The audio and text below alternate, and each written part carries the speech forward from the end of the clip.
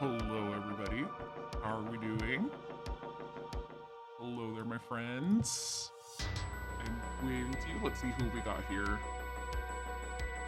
I see Sora's here. I see Grim Mementos, Darkness Ender. I have Small Meat is lurking. Badass. We have Small Grime. Scrolly, thank you so much for the 3-month streak. Keeping your candle lit. I will not shoot you for now. I will not shoot you for now. I see Emot. How you doing, Captain? Let's see. Suffering Venomous Frenchie. It's great to have you on. Hello, welcome. This is Me Clown Broadcasting Network Studios, and I am Okie Deer. Banshee Moth, how you doing? Hi everyone, so happy Friday the 13th. I hope you're having a spooky day. I hope your luck hasn't been too bad. So yeah, I felt like doing an art stream because I haven't made art for myself in the longest time. Wait, are we in the studio? Why, yes, you are my live studio audience. Yeah, I haven't made art for myself in forever, and I feel like it's been like a huge drain on my on just my everything. I just want to have fun making art, and so that's what I'm gonna do. That is what I'm going to do. It looks a bit different from last time. Yeah, we've been clearing out all the old equipment that didn't work anymore, and we cleared out the room, and it's nice and empty now. It looks like this. Let's see, what else? Do I have any news? Oh yeah. I think tomorrow I'm gonna be playing I think with Emot, right? I think we're gonna be playing the new Evil Dead game. Oh,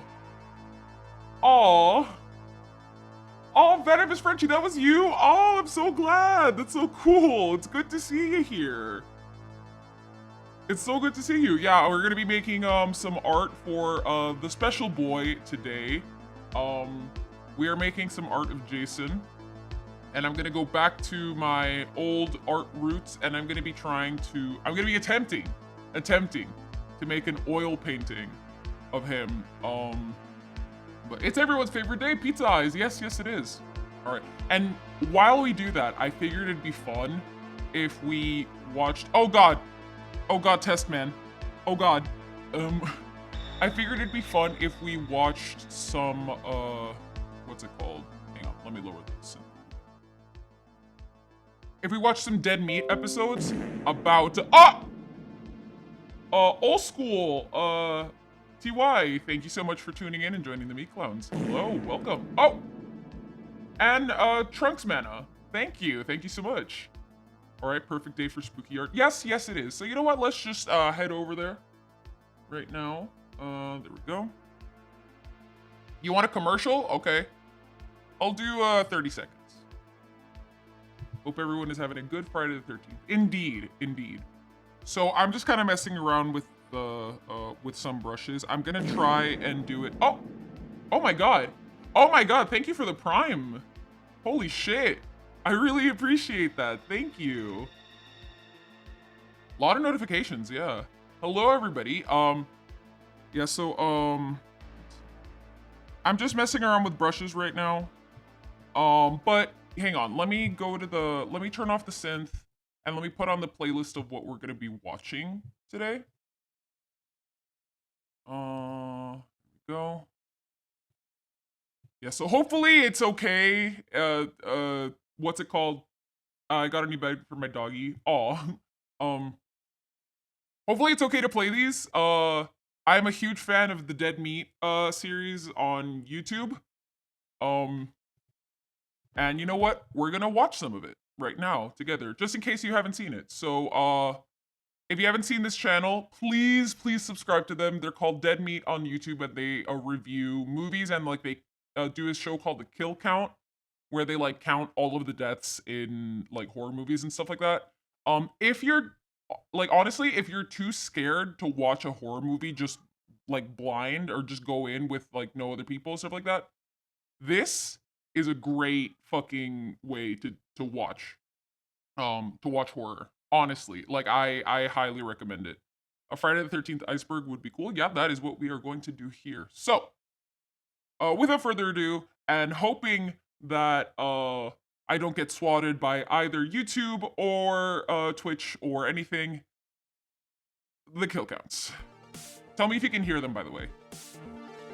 Welcome to the Kill Count, where we tally up the victims in all our favorite horror movies, and learn a lot about them too. I'm James A. Janice, and today we're once again looking at the original Friday the 13th, released in 1980. When I launched Dead Meat in 2017, I chose to begin the kill count with the Friday the 13th franchise. On April 7th, I released the very first episode of this show, where I looked at a low-budget slasher that would change the horror genre forever. Oh my Since God. then, I've made nearly 300 episodes of the kill count, and in that time, the show has evolved dramatically. It is now a much more informative and celebratory production, free of the cynicism and speed-talking that were signatures of my earliest episodes. It made sense for me to start the channel with Friday the 13th, and because I did, I was lucky enough to see Dead Meat grow real big real fast. Now I want to go back and give this historic franchise its proper due. My original episodes were cursory, and while charming, somewhat shallow. If the Victorious It's time to video give was all Friday good, the this should be 13th fine. the Yeah. 5-star kill count treatment. That's because no other franchise has shaped the horror genre quite like Friday has. When people think of horror movies, they think of Friday the 13th. Maybe not by name, but they're probably picturing a hulking killer in a hockey Wait, hang on. mask slaughtering scantily clad teenagers. There was a Friday the 13th movie released in 8 of the 10 years of the 80s, right as the horror genre was becoming better known in mainstream pop culture. The tropes of the franchise became the tropes of the For the genre. first time on Its Christmas weaknesses became Eve? the criticisms Oh. of horror as a whole. To That's date, badass. 12 Friday the 13th movies have been released, all of them theatrically, and most of them successful at the box office. For better or worse, this franchise is the genre's standard bearer, and holding the flag high is the ghoulish goalie, Jason Voorhees. Jason! Is so infamous, he often just goes by Jurassic his first World, name, and it took he's them known to 9 anyone hours. who pays Oh attention my to pop God! culture, even if they've never seen a horror film before. Sure, That's they might have awful. some inaccurate assumptions about him. Most commonly, he's erroneously depicted with a chainsaw instead of his trademark machete. I'm guessing Yeah. that comes from some sort of mental merging with Leatherface, seeing as how Jason has only ever been attacked by a chainsaw before. He's never wielded one himself. Despite the occasional misconception, though, Jason is still probably the best-known horror movie killer. And I'd yet, say, he's not yeah. the killer in the film that started his franchise. This fun fact was widely disseminated thanks to Scream, but it's still interesting to reflect on how horror's most infamous murderer didn't show up looking like himself until the third movie in the series. The original film is a bit of a whodunit and reveals its killer after 70 minutes of first-person shots that it lifted from Halloween, and which was done Lol. in Black Christmas even before that, but no one ever seems to give that movie the credit it deserves. In any case, it Black was Christmas Halloween is that like the producer proto Sean S. slasher. Cunningham asked writer Victor Miller to imitate. And I don't mean just a little bit. Sean called me up and said, Halloween is making incredible money at the box office. Let's rip it off. Oh my That God. is keeping it real. After producing Let's Wes rip it Craven's off. Last House on the Incredible. Left in 1972, Cunningham found himself making unsuccessful kids films with Miller and producer Steve Miner. He figured horror was the best way to make something profitable and Yeah. set out to do it with nothing more than a title, Friday the 13th. I didn't know what the movie was going to be, My mom hates but horror.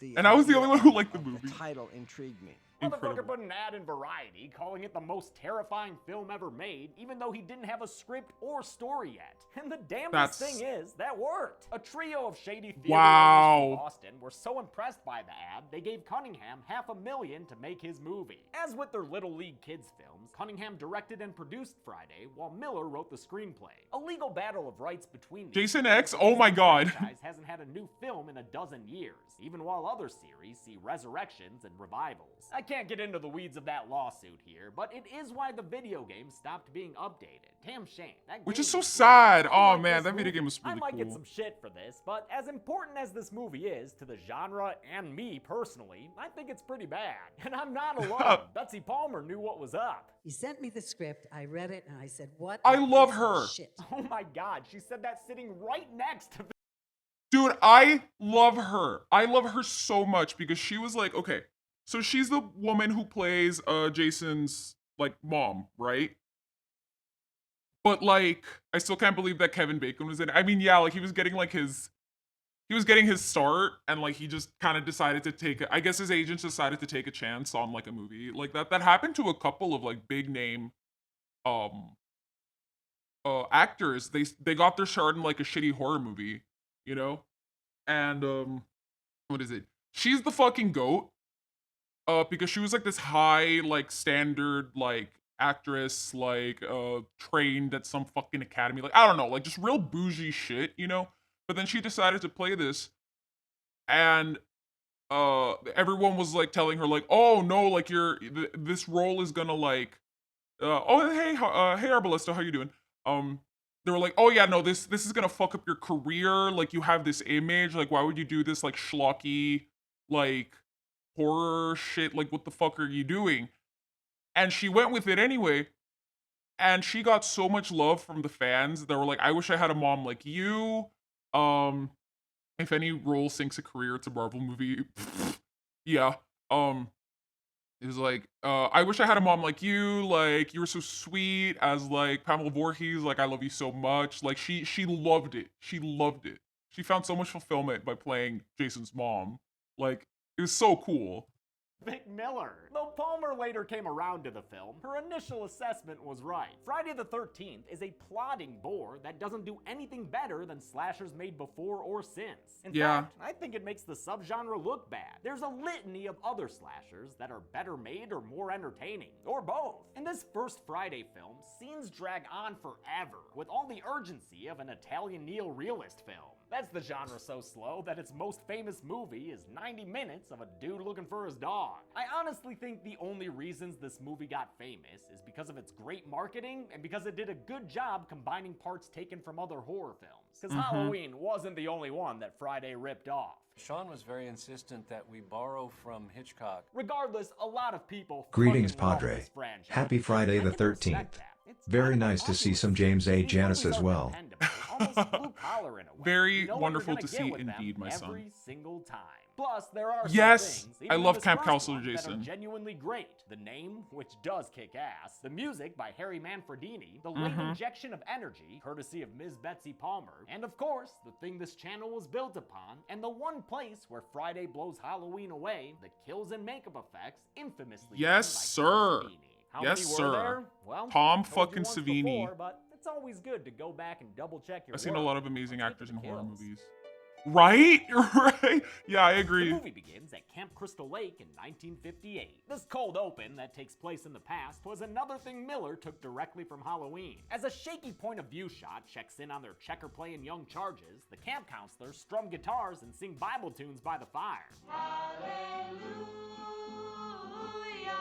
Claudette and Barry both get horny for Jesus, so they clasp each other's Christ-loving hands and sneak away for some barn attic fool-arounds. Things are getting real sexy on that potato sack when the first-person intruder happens upon them. We weren't doing anything. We were just... Getting We killed, weren't. an off-screen stab leaves a bloody wound in Barry's gut and gives us the first ever kill Damn. of the Friday the 13th franchise. Claudette, despite being a boxer, or Let's box see. thrower, also meets her end as the camera comes at her face in choppy slow-mo and kills her with a freeze frame. After the screen flashes to white, we get a title card! Oh, damn it, broke me. The opening credits are Hi, painfully Babs. How you plain, doing? Just white Helvetica-looking font against a black background. It's shocking they'd Hello, stick hello. to the style as long as they did, but I guess it allows you to enjoy Harry Manfredini's score. Ring! Ding, ding, ding. Although it's pretty similar to Pigeon! Bernard Herrmann's Hello, my score, dad. How are you I doing? maintain that Manfredini's music and sound design was essential to Friday the 13th's success. It's now present day, which for this movie means 1979.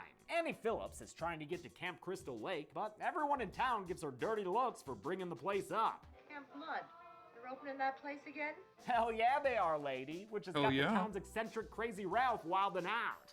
We'll never come back again. Oh, shut up, Ralph. Nah, you don't need to shut up, Ralph. Say whatever you want, my bucket hat wearing friend. It's got a death curse. Yeah, death curses and shit. That's better than the type of shit Enos the truck driver be saying. All the girls up there gonna look as good as you?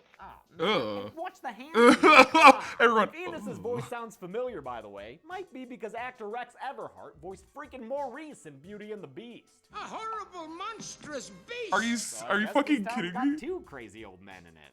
Crazy old Maurice. Maurice. Enos reluctantly drives Andy towards the camp, telling her all about its past troubles, which seem to stem from one tragic accident. Boy drowning in 57? Since then, there have been fires and water poisoning, but Annie swears she'll be okay, so he drops her off and wishes her well. Later, Annie's picked up by an unseen driver who speeds past the camp's turnoff and brings in the Manfredinis. Hey, wasn't that the road up for Camp Crystal Lake back there? Dun, dun. Hell yeah. Considering how I haven't seen Salem's With the Lot. killer I haven't scene either. I most of really the want film, to. Manfredini used the music as a stand-in and signifier. When you heard it, you knew the killer was there. He was inspired by a similar use of the shark theme in Jaws. To escape that music to murder by, Annie tucks and rolls in a stunt actually performed by her actor Robbie Morgan. Annie takes off into the woods and is pursued by the vehicle driver, who That's eventually fucking catches crazy. up to her and slits her throat against a tree. Those cold open kills were deceptively tame. Now we're getting the full Savini. For this effect, Savini used a mold of Robbie Morgan's neck to make a rubber prosthetic she wore over a blood tube that ran up her sleeves. Okay, wait. I love practical horror effects. I fucking love them. I love them. How is Chet? Chet's fantastic. He's here doing his job. He's doing great. He's doing good in school, in raccoon school. But holy shit, like I fucking Savini. Just special effects in general. I just mwah. The way the prosthetics Oh shit, Banshee, that's Robbie crazy. Morgan moves her jaw. Tom Savini was 26 years old when Damn! sought him out based on his work in Dawn of the Dead. He was one of the first people hired. If you haven't seen Dawn, to bringing Friday to life. holy I fuck. think his contributions are right up there with Sean Cunningham, producer Steve Miner, and Vic Miller. Looks like Annie won't be able to cook for Camp Crystal Lake's reopening, which is headed by this dude who's gonna hurt his back chopping wood that way. This mustachioed man is Steve Christie, and he's hired a bunch of teens to be his counselors, some of whom arrive backed by a peculiar music choice that seems completely out of place in the series. What the fuck? Where did that bluegrass come from? And more importantly, where does it go? Yeah. Steve Christie's favorite employee is Alice Hardy, played by Adrienne King. She's a capable, handy woman. Oh, and man, artist, I which feel wins that her venomous. Special attention from Steve and his jorts. Yeah, I'm not a body language expert or nothing, but something tells me she's not a fan of that face caressing. Steve heads into town, leaving his merry band of counselors behind. Since there are future meatbags for the skill count, let's meet them. And don't worry, it won't take long. They're not that deep. They were meant to be down-to-earth kids next door types, which is why casting directors Julie Hughes and Barry Moss hired New York stage actors, as opposed to more screen-seasoned actors from LA. Brenda's the responsible one, making her a target of the camp goofster Ned, whose pranks range from the dangerous to the deceptive to the Dan Snyder-esque. The super sexy couple is Jack and Marcy. Jack, of course, played by Kevin Bacon. I grew up By with this Predator. Point, Bacon had a part in Damn! Animals, but he had gone back to waiting tables in New York before he was cast in Friday. He'd later go on to huge fame after starring in Footloose, but unfortunately, I've never seen him in any Friday the 13th special features. What, you too good for horror, Kevin? There's also Bill, who's kind of another love interest for Alice, but he's pretty much a nothing guy. Most interesting thing about him is that he's played by Bing Crosby's son, Harry, and that it's really him playing guitar in a later scene. You can see Kevin Bacon's boner? What? I didn't know that. Most of Act 1 is these kids doing random shit around the camp. Friday was filmed over 7 Ranger, weeks in the fall of 1979 at an actual Kevin's Boy Scout Bacon. camp called Nobi Bosco in Blairstown, New Jersey. I actually own a piece of the doc used in this movie, since Chelsea got it for me after I started Dead Meat. Thanks, That's so fucking Unlike cool. in my original video, I'm not going to show the footage of when they killed the real-life snake. I only mention it because it's a well-known oddity. Oh yeah, that makes me And sad. because the story behind it pisses me off, so I've got to rant for a minute. Turns out that snake wasn't just a random one they found and killed. It was a snake performer and pet owned by a guy who didn't know they were going to kill it. He asked to borrow it, and they hacked it up without warning. What the fuck is that? That's so about, fucked man? up. That's fucked up, Tom. The counselor's last pre-supper time experience is a pop-up pantry visit from Crazy Ralph. He prattles on about how doomed they are hang on. before. So I know that I shit a lot on well, like I don't shit a lot on CG, but I just I say that I prefer what's it called? I prefer practical effects and stuff. I do, but when it comes to the advances that CG has made, and how that's made it safer, like for people to include animals in film, I'm all for it, you know? Like, I don't care if I can tell that it's a CG animal or whatever. I'd rather you use a CG animal than, than actually use an animal actor, for something dangerous. Peacing out the front door and speed walking away. You know what? I changed my mind. Shut up, Ralph. As the sun begins to set in an unusually beautiful shot for this film, all of Jack and Marcy's lakeside grab-ass causes Ned to grow jealous and sad. He sees an unknown person walk into a cabin, and after following them inside, is never seen alive again. Guess he's gonna miss the incoming thunderstorm, which is just film lights being flashed on and off, and some strangely sincere acting from Kevin Bacon. It's gonna storm. You can tear down that valley like a son of a gun. Excuse me, sir. What kind of movie do you think you're in right now? The storm moves over the lake in more shots that I legitimately enjoy as we begin this long night at Camp Blood, which was Victor Miller's original title for his script. Jack and Marcy take refuge inside a cabin, which is the perfect place to flash the butt crack and get to business. Yeah, it's 4 o'clock here on Crystal Lake, because the other counselors are starting up a game of strip Monopoly. Not joining the others for this camp-wide horny o'clock meeting? Ned, who's dead, baby. We see him with the Ned's dead, baby. Top bunk above Jack and Marcy. So yeah, I'm drawing Jason. Get you killed in a horror movie? That thing was hammered home in the Friday the 13th franchise, which is why after Marcy leaves to wash up, we get a classic post-coital kill. Jack lights up a J, then feels some blood dripping from above. A nice distraction before a hand grabs him from beneath the bed. Jack. Nice. No, yeah, I was gonna. I agree with you, Venomous. That yeah, like I've seen very, very intelligent blends of both CG and practical. There's some things that CG can do, and there's some things that it just hasn't gotten to yet, like achieving proper or believable lighting, certain textures, you know, stuff like that. That's why practical works better for some, because just the camera will capture it better than just any like kind of CG would ever be able to. But when you blend it the right way, or when you put stuff kind of blurry in the background or stuff like that, you know, like I don't know if all of you have seen it, but The Mandalorian, the series on Disney or whatever, has some of the most, I think, recently like perfect blend of CG and practical effects. Like, I'm here for this as a practical effects artist. Fuck yeah, you are, Smog Teeth. Because like they have like all the crazy shit. Like they have a the aliens are done practically. The some of the characters are done with like animatronic, like an animatronic half mask, so that the bottom of their mouth is actually like an animatronic prosthetic, and they move it off screen and it looks fucking beautiful.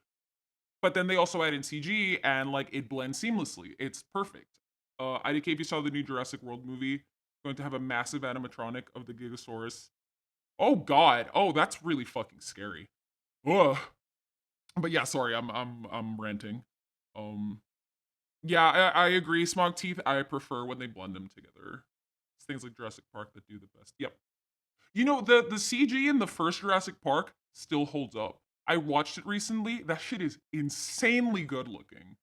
Anyway, continuing. Jack is killed with an arrow that pierces through his neck from below. It's probably the film's most infamous kill, and is excellent, even if these super high-res transfers reveal the slightly off-color prosthetic attached to Kevin Bacon's head. The rest of Bacon's body was underneath the bed, along with Tom Savini and his assistant/friend Tasso Stavrakis. Previously seen on the kill count in Day and Dawn of the Dead, films where he also helped Savini do makeup and stunts. While filming this kill, the blood tube's pump broke, so Stavrakis grabbed a hose and blew into it to save the shot. Oh shit! A big spurt that makes Bacon visibly react and helps cement this kill as legendary. Jack's lover Marcy is the next one to go after some quality underpants time in the mirror. She turns around and sees her attacker, who raises an axe in the air and brings it down right into her face. It might not be as infamous as the arrow through the neck, but I love it all the same. For this kill, Savini used one of his favorite tricks of the subconscious. Show the audience that the murder weapon is real before doing the kill with a fake prop. So you give some power to the real weapon. Krampus had beautiful effects. Yeah.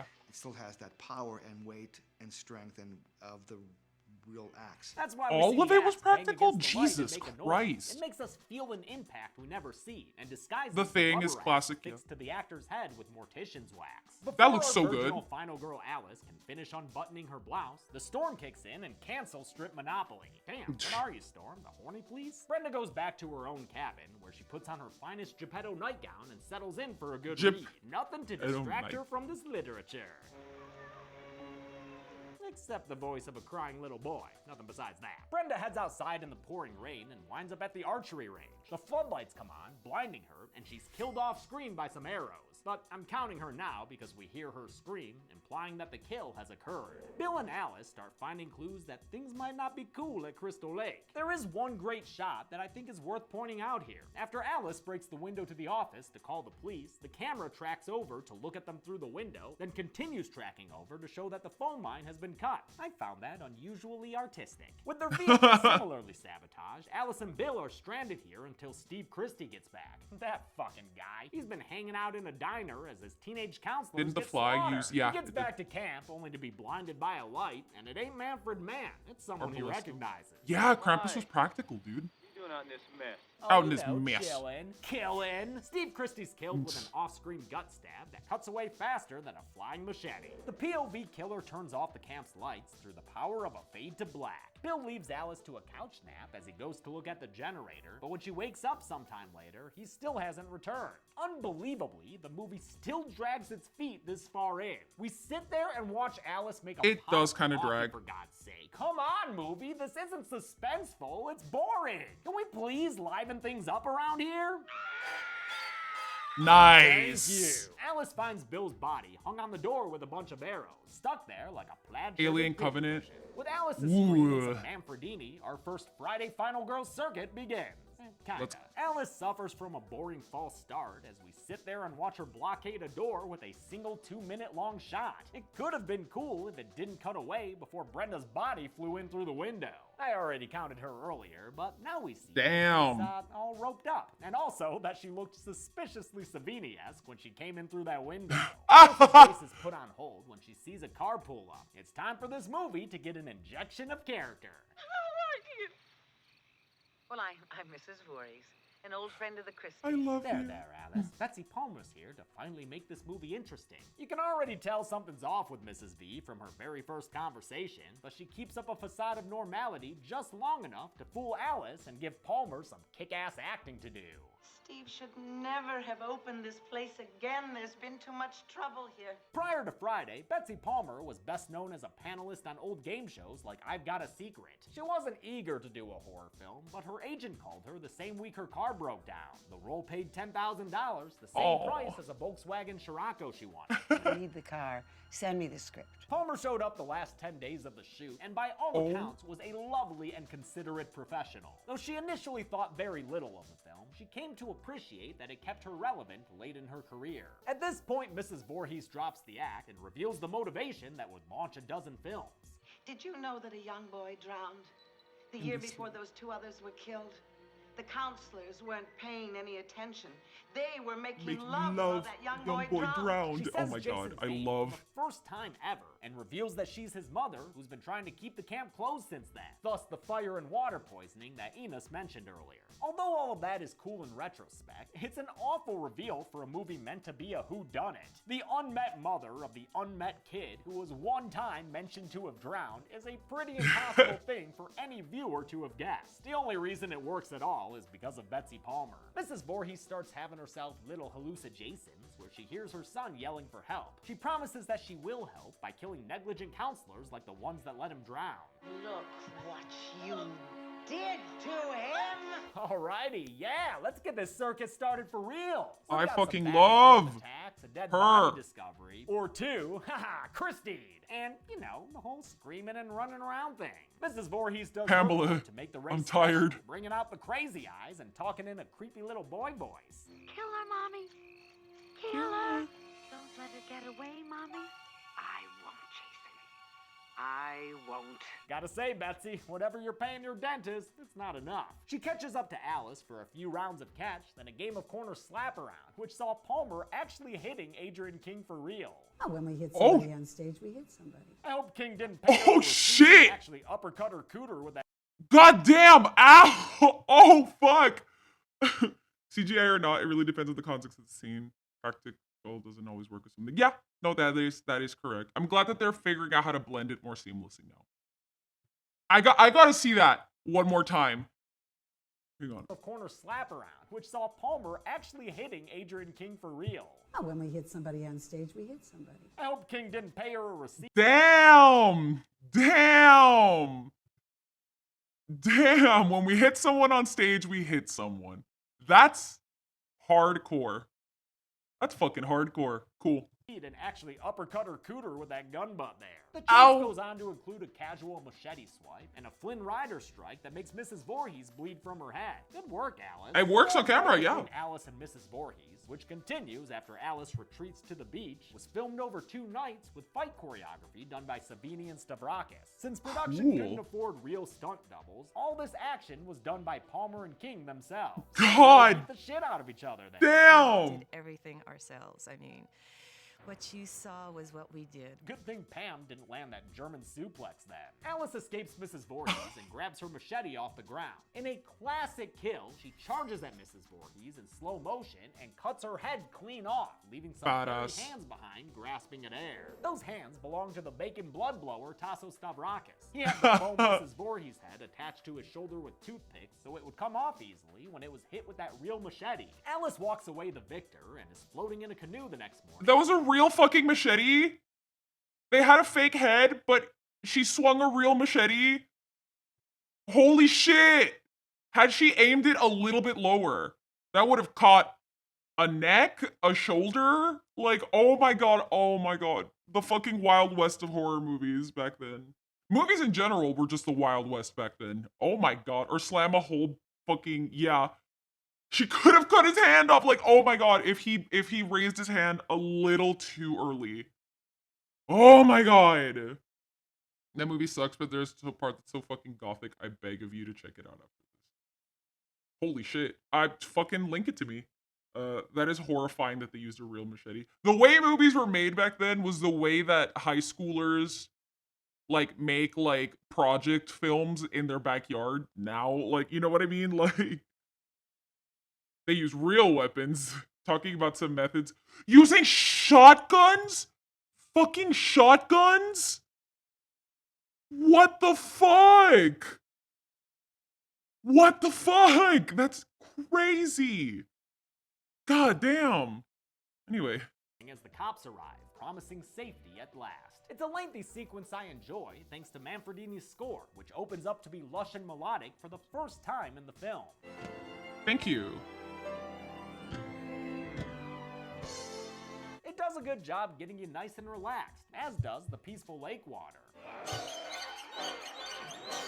And that's when Swampy Boy Jason appears in the so-called chair jumper ending. Another thing lifted from another horror movie, as Cunningham and Miller were ripping off the jump scare ending from Carrie. This first...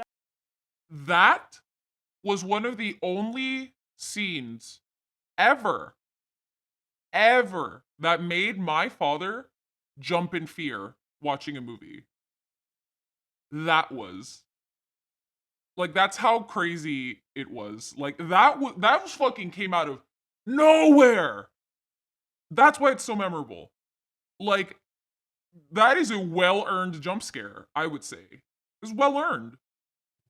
Ever depiction of Jason Voorhees was performed by Ari Lehman, a kid actor suggested by producer Steve Miner since he knew him from Manny's Orphans, one of those kid movies he made with Cunningham and Miller. Originally, Cunningham was going to have his own son Noel do it, but his wife ixnayed that and play for him to be Ace and Jay. Were it not for her, I would have been Jason. I would have been the first Jason, and I'm not bitter. And so it was Ari Lehman who had to submerge himself without a wetsuit in New Jersey November lake water. God He loved doing it, damn. and excitedly discusses it to this day. Lively guy, fun to talk to. The movie ends with Alice waking up in the hospital, because that Jason jump scare was nothing but a dream. Alice doesn't think so, though. Ma'am, we didn't find any boy. Then he's still there.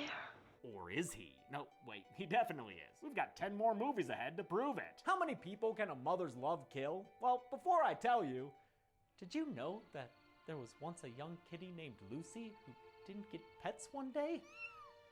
Oh, Lucy! Oh, the horror movie characters around her were too busy being killed to pet her. What's that, Lucy? What about the numbers? Count them, James. Count them. I will, Lucy. I will.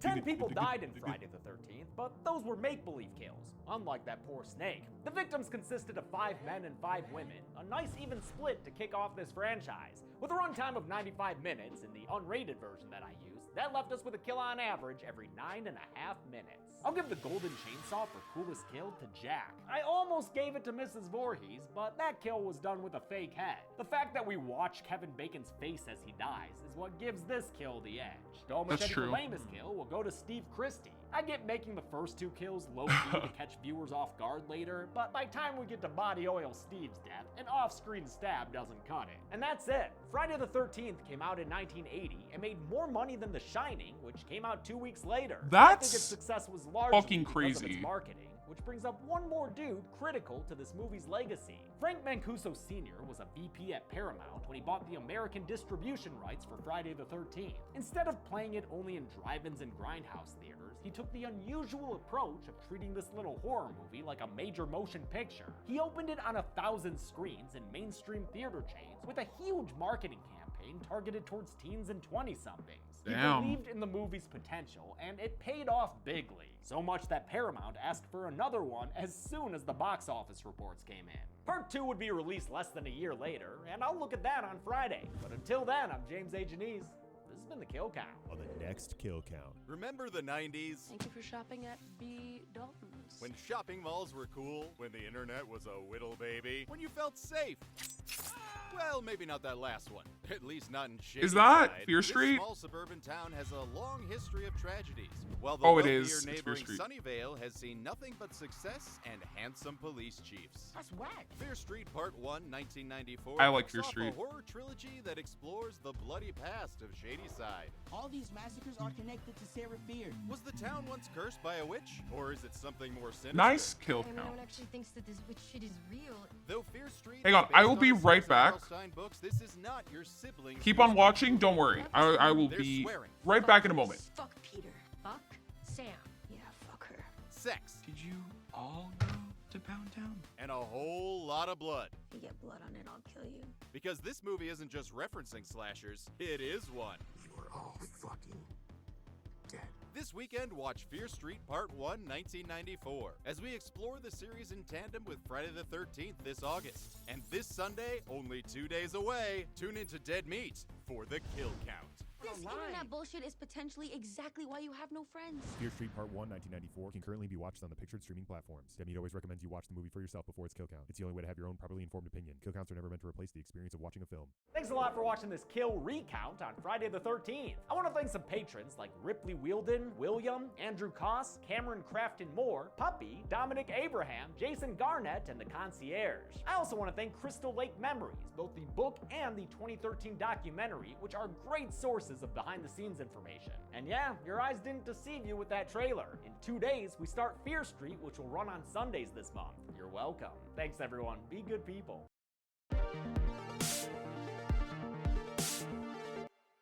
Welcome to the Kill Count, where we tally up the victims in all our favorite horror movies. I'm Crazy James, and today we're looking at Friday the 13th Part 2, released in 1981, a mere 10 months after its predecessor. As we learned in its kill count, no one expected the original Friday to be such a smash hit, but thanks to Tom Savini's gore, Harry Manfredini's score, and the last 15 minutes with an unhinged Betsy Palmer and the Swamp Boy Jason jump scare, people went kiki mama motherfucking nuts for the movie, and distributor Paramount asked for a sequel to be made post-haste. The decision to focus on Jason Voorhees was suggested by Phil Scuderi, one of Friday the 13th's Boston backers, alongside Steve Manassian and Bob Barsamian. Look at these fucking guys, they're such guys! But bringing Jason back to avenge his dead mom created a sort of paradox for the plot. After all, Jason drowned as a kid, which is why his mom started killing people in the first place. If you try to track that on any kind of a timeline, it makes no sense whatsoever. This nonsense turned off Tom Savini, the man who designed Little Swamp Boy Jason. And I got the script, and Jason is running around. I thought, what are you doing? There is no Jason. No, the mother's the killer. Jason was a kid that drowned in the lake. Oh, we're gonna change all that. Savini went to work on The Burning instead, and producer-director Sean S. Cunningham, who came up with Friday the 13th in the first place, also passed on the project so he could do something different. Why did you make a sequel? Directing duties fell to Cunningham's friend Steve Miner, a producer and one of the men most responsible for the original. Eager to prove himself in his Wait, are we on Sackhead, Jason? Fuck yeah, we are. directorial debut, the 29-year-old Miner rehired a lot of the first film's crew and aimed to make a sequel that was faithful but faster and scarier. To that end, he succeeded. Though Friday 2 has plenty of downtime, it moves faster and looks better than the much more amateur Part 1. The first film... The beginning of the himbification of Jason. It's true. It went full himbo when he got to Kane Hodder. Absolutely. The film's box office success afforded the sequel a bigger budget, which Miner used in part on a Steadicam that kept the camera in constant motion. For 8 weeks in the fall of 1980, Miner and his cast and crew filmed at Kenwood Camp in Kent, Connecticut. With Victor Miller also against having Jason as a character, Part 2's screenplay would be written by Ron Kurz, who did uncredited additions to the first film script. He wrote the so-called humorous scene with a motorcycle cop, and at least he claims I'll put it at the end of the... Everybody, including the special effects man, the girl who went out for lunch, claimed to have written this scene. Here, hang on. I'm gonna put the spooky video for the end of the playlist. It shouldn't be too long, but I'll have it here ready for when... Stop it. I'll have it here ready for when we're done with the playlist. But I wrote it. I think that scene much more likely came from Miller and Cunningham, but in any case... I don't talk about Kane Hodder. I really like Derek repeated it. Part 2 is almost a remake as much as it is a sequel. Once again, attractive soon-to-be camp count. What kind of... Oh, I didn't know that Kane Hodder was shitty. That sucks. But what kind of kid would I be at the summer camp? I'd be the weird kid trying to stay out of the sun. The person who is stuck in the arts and crafts hut making crafts all day. He's a creep. Wow, that sucks. Counselors get stalked by a mostly unseen killer. But thankfully, Part 2's characters feel more fleshed out and sympathetic than their Part 1 counterparts. And while Alice Hardy was a fantastic final girl, Ginny Field, as played by Amy Steele, is my favorite of the franchise.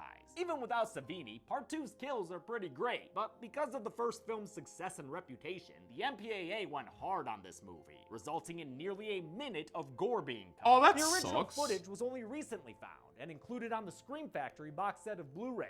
Since it's graphic stuff, though, I can only show it in Camp the Counselor explicit Oki? versions of these videos Yes. on Patreon. I'm sorry, but YouTube kind of feels like the MPAA in this case. Particularly stingy about gore when it comes Don't worry if you have Friday to go to the sleep, 13th. Venom. No matter how graphic the kills are or aren't, it's my job to count them up. So let's go!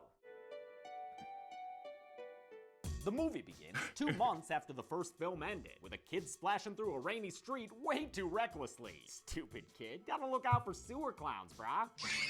And Jason, because with the return of Harry Manfredini's string section, adult Jason takes his first steps towards avenging his murdered mother. He's approaching the house of Alice Hardy, our final girl from the first Spooky film, who's night. now wriggling around on her bed in a very green, very warm get-up. Overalls and a turtleneck? Girl, Holy you fuck. about to be having the night sweats for show. Even though this movie came out less than a year after its predecessor, it spends a full 5 minutes recapping the end of the original, Jason chair jumper and all. Alice finally wakes up after a while, then walks around in a nothing scene while the camera follows her on a Steadicam. There was no script written for this cold open, so when Adrian King showed up to set, she was told to improvise. She had to just make up everything she said here. I just have to put my life back together, and this is the only way I know how. After 5 more That's wild. I wouldn't be able to improv like that. Camp Counselor Oki showing kids creepy places and making creepy arts and crafts.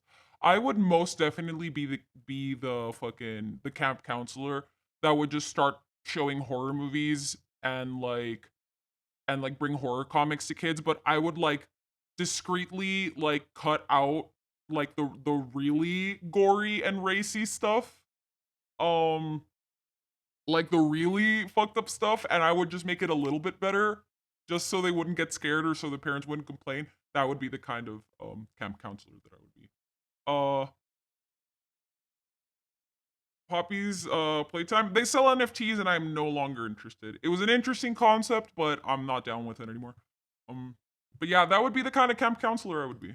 Languishing minutes, Alice opens up her fridge for a midnight snack of rotten head, which is when she's Nice! behind and killed by an ice pick going through her temple. Go on and get, little kitty. The final girl's finally dead. Adrienne King agreed to return for a sequel, but was never told her part in it would be so small. I didn't know it was over for Alice until I got there, so it's surprise. With no script, she arrived That on what sucked. she described as a hostile set, and that was before she got hurt by a faulty ice pick prop that didn't properly retract as it was pushed into her temple.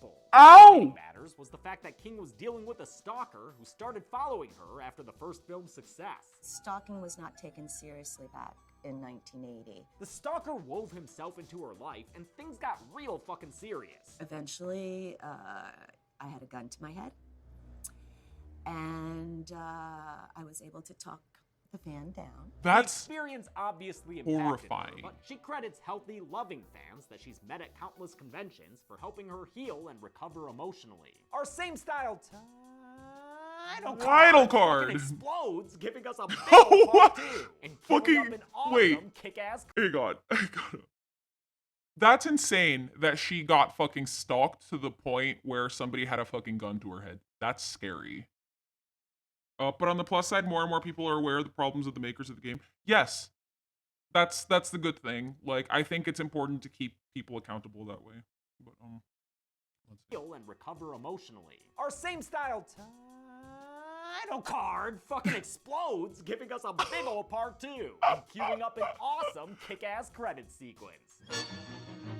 Nope, never mind. Same as the first ones. We come out of the credits 5 years later, and since there's only an hour 15 left of this thing by now, we've got to get moving fast. Good thing the characters drive an extra big ass truck. Not Kevin Bacon Jeff and his underage girlfriend Sandra are passing through town on their way to be camp counselors. And we all know how crazy Ralph feels about camp counselors. You're all doomed. You're all doomed. In this one, the counselors aren't at Camp Crystal Lake. They're at another camp on Crystal Lake, training at a place called the Packanack Lodge. As you'll see throughout the series, Crystal Lake has a ton of summer camps and houses on its shore. The other counselors at the Packanack Lodge include such mainstays as the hot chick and the perv who's always hitting on the hot chick. There's also a couple who are genuinely sweet, a bunch of background randos who don't really matter, and this goofy stork of a guy named Ted, who has a hard time finding good length shorts for those stilts of his. Their boss, played by John Fury, is Paul Holt. Paul Holt! And his assistant/romantic interest is our final girl, Ginny Field. I love how frank and forward she is. Ginny, I was starting to worry about you.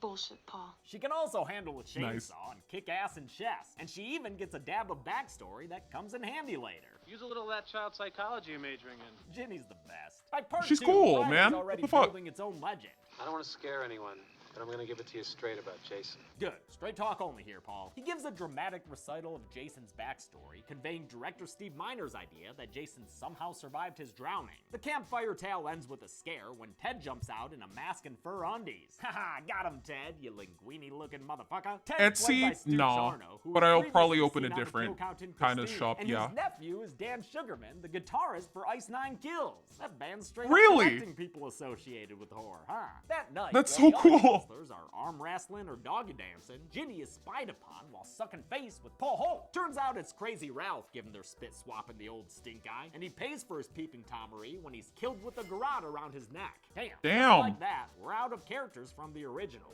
Part 2 is thankfully not as glacial as the first film, since there are more endearing character moments that are awkward and or funny. Come and get him! The increased comedy also comes from the film's visual language, like when Terry's dog Muffin comes across Jason in the woods and it smash cuts the hot dogs on the grill. Later, Muffin's fate is pretty much confirmed when Jeff and Sandra sneak off to trespass onto Camp Crystal Lake property. They find a mangled dog and are then found by Deputy Winslow, whose name is I will say I'm so glad that they didn't even think to show an image of like the real dog like getting chased or anything like that. Yeah, like they just kind of put the like fake dog there. I'm glad for that. is not in the movie, but comes from the movie's novelization. Winslow's a local who's upset What? that Paul Holt's trying to start another summer camp here. Things have been quiet for 5 years, and that's the way we want to keep it. On his way out, he sees a figure run across the road, so he follows him, flouncing through the forest like a nimble wood elf. Wait, hold the Deputy Prancer, fix the hair. Great, back to it. Winslow runs for a good long while after a pair of legs speed walking away in blue jeans. He comes across a makeshift shack that must have been built by Jason, you know, during the 20 years after he was thought to have drowned, but actually survived and, I don't know, lived around the lake somehow? The ex-dead subpar swimmer sneaks up on Deputy Winslow and kills him with a hammer claw to the back of the head. Someone needs to make me a nutcracker that looks like this guy's face. Look at those teeth, man. They can a walnut. That night, Paul Holt makes plans to lower our body count drastically. He's taken all the rando counselors into town, leaving slim pickings behind for the J-Man That's to kill. metal. Among his murder options is Terry, the hot girl who's been looking for her hot dog, and her persistent pursuer Scott, who's fond of slingshotting stones into her butt. Scott's played by Russell Todd, last seen on the kill count in Shopping Mall. He drove a little cart into a killer robot after it murdered his wife. Damn, that movie's great. Jeff and Sandra are forced to stay behind because of their brush with Johnny Law, while athletic wheelchair user Mark chooses not to go to the bar because of self-esteem issues. Nothing spoils a party faster than a drunk in a wheelchair. That's crap. His adorable admirer Vicky says she'll stay behind to keep him company. These two are one of my favorite couples of the franchise, especially after Vicky's string of flirtatious innuendo. I only want your fingers. What do you want to play for? Position.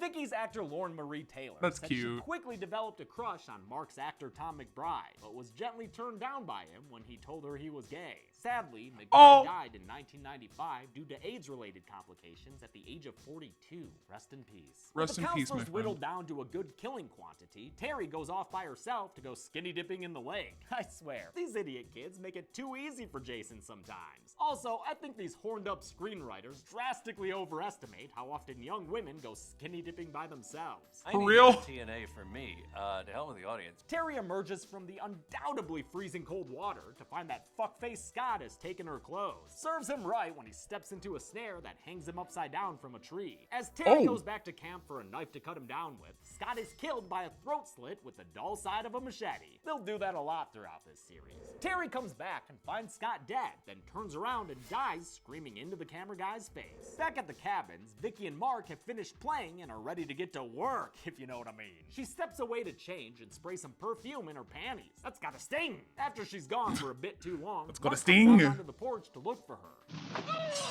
Oh, and he gets a machete. Damn. The poor guy rolls back and takes a backward spill down multiple flights of steps that seem to go on forever. The kill ends with a wild freeze frame and a zoom in. Mark's kill was shot from behind to hide the styrofoam mask Tom McBride was wearing, which they swung a balsa wood machete straight into. Part 2's makeup effects were done That's by so Cole scary. Fuller, who was recommended by Dick Smith after Savini declined to return. At first, Stan Winston was going to do makeup. He made the Mrs. Voorhees head Alice found in her fridge. But a last-minute scheduling conflict took Winston away, giving Carl Fullerton a mere 6 weeks to design and create makeup effects that Steve Miner wanted good enough to shoot in close-ups. He did a great job, and it's a shame the MPAA forced so much of it to be cut. Back inside, Jeff plays a harmonica in bed. His music brings all the girls to the stage, and they're like, I'm not legal age. Yep, Sandra's actor Marta Kober, who we saw 9 years later as a pizza lady in Slumber Party Massacre 3, was only 17 when she filmed Friday the 13th Part 2. Apparently, this sex scene originally had nudity, but when Paramount found out, they obviously ordered Oh yeah, they were probably like, no, no, no, no, no. Vicky's actor, Lauren Marie Taylor, was also 17 when production began, and says in retrospect, her mom probably should have signed something for the scene of her changing. Jeff and Sandra's nudity wasn't the only thing cut from the scene. When Jason comes in to kill them, the twofer he gets with the spear is good, but it was heavily censored by the MPAA and had its most graphic shots removed. You can tell how much gnarlier it was going to be in production stills. This kill was shot in a similar way to Kevin Bacon's, with the actor standing in a hole beneath the bed so the spear could go through a back made of latex. Jeff's actor Bill Randolph said it was highly uncomfortable until a sound guy offered some help. He said, open your mouth. And he blows some powder into my mouth. And I'm telling you, they could have filmed it 15 times. I was having a great time. after that. Oh! What was this set? Of course, this kill is awfully Did they similar to fucking give him coke? made by Italian filmmaker Mario Chaos Bava Puppy, a thank decade you. ago. If you're a fan of Friday the 13th, please Yeah, check they out wear A Bay of nude Blood, colored. aka Twitch of the Death Nerve. It's a better shot, more interesting, and bloodier Friday the 13th. As for if this kill was ripped off, director Steve Miner says he never saw the Bava film. My guess is it came from money man Phil Scuderi, who came up with a lot of Part 2 sequences and kills while leaving Ron Kurst to handle the dialogue and story. With her pelvis perfumed, Vicky's ready to ravage Mark. Pelvis If not Mark, she perfumed. finds waiting for her in bed.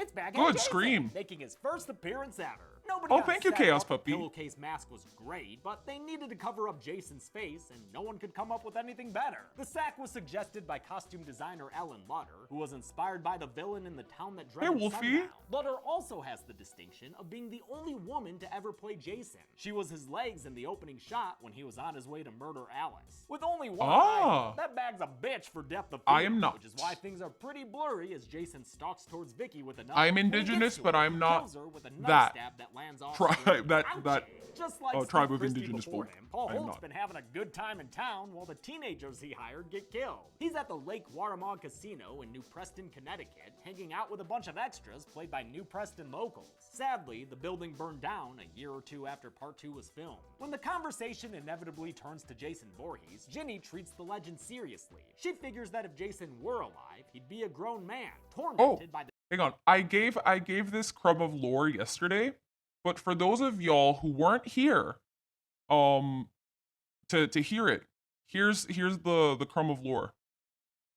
I'm not even a cryptid.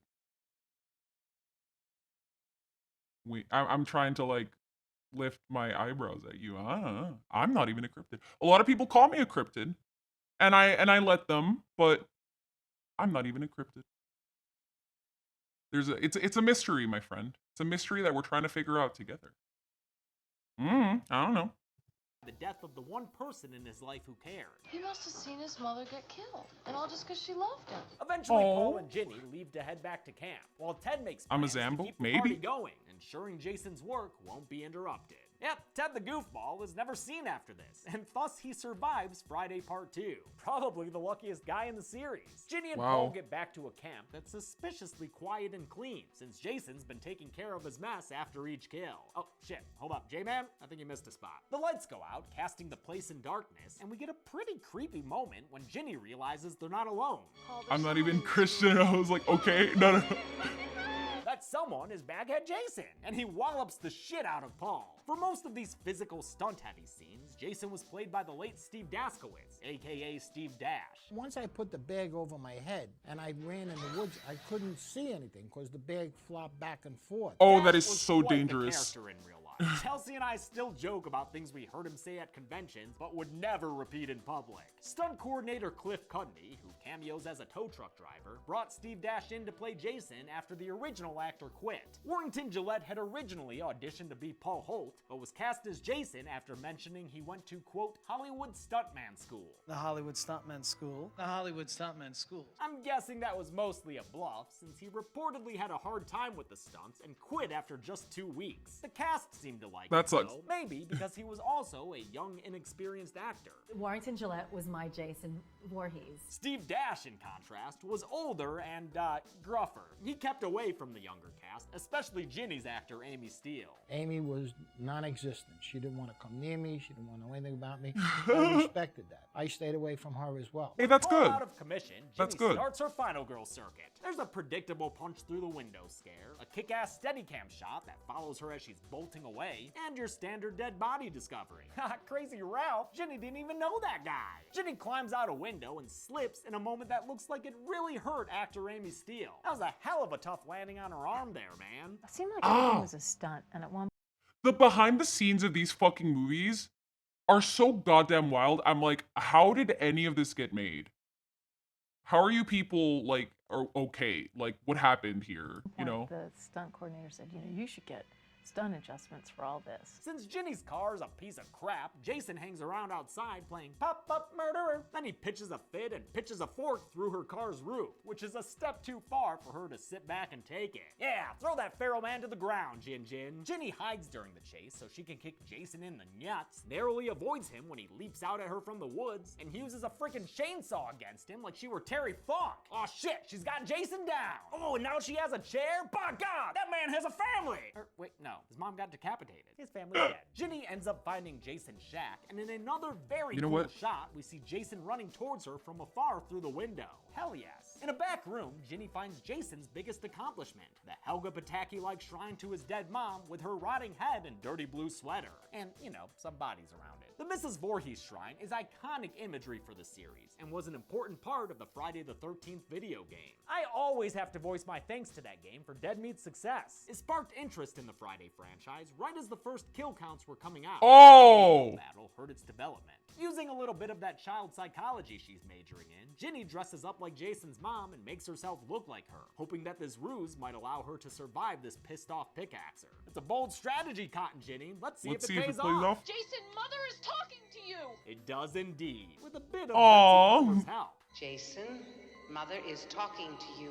Palmer agreed to reprise the role as long as it wasn't an inconvenience, so some crew members went to her house, set up a black screen, and shot her saying her lines there. God, I love that woman. The ruse works nearly long enough for Ginny to kill Jason, but when he sees his mom's severed head, he snaps back to reality, just in time to fend off her strike with his pickaxe. The first time they filmed this stunt, using a real machete, an exhausted and anxious Amy Steele accidentally sent Steve Dash to the hospital. She missed the pickaxe, and she came down on my finger. He went to the ER with a fake machete in his shoulder as a prank, came back a couple of hours later, and finished the scene with his finger in a bandage. That's not the only injury Dash suffered on set. He broke some ribs during a jump when he landed on his pickaxe, and hurt his wrist stabbing a pitchfork into a wooden door that hadn't been properly gimmicked. Jesus!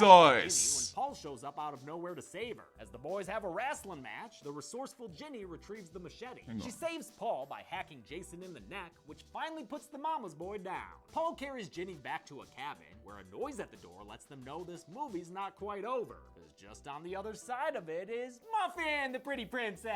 Muffin! She's okay! Good girl. Go to Ginny, Muffin. Give me a muffin. Oh, never mind, Jason jump scare. Because if it broke, don't fix it, right? With the swamp oh, never mind. Screenwriter Ron Kurz repeats the beat with an adult Jason, who kind of looks like a rejected member of the Wyatt family. This scare must have been filmed early on in production, since Jason's played by Warrington Gillette swinging in on a pendulum built outside the cabin's window. Jesus! Prosthetics on his face and the dentures he wore to deform his mouth made it difficult for him to see and breathe. Then, the first time they filmed the stunt, the window wasn't built right and he bounced off the wood instead of going through it. By the time he got the shot that wound up in the movie, he was pissed. I was angry and I wanted to kill somebody.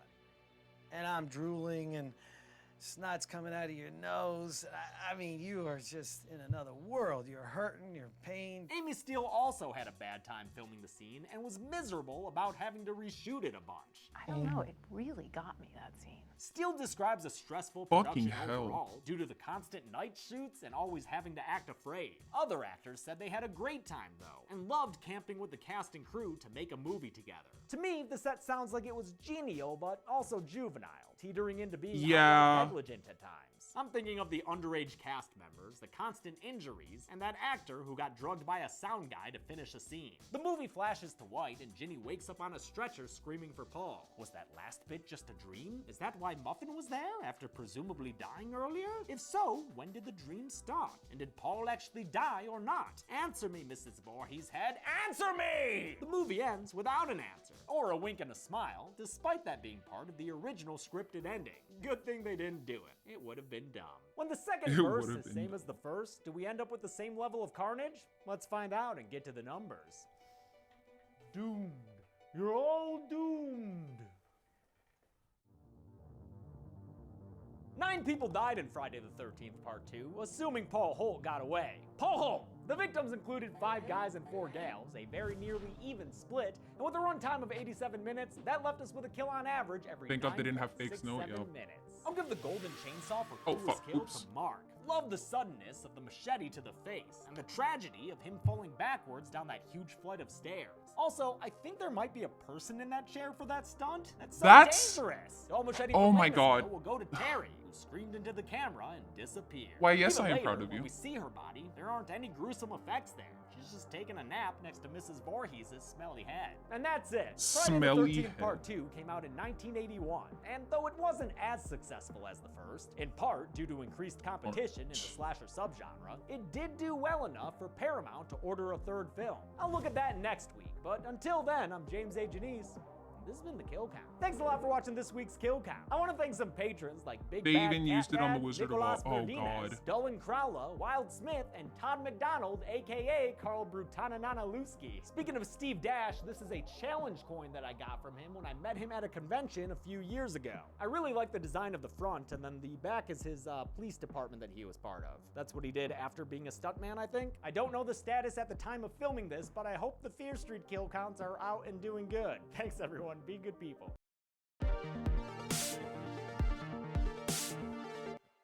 Welcome to the Kill Count, where we tally up the victims in all our favorite horror movies.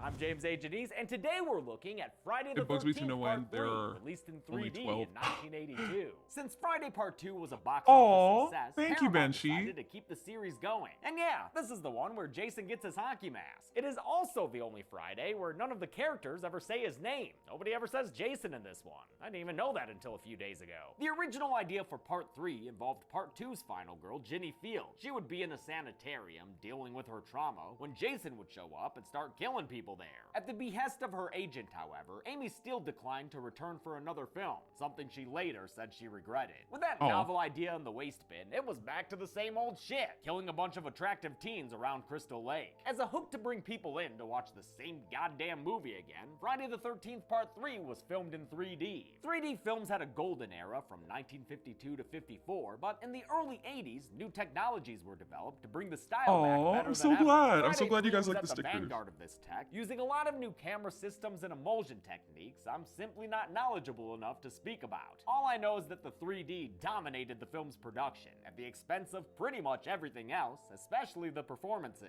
You weren't really worried so much about your acting skills as much as could you get that yo-yo to go right in the lens. That was more important than anything else. The 3D required an enormous amount of light on set, so atmosphere and mood were another casualty of the process. This Friday the 13th is just too brightly lit to be scary. Since the 3D production required more control, Part 3 was filmed near Los Angeles, as opposed to in New Jersey or Connecticut like the first two films. Moving to the West Coast might have saved money for this extra long 12-week shoot, but it also erases the authentic small-town East Coast feel that was present in Parts 1 and 2. The move also caused them Wasn't to there a recast famous kid Jason's actor? actor, since Steve Dash was told Yes? he'd have to pay for his own ticket to California, and that guy wasn't Yes, about this to is do from Dead that. Meat. Stepping into Jason's shoes would be 6'3" acrobat-trained British stunt performer Richard Brooker, who everyone says was a lovely guy, but who sadly passed away in 2013. Aw. Rest in peace. Directing duties were once again taken up by Steve Miner, making him the only person to direct 2 Friday the 13th films. Production was plagued by various problems, and many participants cite this as the most difficult and unpleasant Friday the 13th shoot.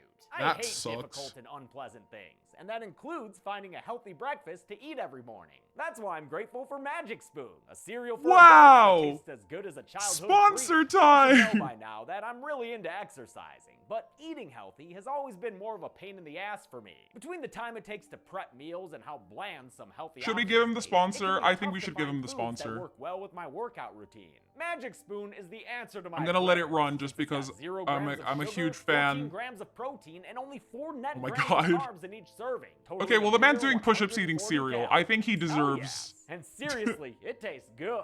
I love all 4 of their best-selling flavors that are available to get in a variety pack. Cocoa, fruity, frosted, and peanut Commercial. butter. Magic Spoon is keto-friendly, gluten-free, and soy-free, yet somehow tastes just as good as the cereal. They're not related, really. See for yourself by going to magicspoon.com/deadmeatjames and use promo code deadmeatjames for $5 off your order. If you don't like it, they'll refund your money, no questions asked. So go to magicspoon.com/deadmeatjames and use promo code deadmeatjames for $5 off this delicious cereal. Even though this movie's pretty much the same as the first 2, maybe having an extra dimension will net us a few more kills. Let's find out and get to them.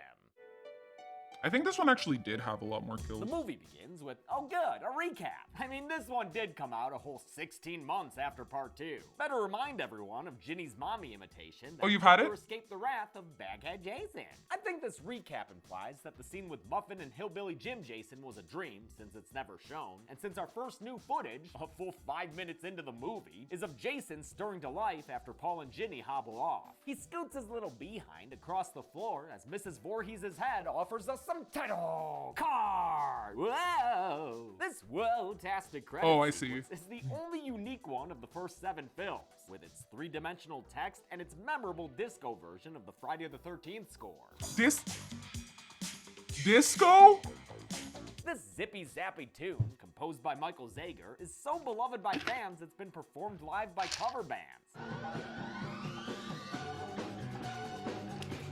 Disco, baby!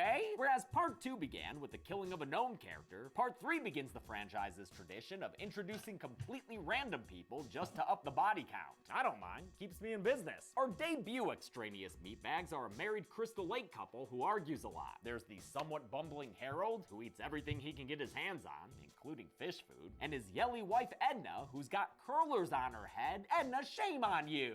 Edna watches director Steve Miner cameo as a newscaster and report on the events of part 2, which happened the night before. So Friday 3 actually takes place on Saturday the 14th. The broadcast mentions 8 deaths, which jives with my count, confirming my suspicions that Paul Holt survived. Paul Holt! Harold and Edna, on the other hand, won't be so lucky, and their deaths ain't coming via snakes on strings or rats on planks. Whoa! Now, their deaths are coming via Jason Voorhees, who's very careful not to show his face to the camera. He'd rather stay hidden before sticking a cleaver into Harold's chest. Yeah, you grimace in silence, Harold. Take a seat in that doorway, too.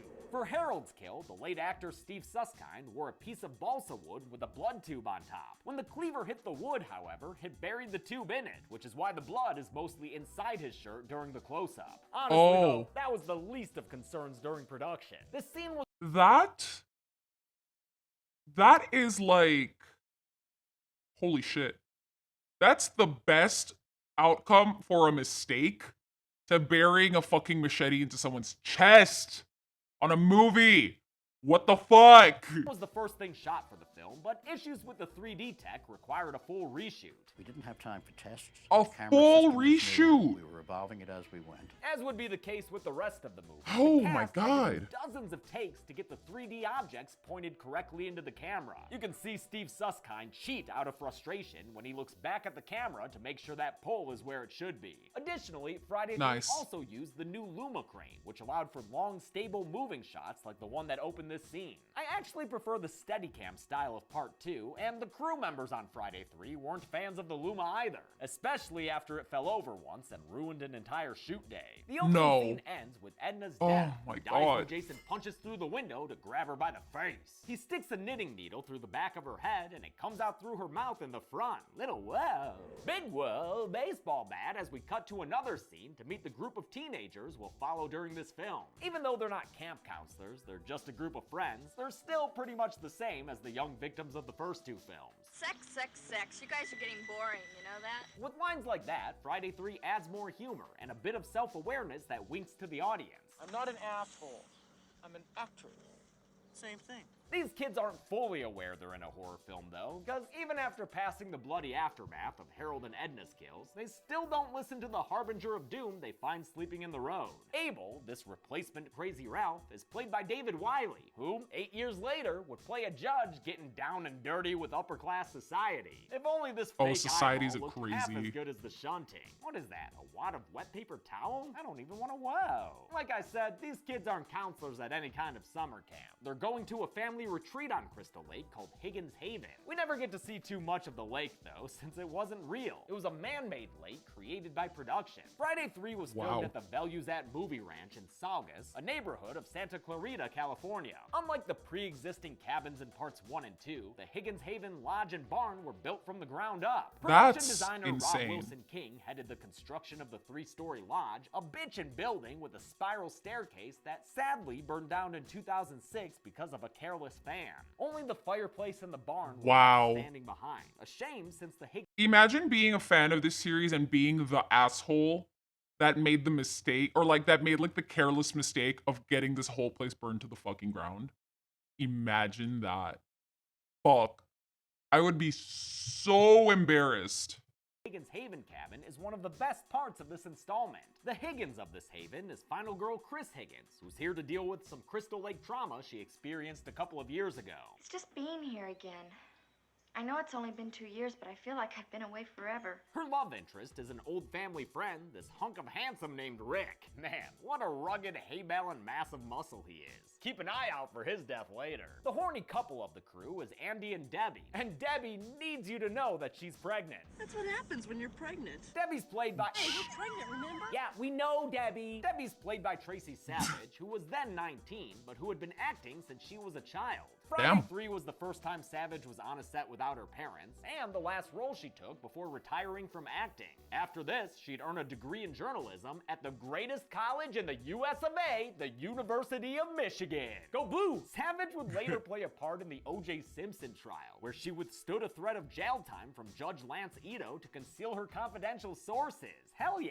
Even with her career in journalism, Savage is still probably best known for this role. Every newsroom I've ever worked in, I've always gotten fan mail from Friday the 13th fans. She seems to be okay with it though, and even jokes about the nudity she did on screen. In the beginning, I might have been a little uncomfortable with it, but all these years later, I think, wow, I had a pretty nice body. Debbie's boyfriend Andy is a handstanding, yo-woing, juggling kind of goofster, as is his buddy Shelly, who's basically a mopey clown.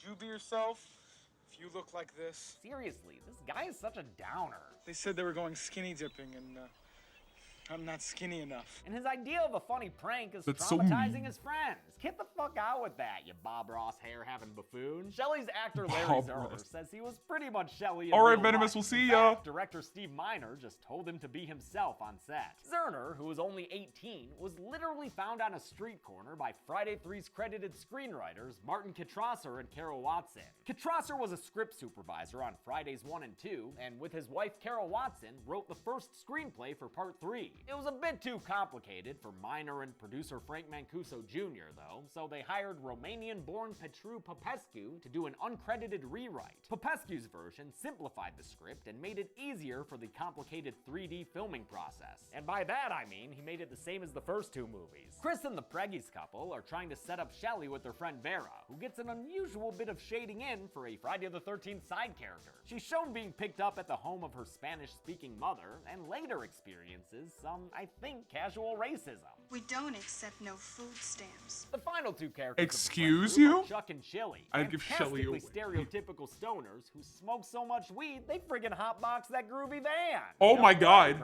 They're always down to share. Whoa. Vera and Shelley go to a convenience store where they get bullied by a bunch of bikers named Fox, Ali, and Loco. The bikers are a real fun Loco. addition to the film, especially knowing that their actors were nothing like the assholes they depicted. Very much like myself, I don't think that was their natural role. Gloria Charles seemed especially ebullient and expressed embarrassment over having to talk about a condom. I was more embarrassed than the other character was supposed to be about someone talking about a condom. I was heartbroken when Ms. Charles passed away in 2016, but it's nice that Friday the 13th the game modeled a character after her in her honor. Rest in peace. That's crazy Shelley cool. accidentally pee-wees the biker gang's bikes, but Ali's still willing to give him service with a smile. You did say you needed that windshield replaced, right, ma'am? And that window? Oh, wait, Shelley, that's not even your car, dude. It's Beefcake Rick's. My poor car, what did you do to it? Dog, don't even act like you can't afford to fix it. We see how you're wearing that sweater. The motorcycle gang follows them back to Higgins Haven and siphons the gas out of their van while smoking a cigarette. Smart. They're planning on burning down this barn, I guess, but not before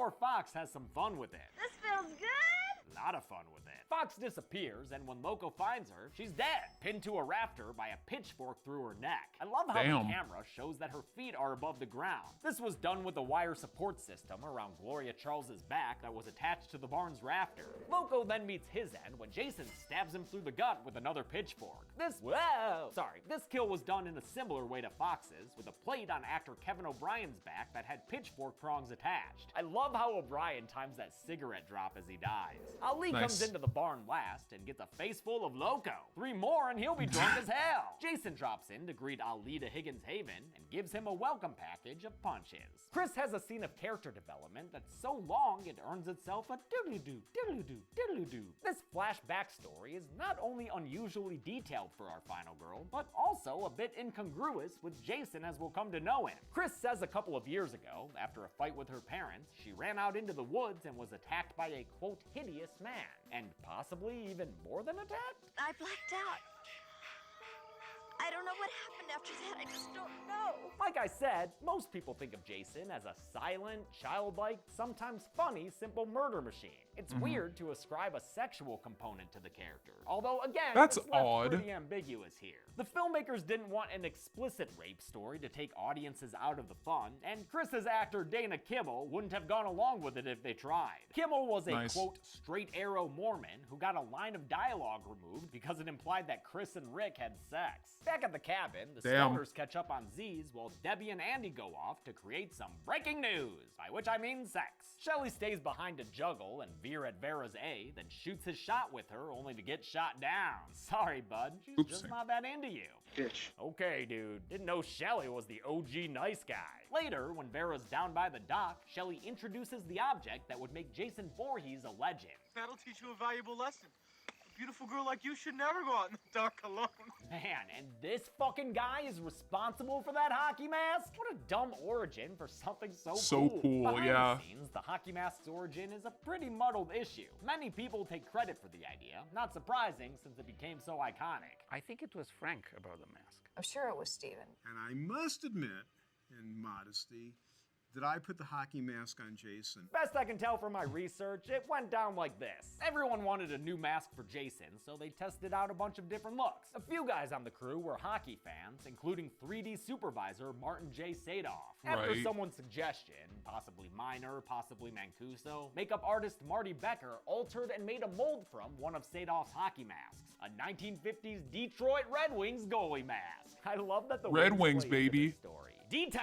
Then production designer Hi, Rob Lilief. made various versions out of clear plastic. How you doing? It was painted from behind, so the paint wouldn't flake or peel off while shooting. Basically, a bunch of people contributed to the mask, and no one person should be able to take credit, as much as they may want to now. Nobody knew it was going to become an icon. Shelley takes that hockey mask with him into the barn, but the next time we see it, it's not Shelley who's wearing it. Jason Voorhees, as we know and love him, has finally arrived. There he is. Immediately earns a kill with a 3D Here harpoon comes into the Vera's boy. eye. It's a memorable kill Hello, with decent boy. prosthetic work, though they did have to cut away as soon as actor Catherine Parks hit the water, because the makeup dissolved quickly after it got wet. Of course, the true highlight of this kill is Jason's lackadaisical walk. Have you ever seen a serial killer look more indifferent than this? He just looks worn down by life. Debbie and Andy figure out the practicalities of hammock sex, then provide the old slasher staples of nudity and handstands. Good God, these handstands are gratuitous. In fact, Andy handstands his ass right into getting killed, after Jason drops his act as a lamp and brings his machete down to cut Andy in half. Oh, The results wow. of the kill are shown in detail later on when Debbie sees Andy's Playing bifurcated space body hockey. in the rafters. Friday 3's makeup effects were done by Doug White. Lilief, who had just worked on another congratulations. 3D horror film called Parasite. For Andy's kill, White made a body cast of actor Jeffrey Rogers, and the kill was filmed from below with the camera placed beneath a plexiglass floor. Andy's blood ruins Debbie's independent reading time with a Fangoria that features Oh, art the from candle Mark is Hamill if you're and subscribed. Godzilla, who at that time was only 25 years old. Godzilla is now about 67 years old. Debbie is killed when Jason grabs her from below. Can and y'all sticks a quit knife through her neck, trespassing? a deliberate nod towards the just referenced Savini and his infamous Kevin Bacon kill from the original. Similar to that kill and Jeff and Sandra's from part 2, Tracy Savage had to kneel beneath the hammock and a fake body. Because the set was so hot with extra lights required for the 3D filming, the latex net they used began to melt, which is why it makes a sort of tent as the knife comes through it from below. I'm very The proud that stoners are you all made it that's all left the to way be through high school. expendables, That so is let's grab some popcorn for a couple more dads. Whoa! Chuck doesn't get killed when he's taking a dookie and smoking a doobie. Heavy shit. But he does die later when he goes to fix the generator, a classic objective in horror video games. Before his death, though, Chili answers the door to find Shelly with his throat slit. She thinks it's another joke, but it's not. I never understood this kill. Did Jason slit Shelly's throat all the way back when he took the hockey mask? That was so long ago. How'd this asshole survive from then until now? Chuck turns on the lights in the shed before he's attacked by Jason, who kills him by throwing him into the electrical stuff. We'll see that move a lot throughout the series. With the lights flickering and the realization that Shelly ain't gonna say psych, Chili flips the fuck out and gives us some grade A B-movie acting. Oh my god. The best part is the way Harry Manfredini's dramatic score interplays with her lines. Oh my god! Music, my man! Chili is ultimately killed when Jason puts a steaming hot fire poker through her gut. It looks damn good and smoky.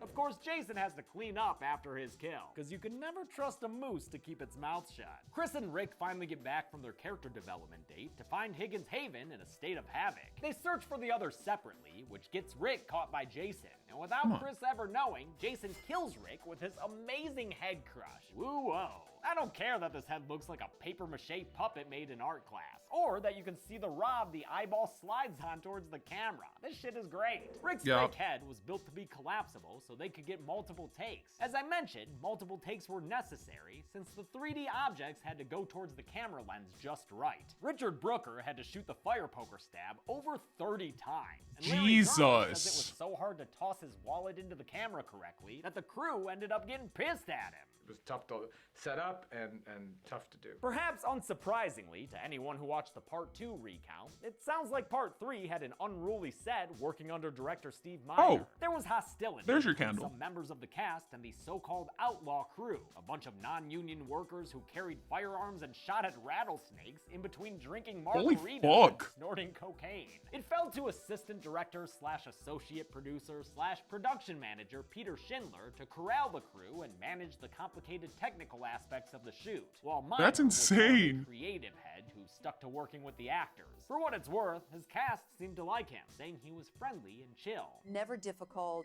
never hard on us, just a nice guy. With all the other characters finally dead, it's about time for a final girls circuit, don't you think? We just need a proper starting gun. Wet floor? No, that's just a nuisance. Bloody clothes? Well, we're getting closer. If only we had... Perfect! Nice. The body of a dude Chris has never met before. And we're off! Jason spices things up by chucking Rick's body through the window, which, gotta say, we already saw in the original when Tom Savini went through glass and turned into Brenda. When Jason appears at the window, it really sets things off. And though Chris doesn't use a chainsaw like Ginny did, she does dump a bunch of books on the J-Man.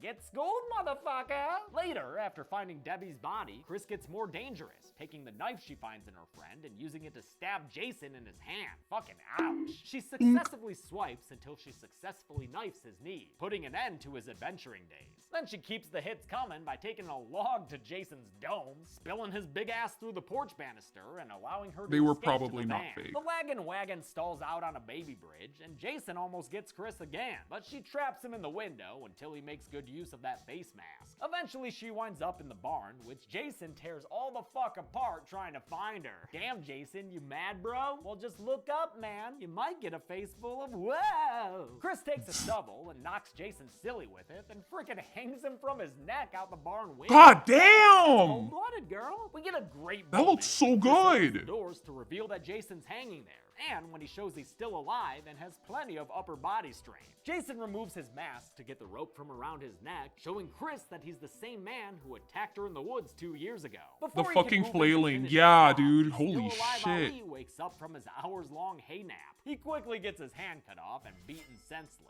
This time, instead of with a fist, Jason uses a machete. That's finally enough to kill Ali. Fabulous he. Chris takes the opportunity to give Jason an axe mark in his mask that would remain for the rest of the character's existence. The strike is enough to take the J-Man down, and Chris gives his head a little toe tap just to be certain. With that over, Chris decides to pull an Alice Hardy and takes a canoe out to the middle of the lake. Or Why? in this case, swamp. God, that man-made lake looks bad. it's clearly not the same Crystal Lake as the first two films. Now, originally, Friday Part 3 was going to be the last one, even though, you know, come on. The ending as originally written saw Chris decapitating Jason, but Paramount was like, yeah, maybe hold that thought, and requested an ending that was less definitive. The first ending they filmed, and the ending in the movie's novelization, featured Jason decapitating Chris in a dream. But the filmmakers didn't like the way Jason's face looked in it, since it used an old head mold made by Stan Winston. They decided to film a third ending, the one we've all seen, which uses the very creepy Jason face made by Doug White, the same one seen when Jason got himself out of the news. This face was made of 11 different appliances that took 6 hours to apply to Richard Brooker's head. God damn, 11? See Jason hauling ass towards the lake like this. Though I'm not a big fan of the ultimate ending they settled on, after Chris realizes she was just having a hallucination. What follows is a direct ripoff of the ending from part 1. Only with a swampy Mrs. Voorhees instead of Oh, she looks Jason. so Mrs. fucking Voorhees creepy. here was played by the film's second AD, Marilyn Poucher, who had to endure the man-made lake Stillwater full of mosquito larvae. Ew! Gross. Glad she got to keep the mask as a piece of film history, but to me, this recycled chair jumper just cements this installment's unoriginality. Once again, the imaginary scare is capped off with a scene of authority figures saying it wasn't real. A very unstable-seeming sole survivor Chris Higgins is taken away in the back of a police car. The movie ends showing us the big man downed in the barn, the axe still in his head, and life still in the series. How many bodies jumped out of the screen and onto the kill count? Let's find out and get to the numbers. That's fucking Whoa, it's nasty. a yo-yo. Whoa, let's go, Chelsea. Whoa, yeah. Whoa, Oh my look at God. that. 12 people died in Friday the 13th Part 3, 1 kill short of the magic number. The victims included 5 women and 7 men, with 5 or 6 of them having some kind of 3D element involved. With a runtime of 95 minutes, that left us with a kill on average every 7.92 minutes. I'll give the golden chainsaw for coolest kill to Andy. Not only is it good and gory, the way it's shot from beneath is awesome. His corpse dripping down blood is a memorable That is sight. pretty fucking Gold good. machete for lamest kill will go to Shelly, because it doesn't make sense. How long was that motherfucker walking around with a slit-ass throat? And that's it. Friday the 13th Part 3 came out in 1982 and was the most successful Friday sequel until 2003's Freddy vs. Jason. In fact, Part 3 did so well, it made its money back opening day before West Coast screenings even started. Theaters literally Holy ran out of shit. 3D glasses by Sunday night opening weekend. Despite this, the franchise would half-heartedly try to end things in the next film, designating it the final chapter. But of course, we all know how that went. I'll look at that false ending next week, but until then, I'm James A. Janice. This has been The Kill Count. This has Next been kill count. Remember the 70s? Kinda shagadelic. When summer camps were cool? When the slasher subgenre was just a whittle baby? Well, judging by Dead Meat's demographics, you probably don't remember the 70s. Okie dokie. But let's take a trip to them anyway, with Fear Street Part 2, 1978. Camp Nightwing is where all the shady siders and Sunnyvalers go so they can swim, play capture the flag, and occasionally get murdered with an axe. What? This movie is part slasher and part Stranger Things. Cause look, That movie, Sadie Sink is Fear Street, She's so good at being pissed off. had one of the most brutal fucking kills I think I've ever seen in my life. We're all cursed. We learn what happened to C. Berman, who the Nightwing killer is, It was the witch. and that Nick Good Like, has actually always been a fucking good-looking guy. brutal. I'll just bat my eyes at you, like all the other dumbass girls. This weekend, watch the middle child of the Fear Your Street Jason is trilogy turning on. on Oh, Netflix. thank And you. on I'm just Sunday, messing unless there are any around. but Copyright issues, of course. Life sucks sometimes. I get that. Tune into Dead Meat for the kill count. Ooh. This is Sarah Fear shit. Fear Street Part 2, 1978 can currently be watched on the pictured streaming platforms. Demi always recommends you watch the movie for yourself before its kill count. It's the only way to have your own properly informed opinion. Kill counts are never meant to replace the experience of watching a film. Thanks a lot for watching this week's Kill Count. I want to thank some patrons like Brendan Smith, Eric Marley, David Solomon, Sarah Lungs, Jason Edwards, and Gem Buggy. As you saw in the trailer, Fear Street Part 2 is coming out on Sunday, hopefully. But this is me letting you know, so it's not a surprise like I guess last week was. Also, the day that this video goes live is the last working day for our assistant Veronica. Just want to give a huge thanks to Veronica for her work for us for the last year and a half. I'm so happy she got another professional opportunity, but damn, we're gonna miss her here at Dead Meat. Thanks everyone, be good people.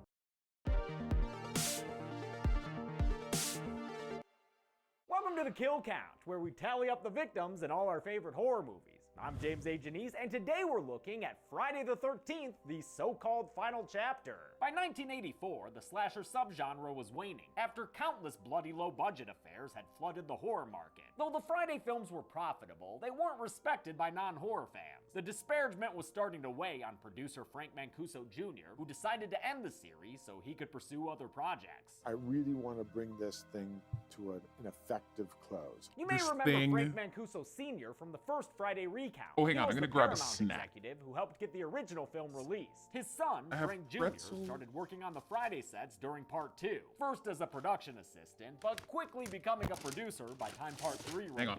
Mancuso was the closest thing to a showrunner the Friday franchise ever had, which might explain why the first four feel so samey. He called them exercises in commerce. They were there to make money, not to be art. Steve Miner declined to direct another installment, so Mancuso hired Joseph Zito to helm the final chapter, which would again be shot in Southern California. Zito was suggested by Boston moneyman Phil Scuderi because of his 1981 film The Prowler, which I covered in the first Kill Count filmed at my new house. Zito studied the first 3 Fridays to make sure he'd give the fans what they wanted, and tried his best to do new things within the Time to get restrictions of the really Friday precise formula, on which was Jason. mandated by the producers and investors. From my research, Zito seems like he was an intentional, intelligent director who truly wanted to make the best Friday film he could. However, he was also a demanding perfectionist, and his quote-unquote tough love eventually led to conflict with some of his cast, even though they were just as serious about making the film. We all just wanted to make it as good as we could make it. Zito hired Barney Cohen to quickly write a script, and together they tried to make their teenage victims more empathetic and real. These kids are certainly more believable as a group of friends than in Part 3, where the stoners stick out like a head waiting to be decapitated, but in the end, they're still just young, attractive teens who visit Crystal Lake wanting to have sex. And boy, do they want to have sex. You think Chris Higgins' friends were bad? Sex, sex, sex. You guys are getting boring, you know that? Nah, these teens do nothing but talk about fucking. This is the horniest Friday the 13th by far. Take away that camp counselor job and there's nothing for them to do but be horny. It's a little exhausting. Shaking things up is the presence of the Jarvis family. Mama Tracy, older sister Trish, and younger brother Tommy, played by a 12-year-old Corey Feldman at the beginning of There his he career. is. There's One of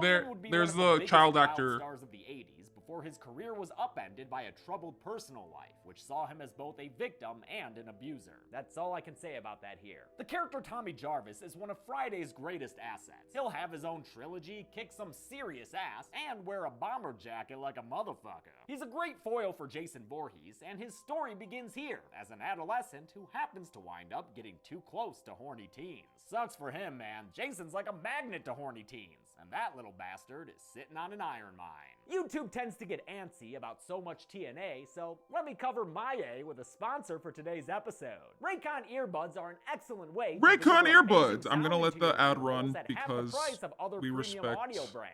Chelsea and I literally use them every day. that whether they're it's to letting listen us to watch their podcasts video while cleaning here. the house, to listen to music while working out, or to listen to relaxing soundscapes while zoning out and petting our little Lucy cat. Damn fine way to relax right there.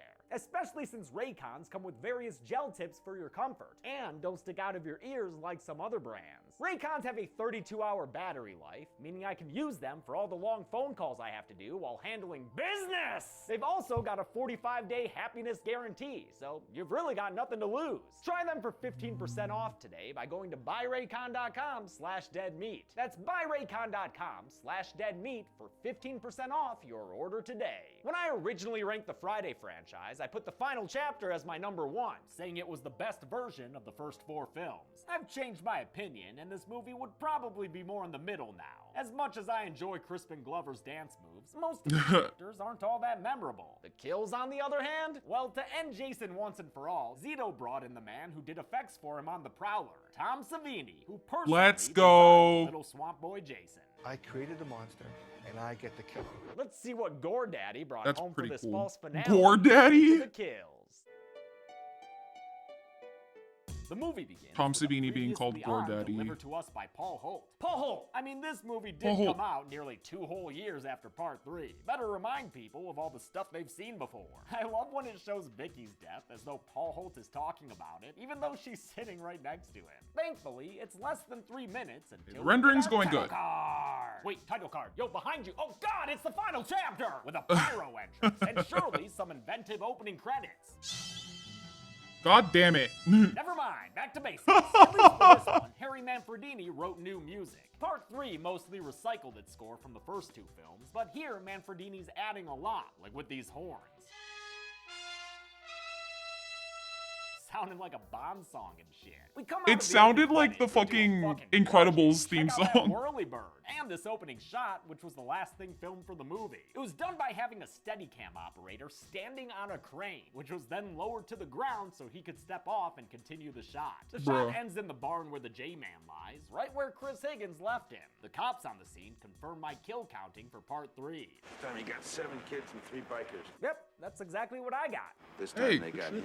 Oh, except for that. Might want to hold off there. Jason's supposedly dead body is taken to the hospital where, what, is that meant to be Chris Higgins with her parents there? Okay. In the morgue, mortician Axel does that whole eat around dead bodies thing that horror movie coroners always seem to do. Axel's a nasty motherfucker too, talking about a dead girl he says is cute. Real cute girl. Was.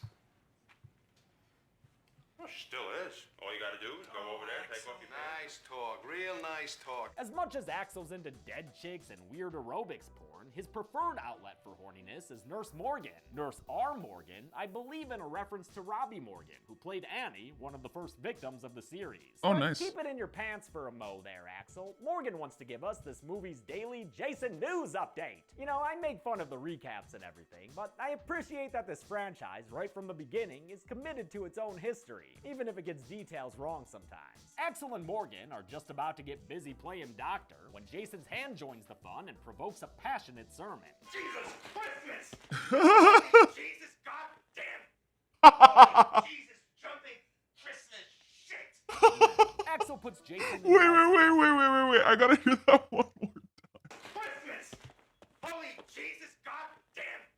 Holy Jesus jumping Christmas shit! Amen. Axel puts Acting. Jason in an ice box with Hi a there, steamy Zoe. breath coming from the so-called corpse. As soon as he's back to his spandex spanking, Jason comes from behind and murders him with a bone saw. And he twists the head around. Savini's back, bitches! For this Damn. He used a medical saw with a semicircle cutout pressed against actor Bruce Mahler's neck. Mahler would have to struggle, but not so much as to give it away, while blood was pumped in from behind the saw. Though a dummy was made for the kill, I don't think the final cut uses it, since that last shot simply has Mahler turned around with a false body facing forward. Jason wastes no time killing Nurse Morgan next, grabbing her by the neck and pinning her up against the wall, then slitting open her torso with a scalpel. Goddamn! Let's Originally, go. This kill would have had blood dripping down the nurse's leg, but the tube came loose and made it look like she was peeing blood instead. That sounds like less of a Jason problem and more of a kidney I stone. like how they're all For just the final laughing though. chapter, Jason was played by Ted motherfucking White. Ted White is very possibly my favorite Jason Voorhees. Dude was 57 when he played the J-Man. What? He's already done stunts for decades, doubling for actors like John Wayne, Clark Gable, and Rock Hudson. This Texas-bred badass stayed in character and kept to himself on set, but at the same time took great care to keep his inexperienced younger co-stars safe. The young people we had in the cast were some of the greatest kids that I've ever worked with, and I've What worked a- with a lot of young kids in the business. Just unbelievable what they went through for the amount of money they were making. White's Jason moves What a faster nice than fucking Part guy. Three's hunched-over loafer played by Richard Brooker. He also feels more intelligent than the trapped animal Brooker sometimes seemed like. So I did change it. I changed it to where I moved faster, and I tried to make the kills a little swifter. White didn't care about matching the previous guys. He didn't even want the job in the first place and only took it for the money. As per his request, his name wasn't included in the credits. He came to love his part in the series though, and Fuck still yeah. attends conventions, where he often jokes about how old he is since now he's 95. Talk to him if you get the chance to. The dude is an absolute delight. I just wanted to ask you what your favorite stunt in the final chapter was. Getting paid. What a Chad. Like, what a Giga Chad.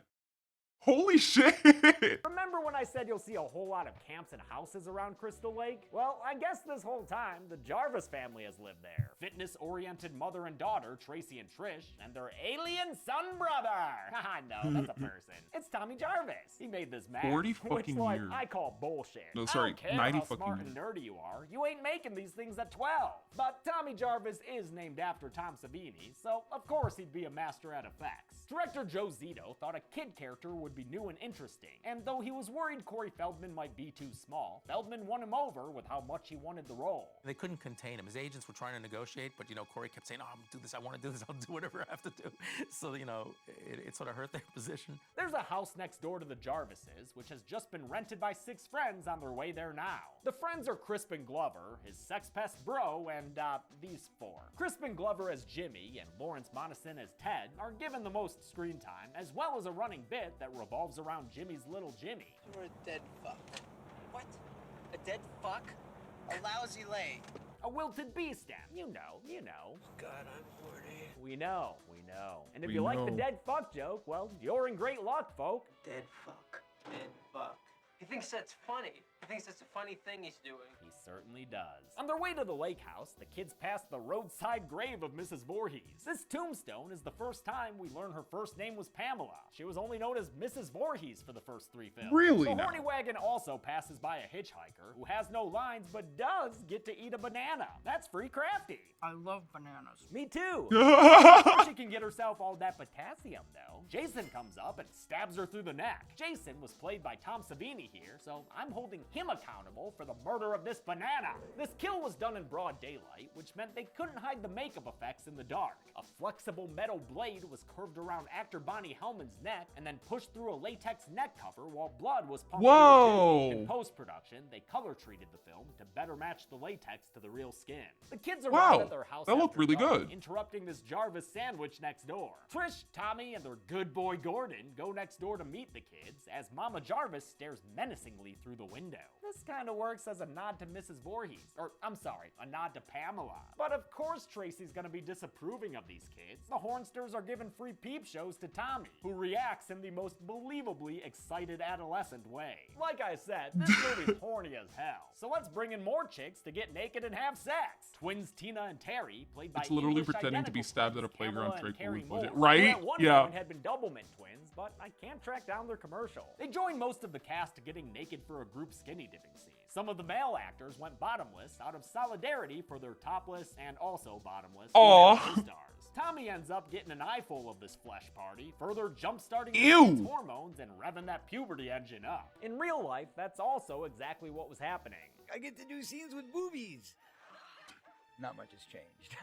He jokes about it there, but I'm kind of sad Feldman was exposed to and surrounded by this stuff at this early age. Yeah. Especially since he was going through some serious family issues at the time. The 12-year-old Feldman didn't think of himself as a kid and constantly wanted to hang out with the older cast members. Kimberly Beck, who plays his sister Trish, had experience as a child actor, so she took to being a big sister to Feldman in real life too. She even took him trick-or-treating on Halloween, the first day of production, during which they saw plenty of Jasons roaming around. That's so Trish's cute! car breaks down so bad that not even Tommy can fix it, and that kid's a boy genius. Remember the mask? Instead, they're helped by a suspicious camper guy named Rob. His small talk is just a fucking parade of red flags. I didn't think anyone lived this deep in the woods. We do. Is there any kids, vacationers, people like that? Yeah, a bunch of kids. Why are you Chris, this is asking? the 1980s. By now, people know about serial killers. Be more careful. That means don't bring this guy inside your house and let him go into the 12-year-old's room. Nah, I'm just playing. Rob's cool enough, I guess. Sure, let him camp out in the woods outside your home. Whatever. Next door, the kids are engaging in ritualistic mating behaviors, including a dance that Crispin Glover came up with on his own. He reportedly would dance this way in clubs around LA, and it was so fucking weird the other actors couldn't stay in character during the first take they did. We lost the first take because people were just so astounded by how it looked. Glover was picked by Zito because of how unique he was, and kept mostly to himself on set. Always the brooding. I don't know if I'd strip in His career solidarity. would really take off the following year with Back to the Future, which also featured a small appearance Yeah. by Lisa Freeman, who played Nurse Morgan. Samantha, whose character is likes to have the sex, is dating this doofus Paul, who's in the running for most forgettable character of the franchise. Shitty boyfriend too. He ditches Sam for Tina the twin. You don't mind, do you? Actually, I was thinking about taking a little swim. Yo, a swim? That can only mean one thing in a movie this horny. A totally That- senseless skinny dipping Oh. scene. And this one's not only I gratuitous. I never get. Okay, here's the fucking thing. I'm gonna pause for a second. I don't get what it is with fucking teenagers in these movies that they decide we're gonna go swim in a lake. Sure, okay, fine, cool, do it. Whatever, it's fine. That's great. Why the fuck do they always get naked to do it? Like, why? Like, I already don't want to go into a lake because I don't know what's in that fucking lake. There could be amoebas and mosquitoes and fucking, like, I don't know, like, horrible things in there that will eat my flesh. I'm afraid of lakes. I am so scared. The answer is money. I mean, but that just like, I'm just like, ooh, it makes no sense to me. Like, oh, I hate it. I hate it. I actually hate it. Like, that's, no. Like, why would you do that? And Jason, the big lake. Like, I would want as many layers between me and that fucking lake as possible. I don't fucking get it. It was also negligent. It wasn't filmed as a closed set, so the entire crew was there, all standing around as 19-year-old actor Judy Aronson got naked. Co-star Barbara Howard says it was not done in a protective, sensitive way. Samantha spends some freezing moments by herself in a raft in the lake, and is killed when Jason pops up out of the water to stab her in the funny organ.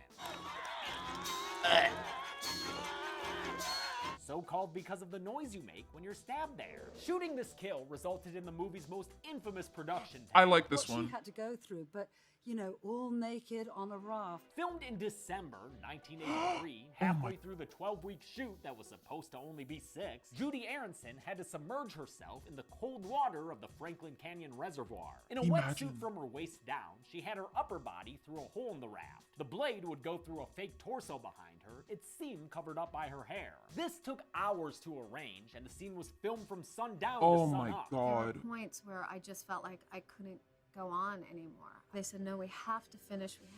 Despite repeated requests, Zito wouldn't allow Aronson out of the water until Ted White threatened to quit the shoot if they didn't stop and warm her up. After that, the director and the Jason actor were on tense terms. What a badass.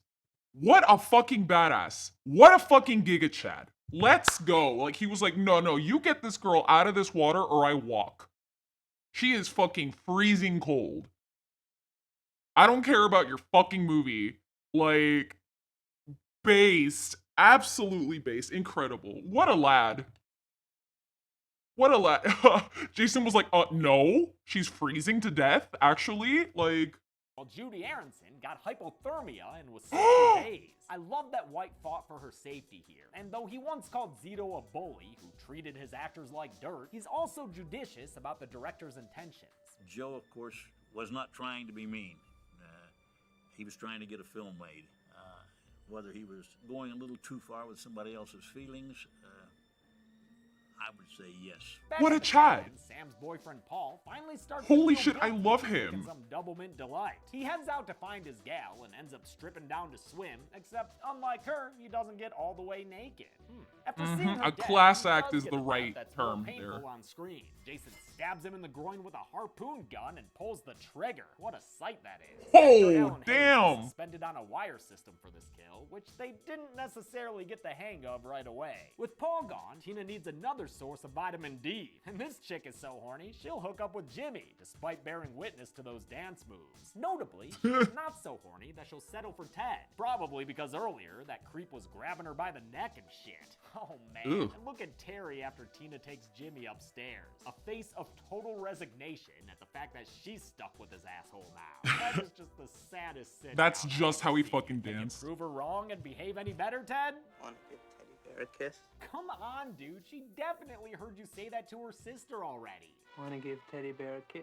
You're so bad at this, Ted. Ted eventually finds some ye olde time porn, and while he fixates on that, Jimmy gets the real deal upstairs with Tina. Terry's tired of all this bullshit and would like to please go home now, please, but Tina says to leave without her, so Terry heads out in the rain by herself. There, Jason spears her during a lightning flash in one of the best and most creative off-screen kills I've ever seen. Oh, Unlike shit. The next one that happens, with poor Mama Jarvis after she ggets home to find that her kids aren't there. She looks for them inside and outside the house and is killed off screen with a look of terror on her face. Originally, we would have seen more of Tracy Jarvis's death in an ending pitched by producer Frank Mancuso Jr. and moneyman Phil Scuderi. The morning after everything ended, Trish would go upstairs and find her mom's dead body in the tub. The nightmare would then be revealed as a full-on hallucination. Really glad they didn't use that. This series did not need a fourth dream sequence ending. Trish and Tommy get back home to find their house deserted and dark. Trish heads out in the pouring rain in an oversized men's shirt wrapped in a belt, looking for the tent camp and hitchhiker man she met earlier that day. Oh, there he is.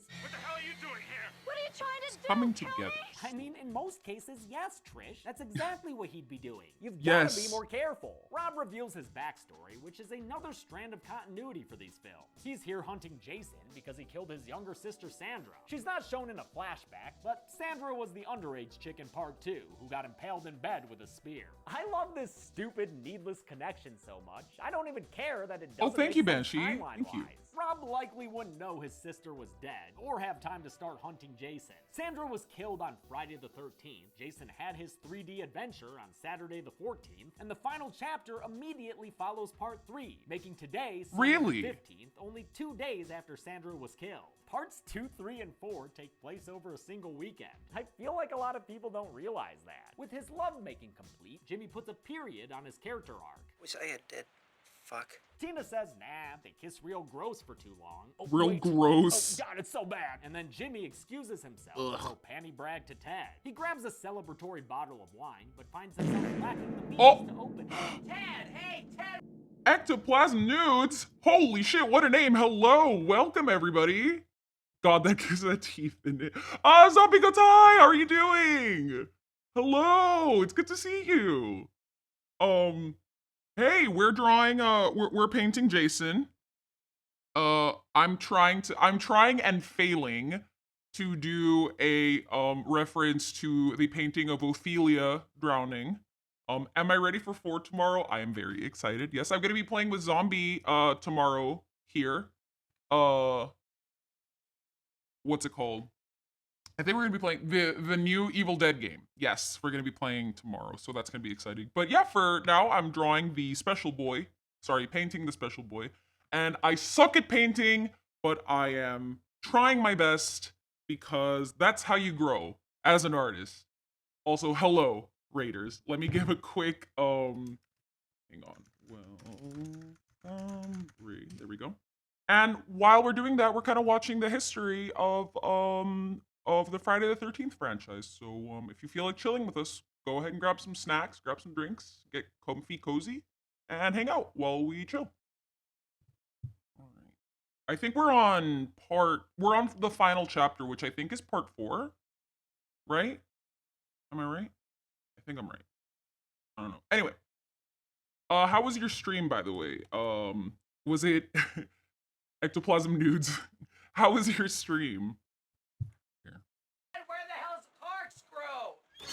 Corkscrew! Yeah, classic Jason Nice. kill. The twitching, the face hack. I love it. For this kill, they used another weapon with a piece cut out, then filmed the strike in reverse, which gives it that eerie motion. Jimmy's reviver Terry is the next one to go out. Literally, in this case, since Jason grabs her from outside the window, then chucks her from the second story. She flies through the air in slow motion. Holy shit! Blown the fuck out. Hell Oh! yeah, that was awesome. The only thing I don't love is how Jason was all of a sudden up there right after killing Crispin Glover in the kitchen. God And then damn. after this kill, he's showing the kitchen again. That's so I fun. won't call this teleportation. BioShock even though 1 is I do my think he favorite gains game. That power later on. Don't at me, Matt Pat. But Jason's pretty spatially inconsistent in this one, and I think it sometimes takes away from the suspense. Whatever though, as long as he's willing to put Ted out of his misery next. Dude's been guffawing at blue film reels for like 6 hours now. We gotta shut that shit down. Ted's eyes look red as shit here, so I'm guessing it's when Lawrence Monison unwisely decided to go method and actually get high before filming a Oh scene. no!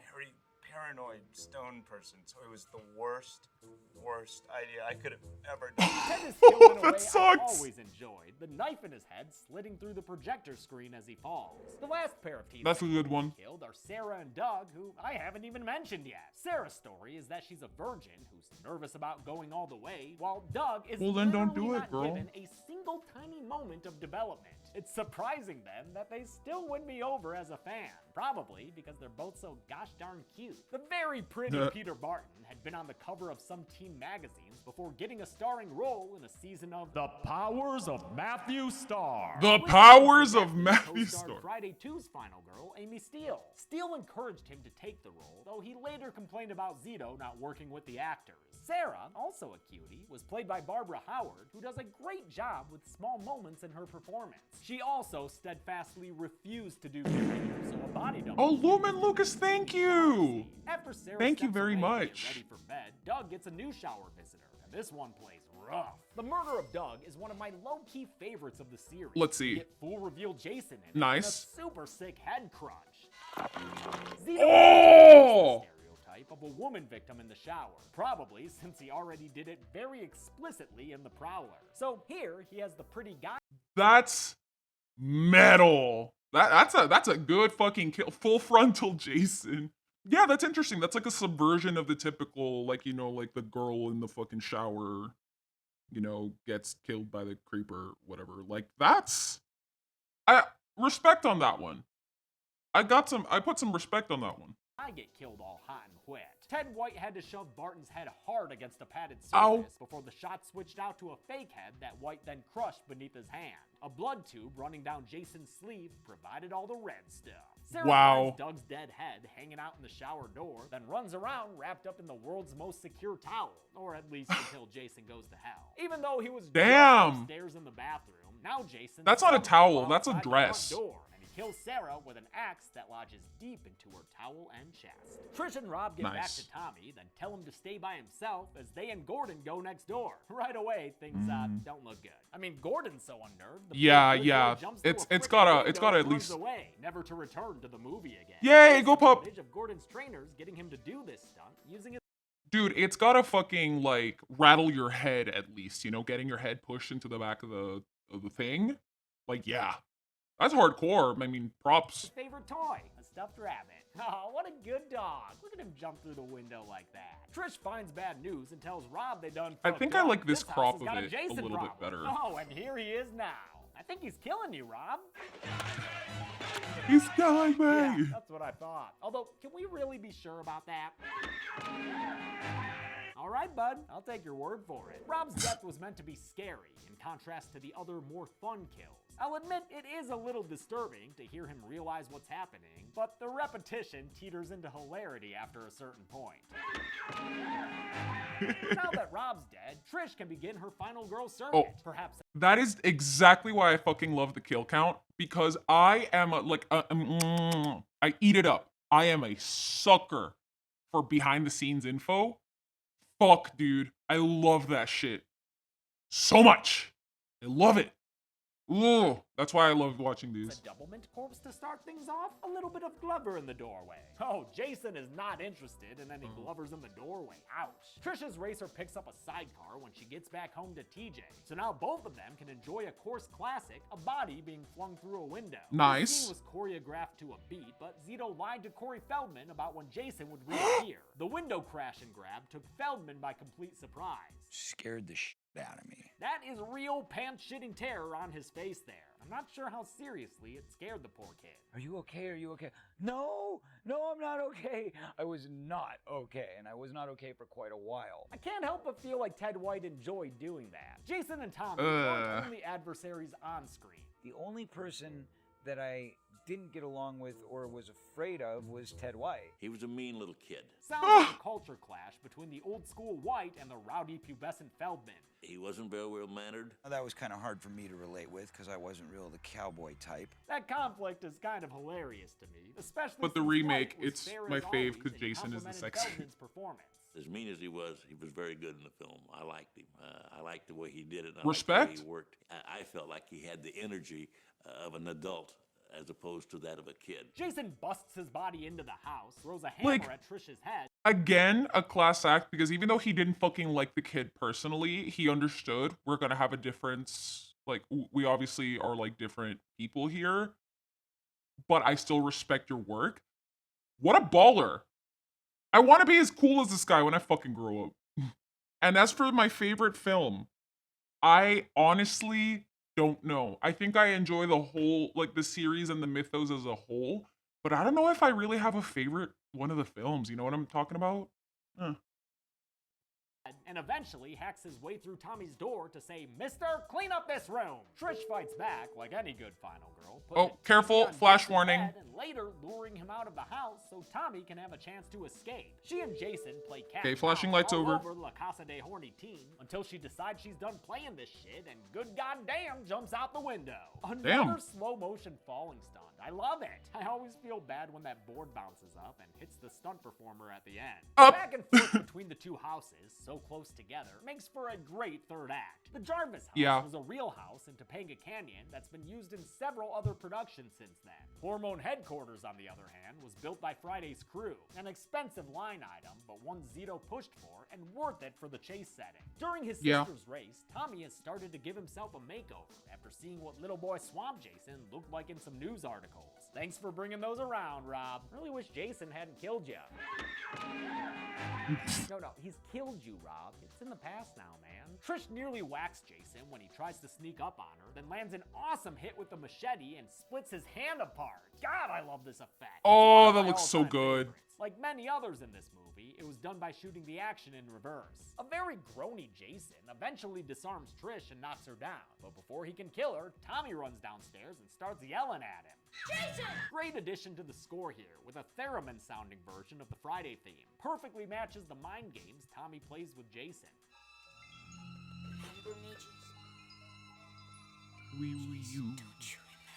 The distraction gives Trish the chance to strike Jason, knocking off his mask and revealing 1 through a gnarly 4. face, one modeled after his original Swamp Boy look. Tommy Jarvis then grabs the machete and hacks into Jason's head with it. The big man falls to the ground, killed in another one of my absolute favorite effects. And yes, Jason dies here, especially after Tommy freaks out and goes ham with the machete.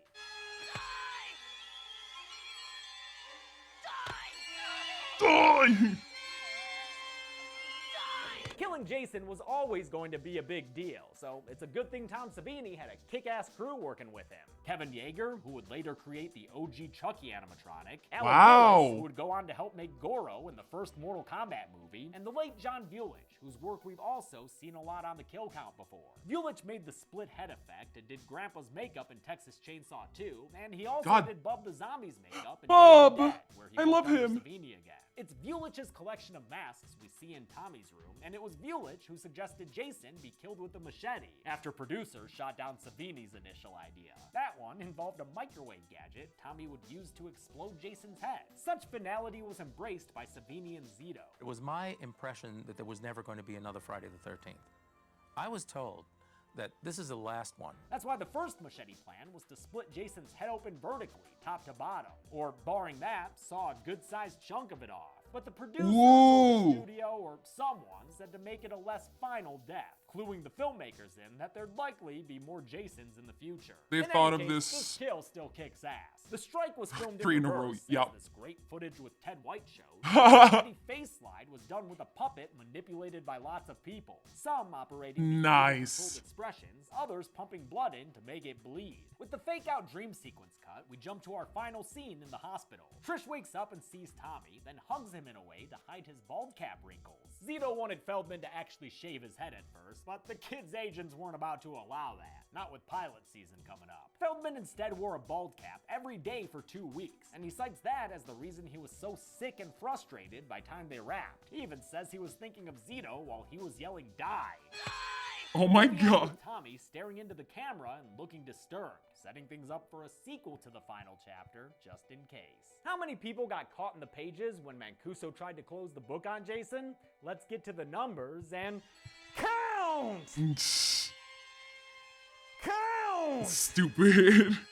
Count! Count!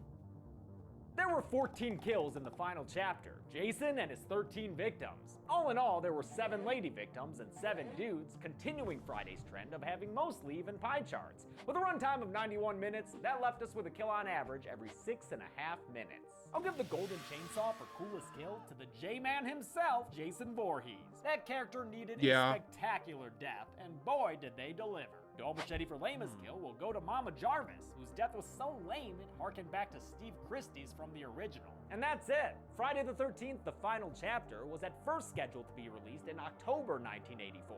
But they rushed through post-production in an insanely short 6 weeks and finished in time for a very early release of Friday, April 13th. The film set a new opening weekend record for Paramount, and with that kind of success, obviously they'd make another film. Damn. I'll look at that next week, but until then, I really need to get a Camp Crystal Lake sign. I need one too. Remember the 1660s? No. When people dressed like pilgrims? You look like death. Sour fear, flattering as ever. When they got high off fermented fruit? A good night to enjoy the fruits of the land. When science was a whittle baby? Who among you has welcomed the devil to union? Thanks to that last point, claims of witchcraft run amok whenever things stray from the normal and expected. And that can't be good for lesbians like Hannah Miller and Sarah Beer. I was not alive before now anyway. Fear Street Part 3, 1666 takes us back to the beginning of Shadyside and Sunnyvale. We see what really happened to the so-called witch Sarah Fear. She drinks the blood of virgins to keep her youth. And why Sunnyvale's good brothers seem to be playing life with cheat codes. Left, right, BA start. What?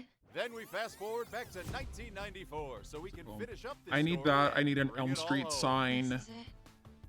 Yep. This weekend, watch I just want like a wall of props from different movies that I like. You know. And this Sunday, unless there are any copyright issues, We are being punished. tune into Dead Meat for the kill count. If they want a witch, I will give them a witch. Fear Street Part 3, 1666 can currently be watched on the pictured streaming platforms. Demi always recommends you watch the movie for yourself before its kill count. It's the only way to have your own properly informed opinion. Kill counts are never meant to replace the experience of watching a film. Thanks a lot for watching this kill count. I want to thank some patrons like Akari Blue, Spooky Boy 7703, Name, aka Soraka Most, Troy, Matthew Lee, Panzernaut, and Marcella Mon. There's a woman I Reminder, follow on if you ever Instagram get that the chance sometimes makes to horror meet themed Ted earrings. White, man. I mean, the guy Oh, is that's so 95, cool. so who knows how much longer we'll have him, but he's still really fun to talk to. Thanks, everyone. Be good people. I actually have pierced ears, but I don't wear earrings.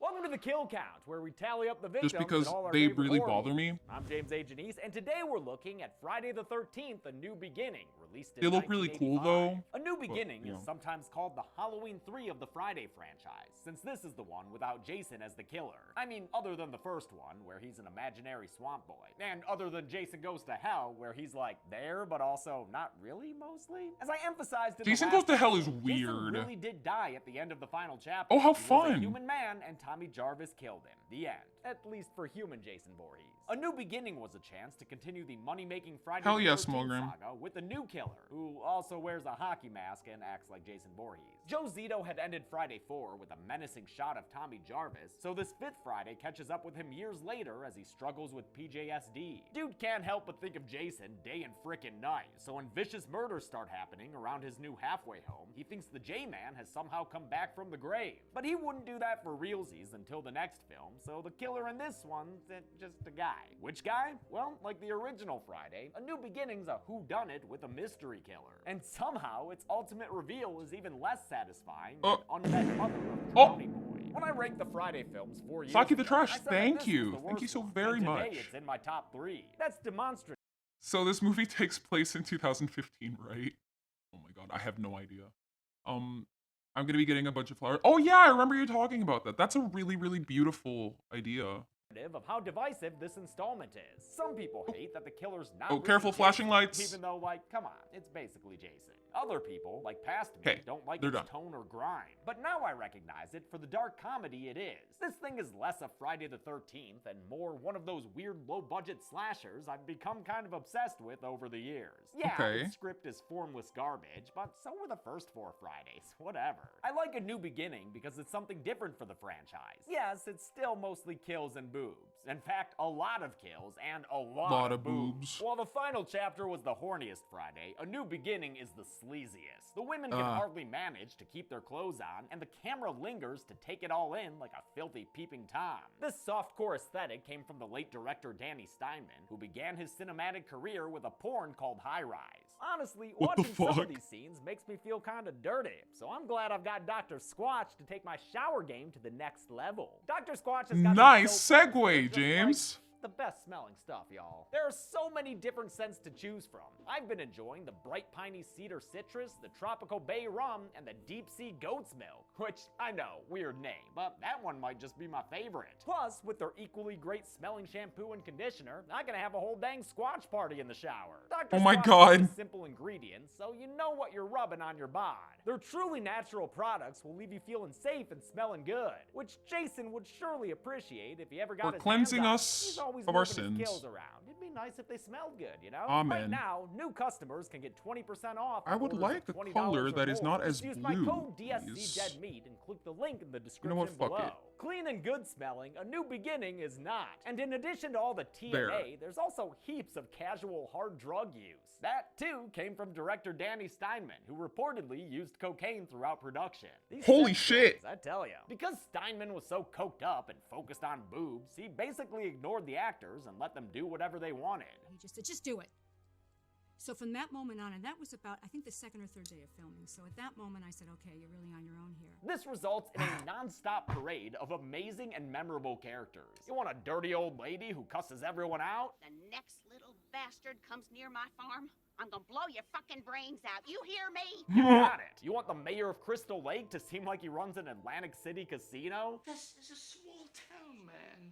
And small towns are supposed to be safe. What the Got it. You fuck? want Miguel A. Nunez Jr. looking like Michael Jackson and getting diarrhea? Damn enchiladas. You got it. What These the characters fuck? And many more are way more diverse and interesting than the sexy teens from the first 4 films. That's probably why so many of them wound up in the top 10 of the Minor Friday characters ranking we did on Chelsea's Dead Meat podcast. It's their bizarre actions and hilarious line readings that make A New Beginning so entertaining. They give the movie That is fun, character. though. They give the movie life. Of Let course, even if Dionysus it's not inspire really his Jason, there's theatrical also production. someone giving the movie death. Let's find out who and just how much and get to the kills.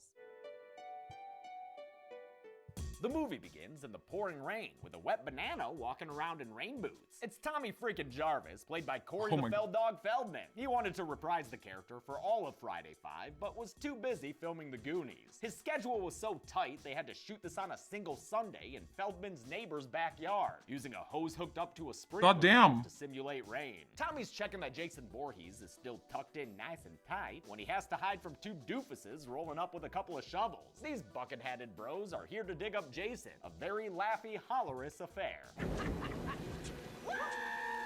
Woo! Motherfucker said yeehaw. They finally dig up old Worm Eyes, who, holy shit, was buried with a machete. Worm Eye plunges Jason! the blade deep into this Neil guy's gut to give us the first kill of the film. Jason then stabs the other dude, Les, I in the like neck with Worm a Eye Jason. screwdriver, felling another fool before he even gets out of the grave. J-Man retrieves his #1 favorite weapon as Tommy stands there literally shaking in his boots. In slow motion, Jason brings down the machete to turn Tommy Jarvis into a sweaty hot guy. Yeah, that opening was just a nightmare. Who But buried I'll leave Jason in the Neil and first Les place? on the count. I don't They're know. kills in the sense that they're dudes getting killed in a Friday film, you know? They were dream characters in a dream world dying a dream death. I don't know, it feels right to include them. After the standard opening credits, we catch up with a 17-year-old Tommy Jarvis, placing this film in a fictional 1989. The Friday timeline is so weird, I botched it in the last episode. Parts 2, 3, and 4 take place over like a week, not just a weekend. If enough people want, maybe I'll make a timeline video one day. Who knows? Yes, Tommy has make the spent the timeline. past 5 years at a state-run psychiatric ward, but today he's moving to a halfway home called Pinehurst. Pinehurst is run by Matthew Letter, the latest in a line of generic leader guys, like Steve Christie and Paul Holt. Paul Holt! Matthew's second in command is Pam Roberts, who loves bottom lash mascara and saying her name. My name is Pam Roberts. They tell the silent Tommy that Pinehurst is way chiller than the state ward. What you're really doing here, Tommy, is preparing yourself to re-enter society and start a new life. And if you're real good, Tommy, maybe Matt'll give you a fedora to wear. While reminiscing about his family and unpacking his clothes, Tommy runs into Reggie the Reckless, a fantastic little sidekick dude whose dialogue is hilarious. Man, you are one scared cat. Somehow, 13-year-old actor Shavar Malik Ross makes it work. He's just that naturally charming. A lot of screaming, and hey, he's got to get off the set. He ain't got too much time, he's got to go to school. Ross played Gary Coleman's best friend Dudley on Different Strokes, and his parents allowed him to do Friday as long as he didn't have to swear. Freaking A! Reggie stresses to That's Tommy funny. that he's not a halfway home kid. He's only here because his gramps George works as the place's cook. The two of them clearly care about each other, and I love their relationship. Do me a favor. Don't kiss me when there's people around, okay? Okay, it's cool. After bonding over Tommy's homemade masks, Reggie's pulled away to some commotion outside. Oh, gotta split. Catch you later, there's action. The Popos are here with two of Matthew Letter's kids, Tina and Eddie, who were caught nearby fucking in the woods. Sheriff Tucker don't Gross. really Don't give do a that. shit, That's but someone so certainly fucking does. The best character in this movie who unhygienic. just rolled in piggyback style on her big dumb son. Morning, Ethel. Hi, don't you look lovely today? Poor shit. Ethel is a dirty little firecracker of profanity. Would you shut the fuck up? And she hates the horned-up teens she keeps finding on her property. She threatens to kill them if they trespass again. Holy She's fuck. so crazy, she probably means it. Don't you come near me, Sheriff. I warn you. I got a bomb on me. Holy Jesus goddamn, that is my favorite line delivery ever. The look on her face as she's coming up with the idea, the unsure utterance, I got a bomb on me. and the split-second got a bomb decision on to me. follow through and commit. Fuck, Ethel's the best. A round of applause for Ethel. Pinehurst, which they filmed in Camarillo, California, is a pretty chill Okay, look, place. I'm not saying that people can't go have fun, right? But just think about your poor skin and your poor butt and like your poor everything. Like, ouch. Like, everything's gonna get bitten up by bugs and fleas and shit. Like, oh, no. Even if it kind of looks like a Casey Frey video sometimes. Good place to chop firewood, right, Vic? Oh, hey, Vic, I think we're good on firewood, man. Who is this guy, the dad from The Witch? Old Chocolate Fingers there is a chap named Joey, and since he's a big fuck-up who makes the sheets look like someone pooped the bed, the other kids don't get along with him well. Not even when he offers them chocolate. I hate it. You hate chocolate, Vic? Oh shit, you hate chocolate. And for attacking him with that chocolate bar, Vic kills Joey by axing him in the back. Wait, Holy what? shit. Bring in the screams and the naked gun siren. What the fuck? While Joey's bloody body is tended to by a pair of paramedics, one of whom, Duke, don't give a damn about the dead. Bunch of pussies. The other one, Roy Burns, hey, don't look away, you look here when I'm talking. Great take, guys. What's next? Joey's death has got Roy Burns so bothered, he looks at the camera. Bro, that's pretty much how, what's his name, filmed all of, oh my god, Stephen King did all of Maximum Overdrive. I think he doesn't remember even making that film or the year of his life that he lived while he was making that movie. He was that high on coke, constantly. Camera and challenges it to a staring contest. Oh shit, I think he's winning. Yeah, camera, go to sleep. Now it's time for one of those scenes with complete fucking randos. Pete and Vinny are two greasers with car troubles and, dare I say, relationship problems? What asshole. The characters weren't intentionally written or played to be gay. I hadn't made that choice, but who knows where it went with Pete and where it would have gone, you know, if they could have lived a little longer. But, I mean, Pete looks like the leather daddy on the poster for Kenneth Anger's Scorpio Rising. It just seems like these two are in love. I gotta take a crap. Crap my ass! Yeah, crap my ass! While Pete's crapping his ass, someone appears with a road flare and kills Vinny by sticking— oh, come on, that's not even suggestive. That's just blatant innuendo. Pete returns and walks past his dead boyfriend, so eager to sing this song he's been working on. This ain't starting, man. Fucked up again, it ain't starting. I'm gonna kick your ass, kick your ass. Come on now. Come on, everybody, this ain't starting. It's moments like this that make it obvious the director just turned on the camera and said go. These poor actors have to do everything themselves. Rat-a-tat-tat-tat-2-inch. Woo! right, and we're off. No one wrote that. Pete is killed with a throat slit, though the blood is cropped out with a camera zoom. At least we get to see him fall onto the steering I guess. wheel. Honk! Tommy has sweaty flashbacks to that time he told Jason to die. His hallucinations are getting so bad, dude can't even take a minute to admire himself in the mirror. And you should be miring, brah. He puts on a shirt and joins the others for breakfast, and I've gotta say, I like the portrayal of the Pinehurst kids. None of them are played too over the top. They seem like at-risk teens who have some issues and maybe can't control their emotions right. I also like That's crazy for a movie made in this time, because we all know the massive amount of respect that was put on people with, mental health issues back in the day, and still to this day, right? That's pretty cool. I give it props for that. Matthew Letter, who's surprisingly empathetic and kind. They all make these scenes more interesting than those in the first 4 films, where the only topic of conversation was putting the P in the V. Tommy's probably the single most disturbed person here. Just ask Eddie, who he, by God, straight up suplexes through that table. Oh, and then he stone cold pummels him. Like humanity. Can we get an official out here? 17-year-old Tommy Jarvis was played by 24-year-old John Shepard, a young Christian man who auditioned for the film when it went by its codename Repetition. Shepard and some other actors didn't know this was a Friday the 13th until after they got cast. I've heard this was done so they couldn't ask for higher rates, but producer Tim Silver denies that. Despite some hesitation due to the franchise's reputation, Shepard took the role and took it seriously. Dude volunteered at the Camarillo State Mental Hospital for months as research and visited creature shops and comic book stores to get into character. Oh my God! He went method and stayed in character all the time, eschewing the party lifestyle of some of his co-stars and director Danny Steinman. He may be the least lauded Tommy Jarvis actor, but I really like his intensity. The dead greasers are found by a flummoxed Sheriff Tucker. What the hell's going on here? You talking to me, Sheriff? No, Roy Burns. He was talking about the murders happening. I thought you was talking to me. Not unless you were the murderer. Speaking of murder, let's get some more kills on the count. Kills get me so pumped, I could spin a fucking charger in a complete circle. Driving that dog was a guy named Billy. We saw him earlier, dropping Tommy off at Pinehurst and making lewd gestures towards Pam, because he loves a woman who loves to say her name. My name is Pam Roberts. Billy's played by Bob DeSimone, who had been in director Steinman's previous film, Savage Streets, a rape revenge flick with Linda Blair and Linnea Quigley. Savage Streets is what got Steinman Friday 5 after it was seen by Phil Scuderi, the Friday franchise's Boston-based moneybacker. Billy just pulled up screaming for Lana. Lana! Because that's this waitress he wants to bang. I would like Lana to go with nothing on. Again, unique acting choices make these characters fun to watch. Yeah! Sitting there sounding like a Mario brother. It's me, Billy-o. Lana's great too. Of course she has to get topless, but she does it in a cute, silly way. It's showtime! Even better, it was actor Rebecca Woods' idea, since she had recently watched All That Jazz. I said, what if I did something really cute and sexy like, it's showtime? And he's like, I love it. These two are ridiculous.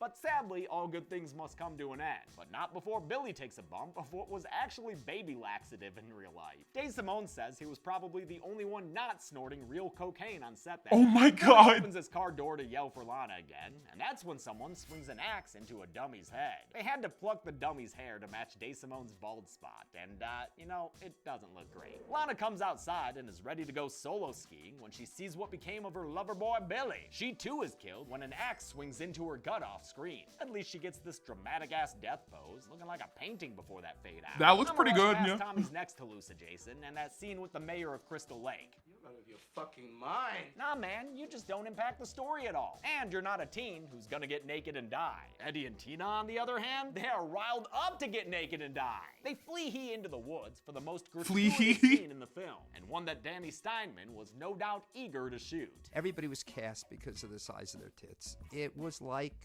a porn film in a lot of ways. Originally, actor Darcy DeMoss was cast as Tina after a skeezy audition. I went in for my audition, and Danny Steinman, the director, asked me to lift my top up and show my breasts, and I wasn't prepared for that at all. So I said, I have no problem with nudity, but you need to contact my agent. She said Steinman then asked her to dinner, and shortly after saying no, she was replaced. The next day, I didn't have a part. And the excuse was that I wasn't well enough endowed. Tomas would go on to be in Friday 6, while Tina would be played by a well-endowed actor with a relevant surname. As soon as they saw my last name, Voorhees, they said we absolutely have to interview That's this pretty woman. silly. Deborah Sue Voorhees, a former Playboy bunny, later became a teacher and was fired from 2 high schools because of the nudity in this film. Really? Recently, she made a film called 13 Fanboy that'll be out in October. It features lots of horror actors, including Kane Hodder. This sex scene was shot on the first day of That's kind of production. funny. The footage that came from it was extensive. Badass, though, for her. People knew that I had shot a pornographic film. Nothing actually hardcore, but Steinman directed it as though it were. In the background, off screen, is Danny Steinman, the director, yelling, "Come on, fuck her harder. Come on. It's a fucking horror movie, dude! Never ask." And I'm sitting there like dying, and I'm not a prudish guy. This made producers like Frank Mancuso apprehensive about Steinman, a sentiment shared by many others on set. It's worth noting, though, that Debbie Sue Voorhees herself said Steinman was protective and sweet to her, and she never had any problems with him. Tina and Eddie are spied upon by Raymond, aka the Dirty Man. Dirty Man is another rando who earlier showed up at Ethel's door. She didn't like it. Who the fuck are you? What the fuck do you want? God damn That woman's cocaine. amazing. Go on and hit us with another classic, E. You big dildo. Eat your fucking slop. You serve it and I'll eat it. Anyway, back to Dirty Man. Dirty Man gets killed with a stab to the gut. Womp womp. Eddie must be a sprinter, not a marathon man, because these two are already done and he leaves to go wash up. The camera then proceeds to leer at Tina's naked body from as many angles as it possibly can. Sure, from all the way back there too. Why? Finally, Tina's killed with a pair of garden shears going into her face. Classic kill right there. Oh! When Eddie finds her shortly thereafter. Shooting this death was uncomfortable for the real Voorhees on set. The fake blood filling the thin mask on her face seeped into her eyes and burned them. This was at the end of a The things coming down, and then there's like the resistance before like snap. Oh, ooh, that was well done. That was well fucking done. 14-hour shoot day where she had to be led around naked in a robe, unable to see because of the makeup effects. That Eddie sucks. backs up into a tree where he's killed with a belt that wraps his head against it. It's tightened with a stick so it goes both ways with the rotation, which doesn't make sense, but does make for one memorable kick-ass kill. I couldn't find detailed info about A New Beginning's makeup effects, but I know the MPAA went hard on this movie, putting it through 9 rounds of content cuts. A lot of kills left their most intense shots on the cutting room floor. The frequency of kills was a studio suggestion to director Steinman, but he was more interested in flesh than blood. My death scene was so gory with the blood being pumped through the strap that they were able to use that as a bargaining tool with the censors, and they were able to get more nudity. That night, That's Pam funny. takes Tommy with her when she drives Reggie to see his brother Demon. Oh my God, well get your ass in here, boy! Demon is the freaking best, and he's played by Miguel A. Nunez Jr., character actor in many, many films, including Return of the Living Dead. He was also in Leprechaun 4. In space. Nunez, a horror fan, provided his own wardrobe, hairstyling, and makeup, which happened a lot for this movie, a result of the low budget and the director's indifference towards things that weren't boobs. The actors who went the didn't extra give a mile did fuck. so because they cared, and that care shines Weird, through normally in it's this the wonderful opposite. scene. I like the part where Reggie fronts like Pam is his lady. Demon introduces his girlfriend, Anita, and informs Pam of his extensive takeout menu. You want a taco? Egg roll? What about a slice of No, pizza? thank you. Cheese and sausage? Nearby, Tommy runs into Ethel's big dumb son, Junior, who stupidly picks a fight with this straight-up back alley brawler. Look at that takedown. Holy shit, dude. Tommy Jarvis kicks so much ass. Holy He fuck. kicks so much ass, he can't even handle it. And Pam has to take Reggie away from Demon to go after him. It's okay, kid. You wouldn't want to be around your brother right now anyway. He's got the bubble guts. Damn enchiladas! Well, then you'd best scoot them leather-bound butt cheeks to the outhouse. Thus begins my favorite pooping scene in cinematic history. How could it not be? It's got a duet. Ooh, baby. Ooh, baby. The What is song wasn't in the happening? script. It was ad-libbed by Nunez. And if you're as obsessed with it as I am, make sure you check out the remix, Disco Enchiladas. I don't know who made it, but man, the video goes places.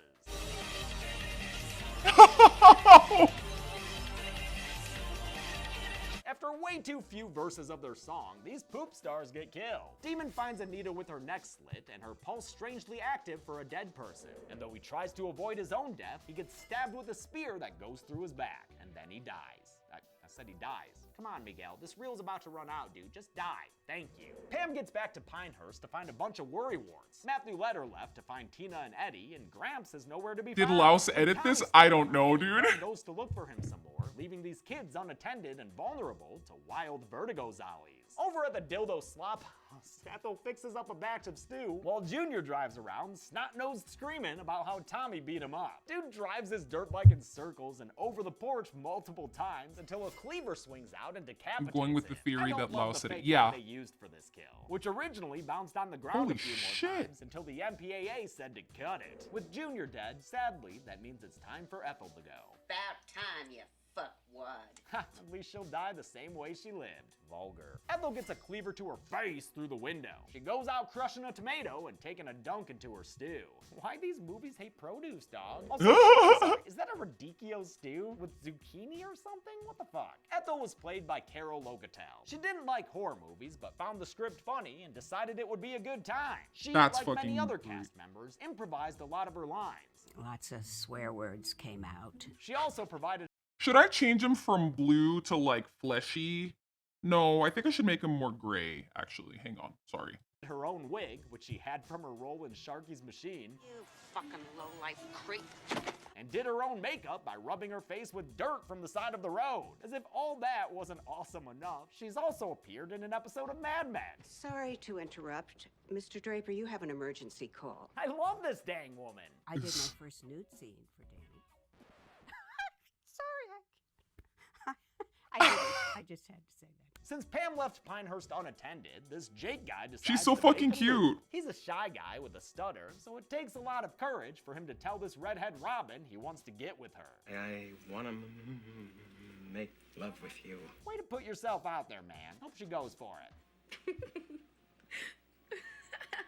Wow. Or she could just be needlessly cruel. Sorry, Jake. He goes upstairs and has a subtle cry that gets killed by a cleaver going into his face off screen. Robin goes to her room so she can walk around topless for a good long while. She's played by Juliette Cummins, who's been in a few horror movies. We saw her in Slumber Party Massacre 2, that masterpiece, and we'll see her in Fuck Psycho yeah. 3 whenever I get around to doing those. Cummins had originally agreed to do one quick shot of nudity lit up by a lightning flash, but on set the night of shooting this scene, Steinman asked her to go topless. Unable to call her agent, she agreed to do it on her own, but she shouldn't have been put in that awkward position. Yeah. She climbs in bed and discovers Jake's dead, then her sheets turn red as she's stabbed from below. This is a diet Baconator kill, the least graphic of the franchise's various stabbings from below a bed. Like all the other kills in Part 5, it originally had more gore. The MPAA really kind of neutered this franchise, especially starting with this installment. The last still living kid at Pinehurst is this chick named Violet. She's dope and dances around to a song that's just as friggin' awesome. Hell yeah. That song, by Australian new wave band Pseudo Echo, was brought to set by Violet's actor Tiffany Helm. Like many others, Helm provided her own styling and wardrobe, with makeup inspired by Susie Sue. It was very hands-on, and I was very much a part of bringing the character to life. She also admits she mostly partied during production. She even went to the opening night premiere while tripping on acid. Having studied dance and mimery, Helm came up with this dance herself. It goes on for so long, and yet not long enough, for she is accosted and slammed against the wall before being killed with a stab to the gut. Looks like this Violet's been picked. I've always thought Violet's death looks really bad, like they're stabbing a pillow stuffed inside a shirt. Turns out that's because it replaces her original death, a stab to her nether regions that was graphic. I remember hearing about it. I might have seen some stills. I don't remember if they actually shot the footage. I would have been pretty difficult to look at. Reggie wakes up from a couch nap and goes upstairs to discover something nude and nasty. A pile of dead folks. Oh, and what is this now? What is it? It's Pam. Oh. Just Pam saying her name again. You ever notice how Moldred, thank you so much for the subscribe. Wow, holy shit. I really appreciate that. Yay. Damn lady, why you pissed off at this kid? She ain't even got no sympathy for him when he falls while they're running. Get the fuck off! Holy shit. dear God, so much is happening right now! It's Jason Voorhees! Or is it Tommy Jarvis? After all, we did see Tej hide a knife under his mattress earlier, and those dead bodies were in his bedroom, and the guy isn't exactly a stranger to violence. Doesn't matter who it is, Reggie and Pam quickly GTFO. It's pouring rain outside, but at least Pam's got that pink sweater over her white shirt. Oh, wait, now she doesn't. Could have sworn I saw pink. Oh, wait, what the fuck? It's back now, y'all. Pam, keep a hold of your clothes. They're expensive. They find an ambulance and open it to Careful, find Duke flashing dead. lights. Oh my God, not Duke! Wait, who's Duke? Duke was that paramedic who blew bubble gum and laughed about Joey's body. See that gum in his mouth there? Also, see the fake blood getting washed away by the rain? Ugh, I prefer things to seem real, like a real ear-splitting scream. I said a real ear-splitting scream. Holy Reggie's shit! like, fuck this, and takes off by himself, leaving Pam behind with nothing but her pink sweater. And that's not even there in half the shots. She wetly stumbles upon another kill. Matthew Letter, who's been stabbed in the head with a railroad spike. Not a knife, God. a railroad spike. Are y'all happy now? A dead body discovery means Pam's on that final girl circuit-ish, so you know she's got to have a body flung at her through the window.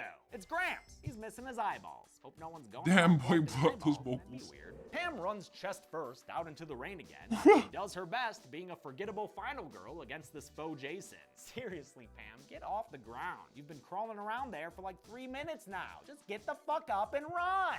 Unsurprisingly, this sequence happened because of director Steinman, who liked when actor Melanie Kinnaman slipped in the mud on accident. He told her to roll around in it after they, quote, Why? hosed her down again.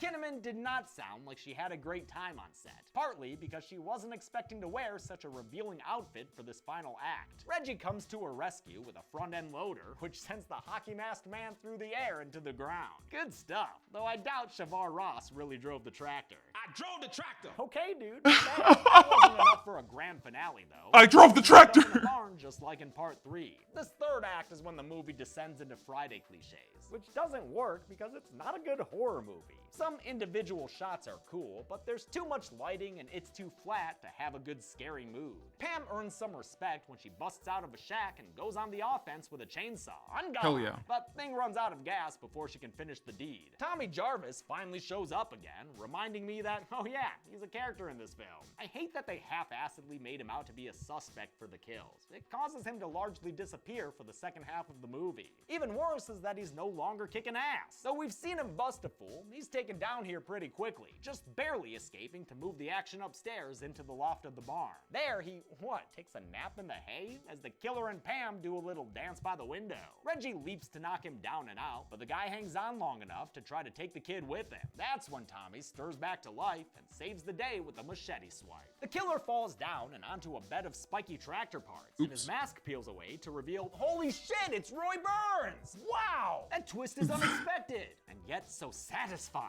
To explain what happened to all the viewers, who are undoubtedly whispering, what the fuck right now, we get our traditional wrap-up scene in the hospital. There, Sheriff Tucker tells Pam what's up. Roy Burns, who keeps pictures of himself in his own wallet, was father to Joey, the kid who got axed by Vic at Pinehurst. Incensed about Joey's murder, Roy used Jason's MO to go on a killing spree. Oh, well, that's Notably, bullshit. Never killed the guy who actually killed his son. That's not the only part that doesn't make sense either. When Joey died, Matthew Letter said the kid never knew his father. I don't know what the hell happened to the father. Took off somewhere, I guess. Okay, so how's Roy got an up-to-date picture of Joey in his wallet? What? Also, Kid got shuffled around from home to home till he came here. so Joey was abandoned as a child and eventually wound up in a halfway home in the same town his estranged father worked as a paramedic? I love how these movies try to do twists and cool continuity connections, but the scripts are never smart enough for them to fully work. Like, remember a few minutes ago when not Jason busted through that door? You're telling me this guy did that? Get the fuck out of here. Throughout the film, not Jason was played by stunt performer Tom Morga, even though he didn't resemble Roy's actor Dick Wyand one bit. Morga modeled his performance after Jason, not Roy, and played the actual Jason, kinda,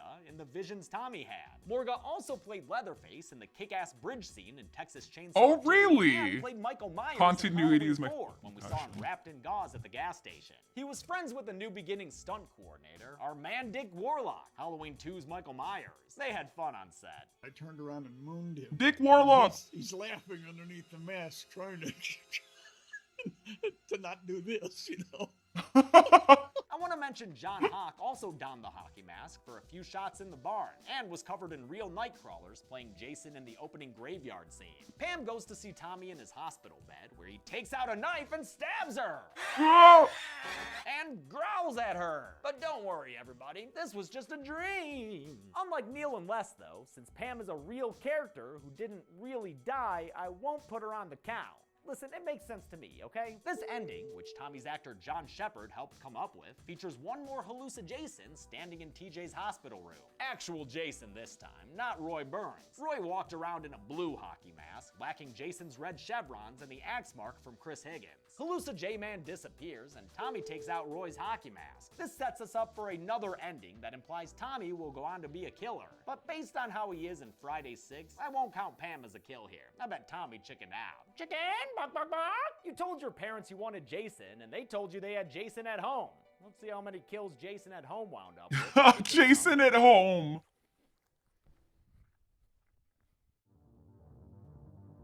We have Jason 21 kills in Friday the 13th, A New Beginning. 2 of them being dream dudes dying dream deaths. All in all, 15 kills were of guys, while only 6 were of ladies. But before you say anything, consider the hypothetical pie chart for nude scenes.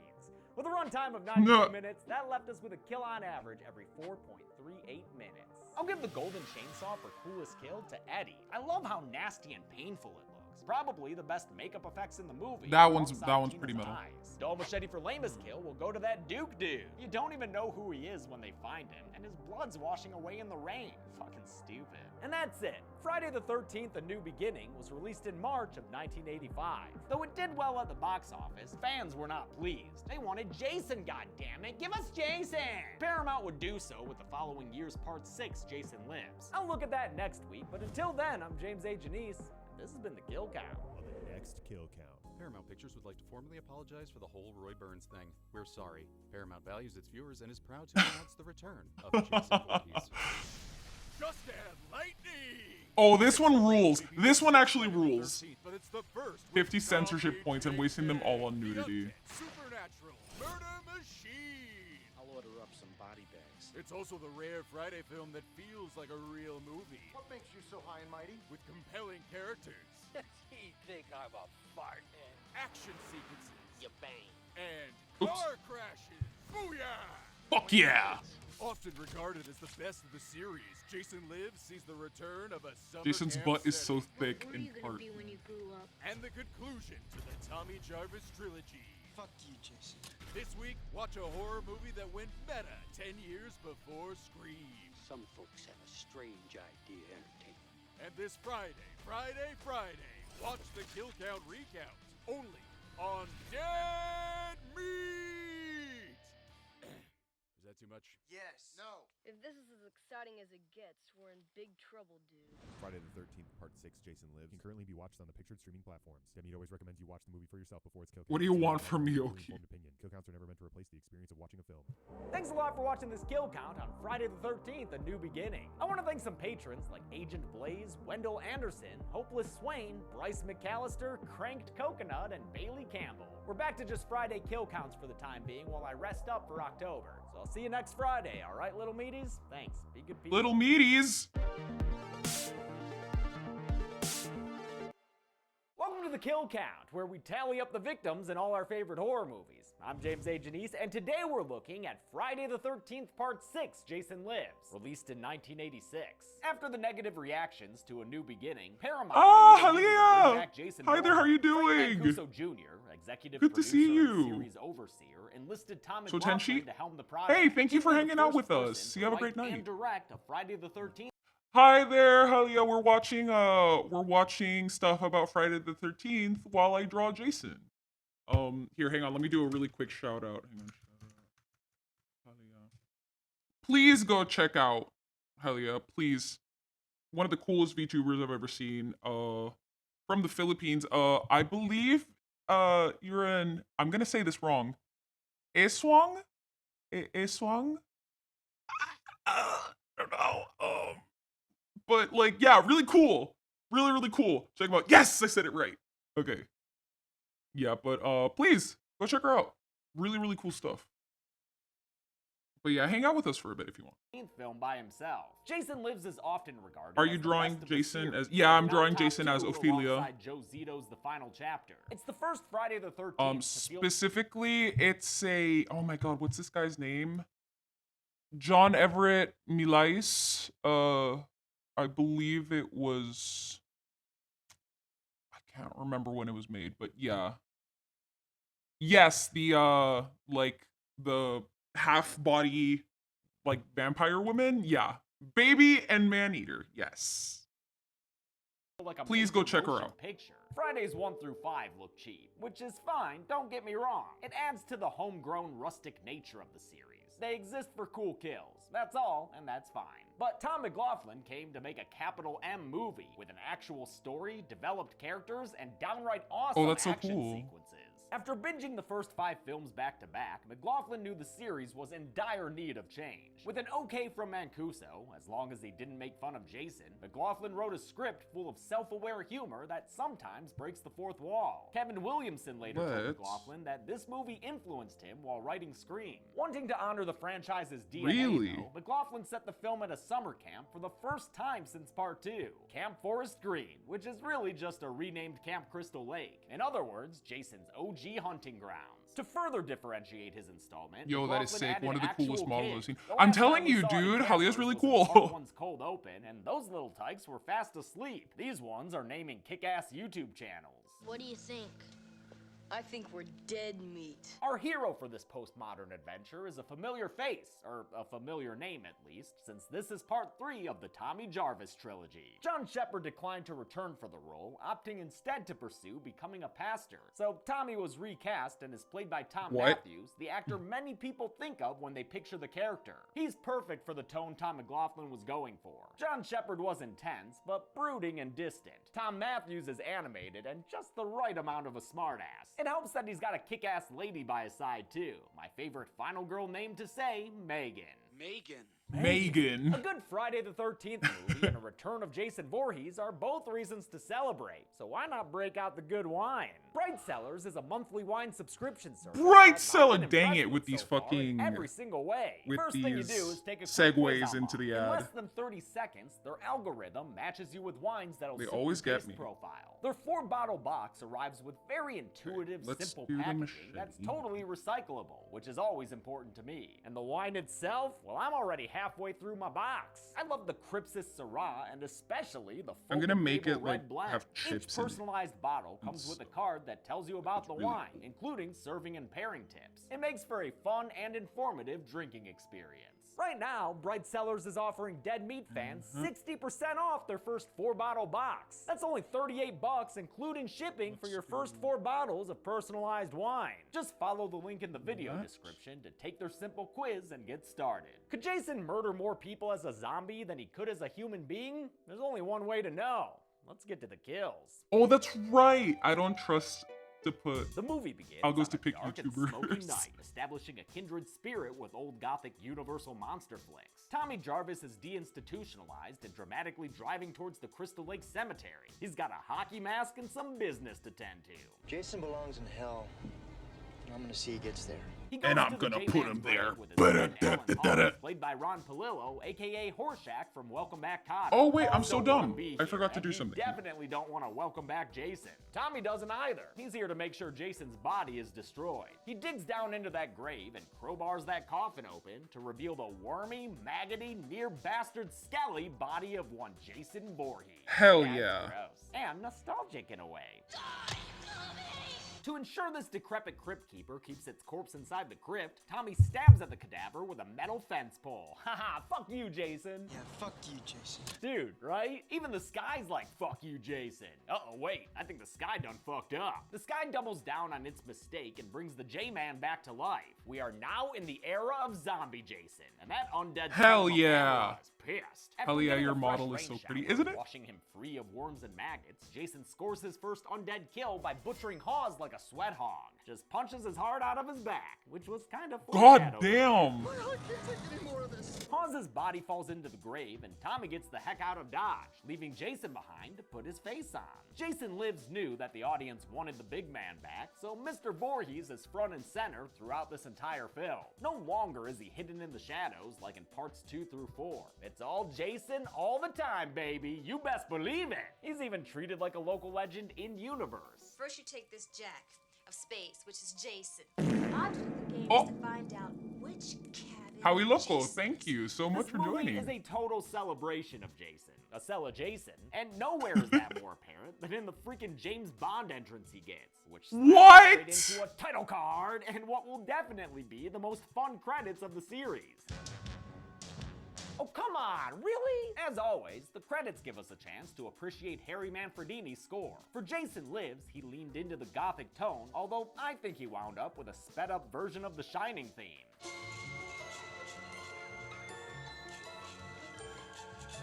A little bit.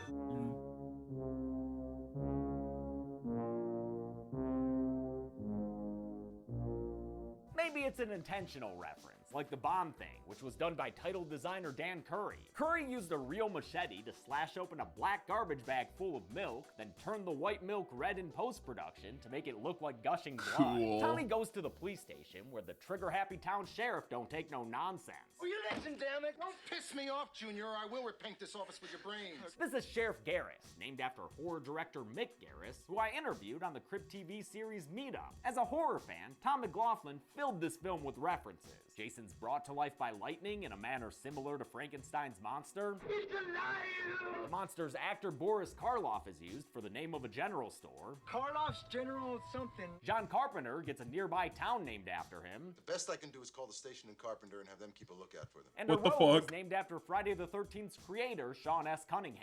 You should at least have Rick drive out to Cunningham Road and look for him. Megan. Sheriff Garris knows who Tommy Jarvis is, and also knows that grabbing a cop's gun is a crime, brother. He locks Tej up in his jail cell, though not without some sympathy. I'm sorry about what happened to you and your folks years ago, but no one in Forest Green wants to be reminded of what that maniac did here. That's why we changed the name. Sheriff Garris is aggressive, but he's not a one-note asshole. I like him. Tommy don't. Head counselors Darren and Lisbeth are on their way to Camp Forest Green, the renamed Camp Crystal Lake. Only one meta problem, though. I've seen enough horror movies to know any weirdo wearing a mask is never friendly.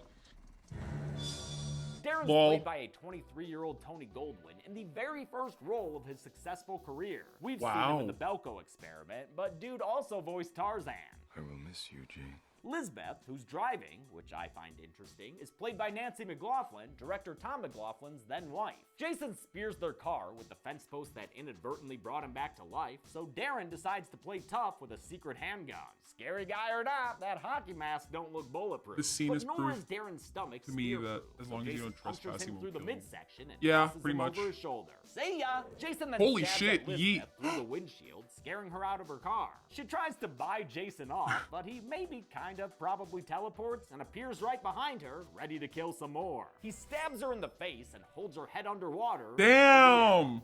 Her credit card floats away, but because they couldn't get permission to use American Express's name, McLaughlin turned it into an American Access card as a visual joke. In the last few Friday the 13th recounts, you've heard all sorts of stories about dangerous and irresponsible set conditions. The production of Jason Lives was thankfully nothing like that. Drugs and drinking were replaced by board games and bowling. It was a familial atmosphere fostered by Tom McLaughlin and his wife Nancy, the set's so-called den mother who made sure everyone was always Oh my god, taken she care looks of. just like, It's what's her perhaps name? ironic, Hang on, Love and Pink, hi there.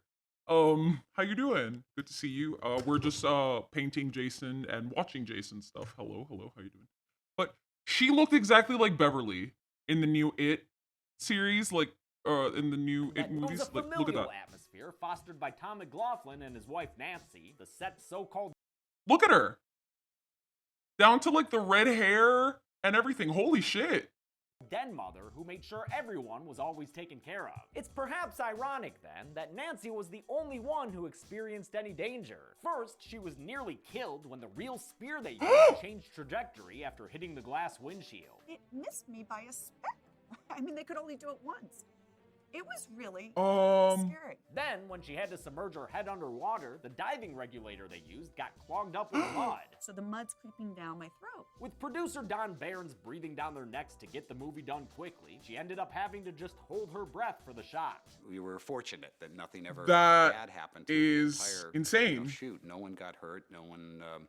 Hi there, Lisa's dead. Hello. The next morning, the other counselors from Camp Forest Green tell Sheriff Garris that Darren and Lisbeth are MIA. Tommy butts in and says Jason probably got him, catching the horned-up attention of the sheriff's daughter, Megan. Don't beat him up too bad, Dad.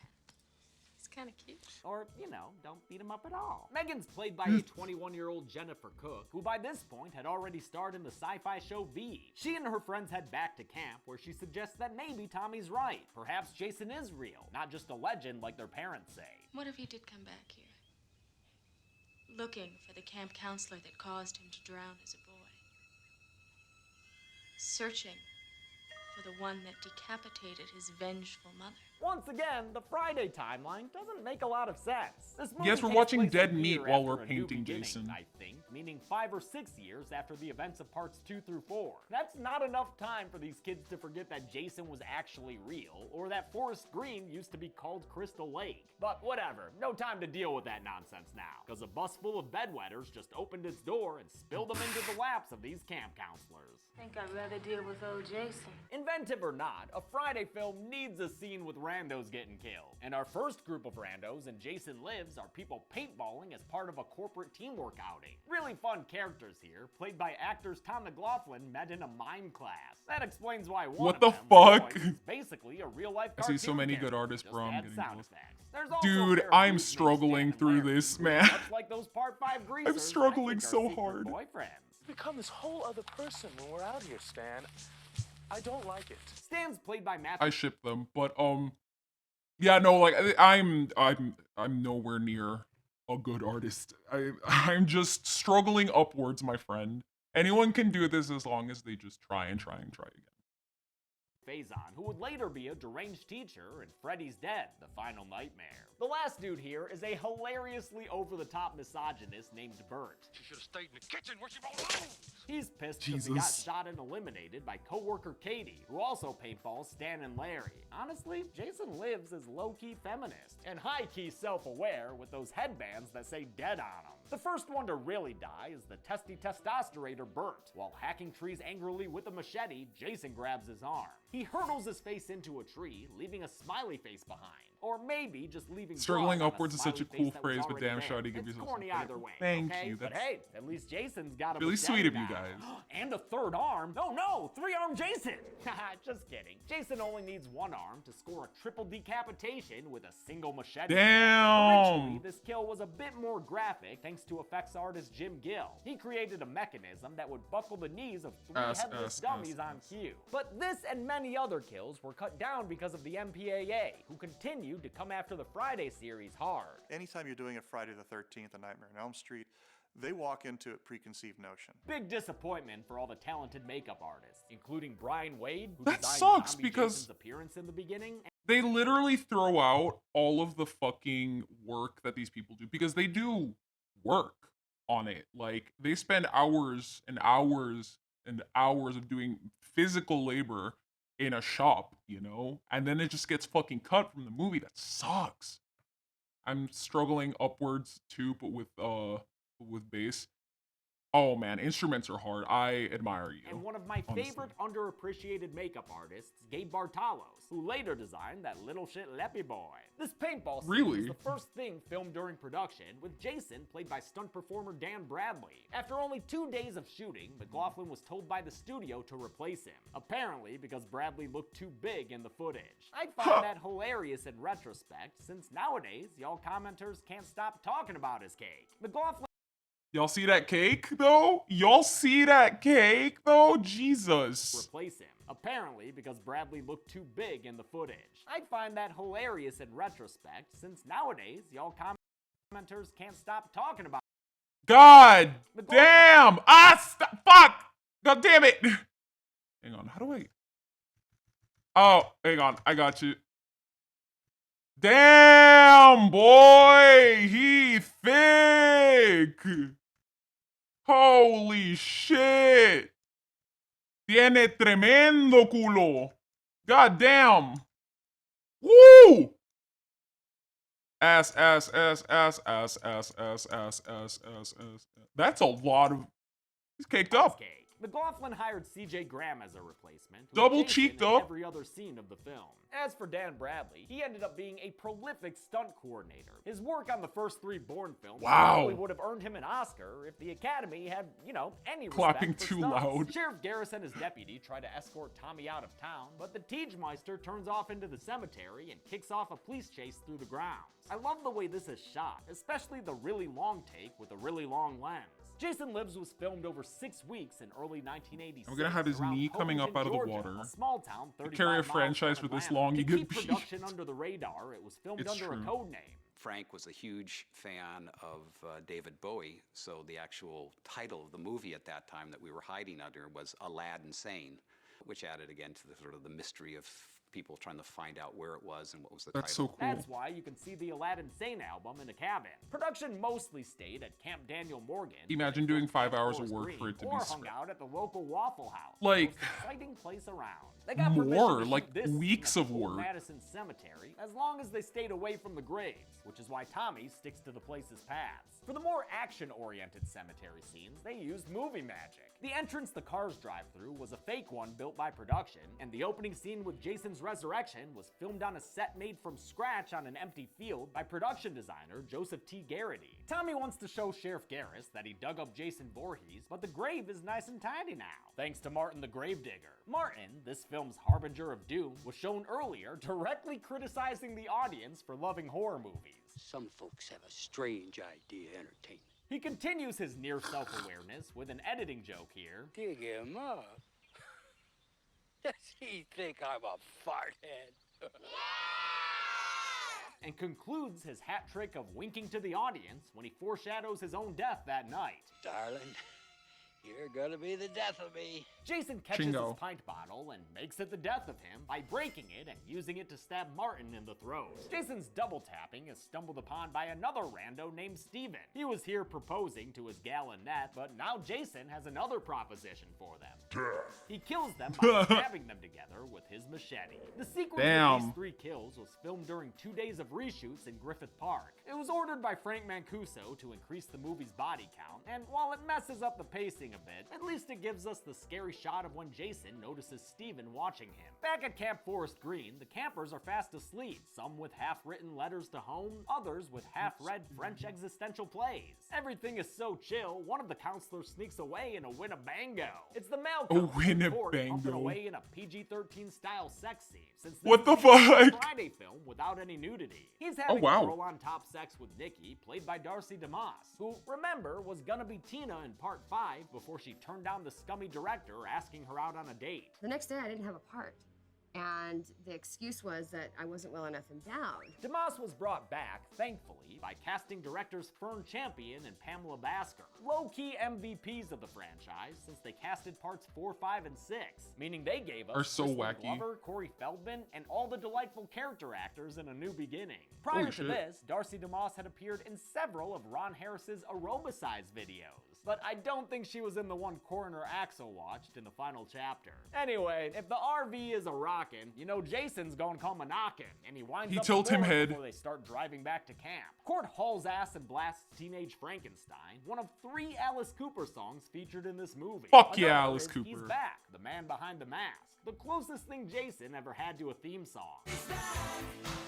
He's the man behind the mask. J-Man's all over and the he's music out video of control. He's back. I fucking love that song. Director Joseph Zito. The loud music keeps Court oblivious when Jason grabs Nikki and abducts her into the bathroom. He kills her by shoving her face through the wall. But hey, holy shit! Jason kills Court quickly thereafter by stabbing him in the head with a knife. The driver's death causes a magnificent accident and flips the RV onto its side. This was the last thing filmed for the movie, since Jason actor C.J. Graham had to pop out and stand atop a burning vehicle. Though it looks badass, it could have gone very wrong, so might as well film everything else beforehand.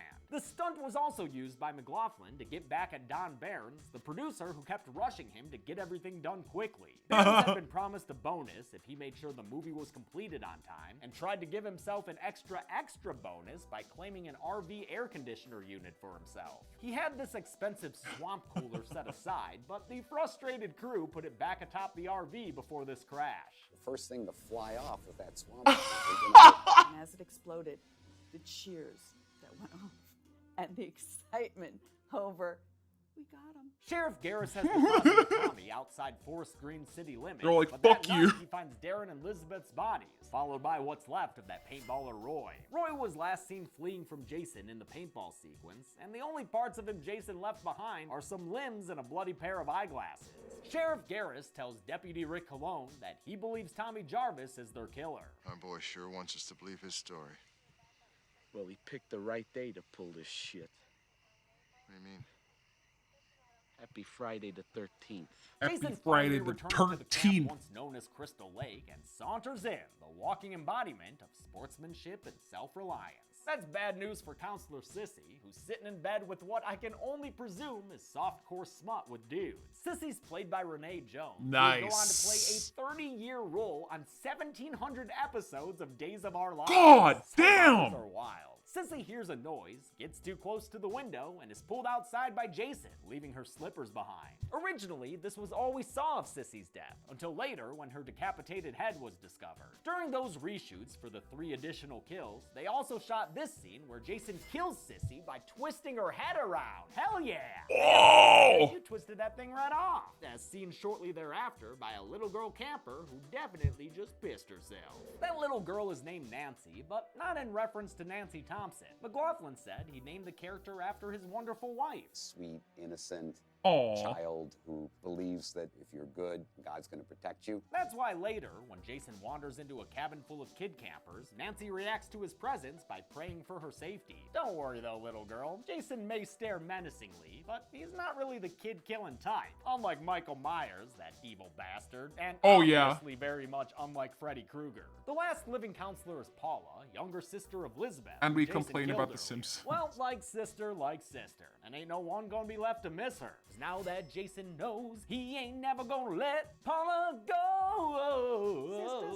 Sister. Megan's alone at the police station when Tommy calls with a plan to defeat Jason. She goes to pick him up, and when he tries to take her car, she tells him she's here to help, not serve, motherfucker. Let's get going. We can argue about it on the way. You tell me what you need and I'll see to it that you get it. Besides, nobody drives this puppy but me. She drives past a visual joke that doesn't really work for me until she hits a police roadblock, but Megan ain't about to let that stop her. Get down there, Tommy, and enjoy the view. It's stunt driving Well, time to Alice Cooper's holy Hard Rock shit. Summer.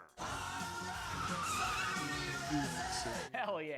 I do find the gag with Tommy's head down there hilarious. That's what I want. She means the sign for Camp Tej, get your head out of the gutter. Megan's dope driving skills are finally bested by her father, who puts up one last roadblock and points a gun right at her face. Megan, step out of the car. Shit.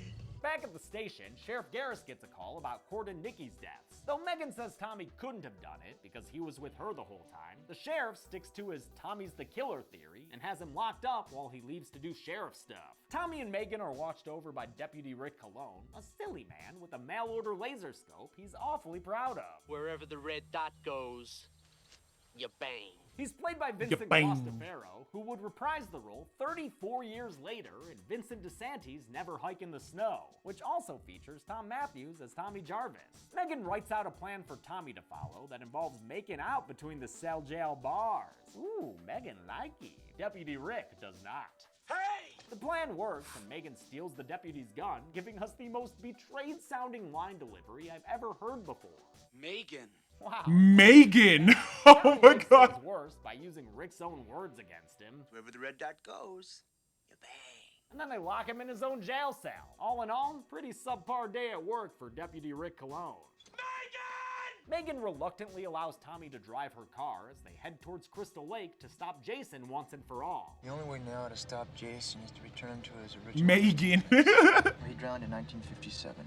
already at the camp as Sheriff Garris and two of his cops. That's literally how he said it. Spread out and look for anything funny. Anything funny like what, Sheriff? Like blood everywhere? Now, I know, not usually funny, but the shots of it on the popcorn and sissy slippers, you know, That's a lot of blood. Officer Thornton with a dart to the head. Damn, dude, that had to have been a nat 20 dex roll. The other cop, Officer Pappas, first runs into a scared as hell Nancy before Jason emerges and eats his bullets like they were tasty bits of bloody popcorn. Pappas is killed with one of my favorite style Jason kills, a hands-only head crush. Always nice. Makes a splash for me. Garris runs into Nancy and takes care of her, then leads all the campers into a single bunk. His care for these kids is another thing that makes me like him, and their care for their pets and dollies makes me like them too. And of course, these campers have the line that I literally named this channel after. Like, it came from these lines. What do you think?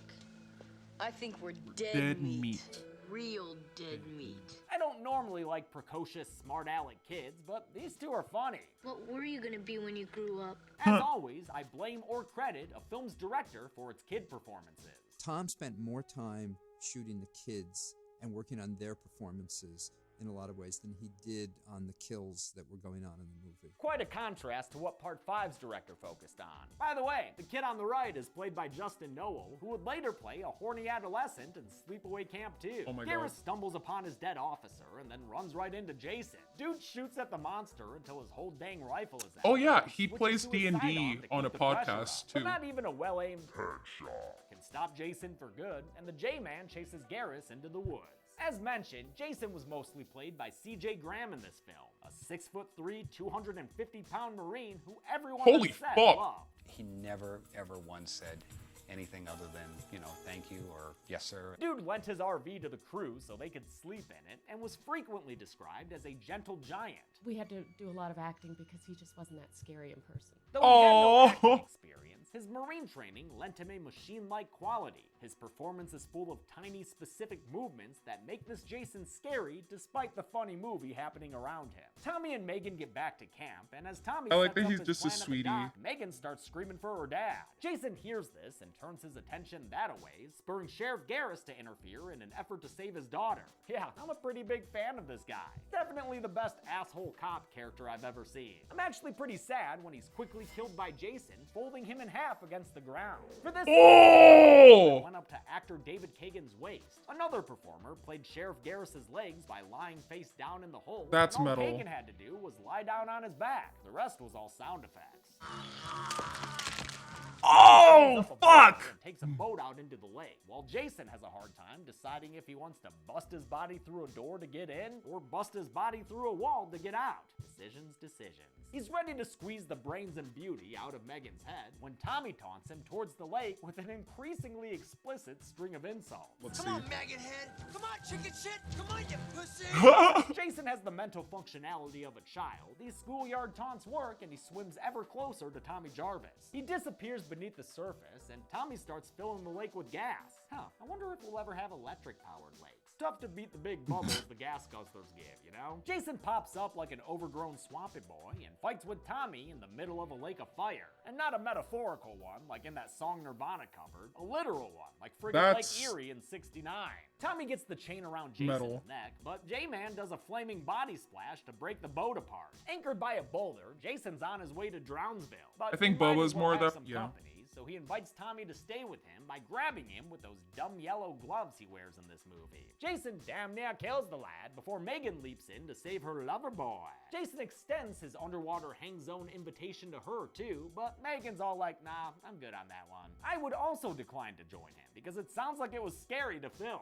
CJ Graham was actually anchored and chained 20 feet underwater. I was at the mercy of the safety divers. If I needed air, I would signal, give a hand signal, the divers would swim in. They'd lift my mask and put a regulator right in my mouth. Graham said he trusted the stunt team led by Michael Nomad though, and it probably helped that the underwater shots were filmed in a temperature-controlled pool at USC. Everything above the water surface was filmed in a very cold lake in Georgia. To fend off the persistent That's cold, fucking Megan horrifying. starts the onboard motor and cuts into Jason's throat. It's a nasty affair full of body twitching and gory flotsam. In fact, since the blood and guts would have ruined USC's swimming pool, McLaughlin had to film these final shots in a his parents' pool in Culver City. Jason relinquishes his hold on Megan, and he's left at the bottom of the lake as she and TJ get to shore. She brings him back to life, and he expresses relief that things are finally over. Even though, like, come on, Tommy, you know what franchise you're in by now. The original ending in McLaughlin's script went back to the cemetery after this. It revealed that Jason's father, Elias Voorhees, had been paying Martin to take care of Jason's and Pamela's graves. But Frank Mancuso vetoed this ending, I think for a good reason. See, I'd agree if he'd actually died have when he to died. address the father figure, and he didn't want to deal with all that. Instead, the movie ends with a shot of Jason floating in the lake. It reminds me of that Jason statue built by Doug Klein that he put in a Minnesota diving spot. Is that thing still there? I really want to see it. Oh, Imagine how fucked up that would be if you went diving into a fucking lake, just at the, and you saw that at the bottom. I would shit myself if I didn't know it was down there. Like, if nobody told me, I would shit. I would shit so hard, I would be propelled like a motorboat across the surface of the lake and skip onto the surface, where I would begin running to the other side of the fucking planet. Fuck that. Speaking of seeing, the last shot is of Jason opening his eye, of course. How many bodies did we wind up with when Jason lived to kill again? Let's find out and get to the numbers. Oh, man. I wasn't even armed or anything. That is some bullshit if I have ever seen it before. Bullshit! There were 18 kills in Friday 6 Jason Lives. Not a record, but more dead bodies than the first 4. The victims were 12 guys and only 6 ladies, giving us a 2-to-1 ratio of dudes.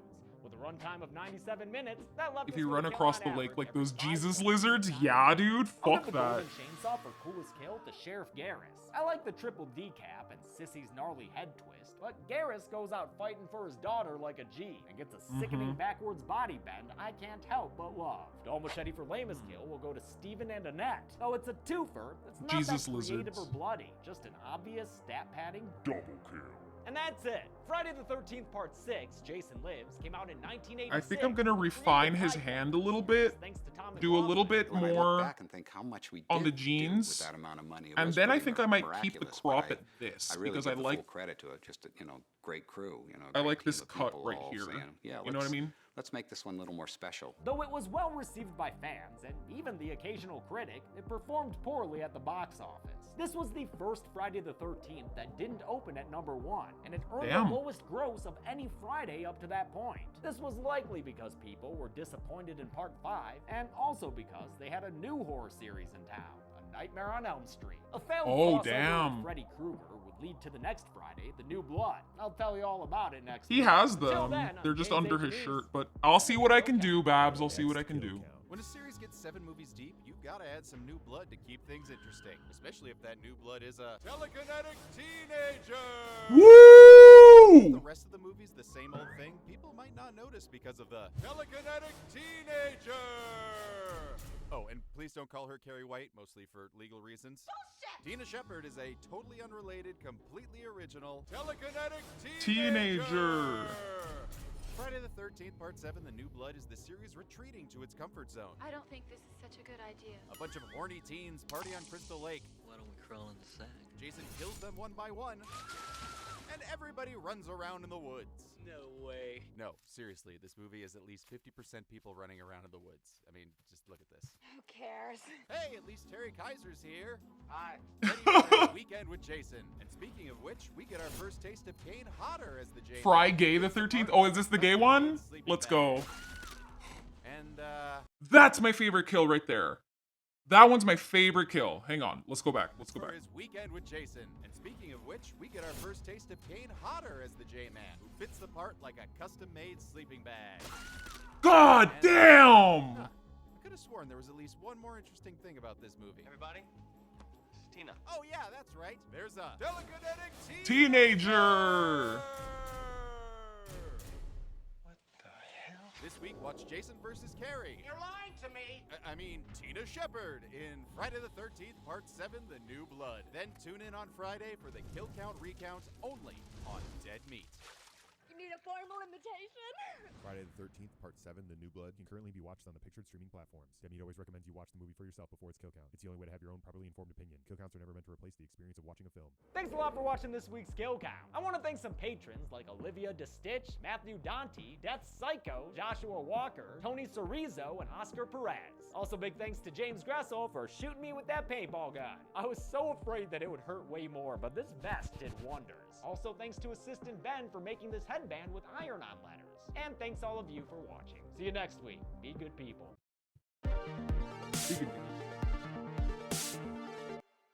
Welcome to the Kill Count, where we tally up the victims in all our favorite horror movies. I'm James A. Janice, and today we're looking at Friday the 13th Part 7, The New Blood, released in 1988. By the late 80s, the Friday franchise had grown long in the machete. Not even the effortful, creative sixth installment was enough to help Jason reclaim his title of Horror King. There was a new top dog in town, and his name was Freddy Krueger. Recognizing this, Paramount attempted a crossover between the two series, but since New Line's Nightmare sequels were taking in twice as much at the box office as Jason, God damn. they didn't feel the need to come to an agreement. The plan was scrapped. Me on my way to watch Dead Meat instead of watching 15 years later. In the meantime, screenwriter Daryl Haney came up with the idea for a pseudo-crossover. Jason versus Carrie, or at least a Carrie-like character. A final girl with psychic powers.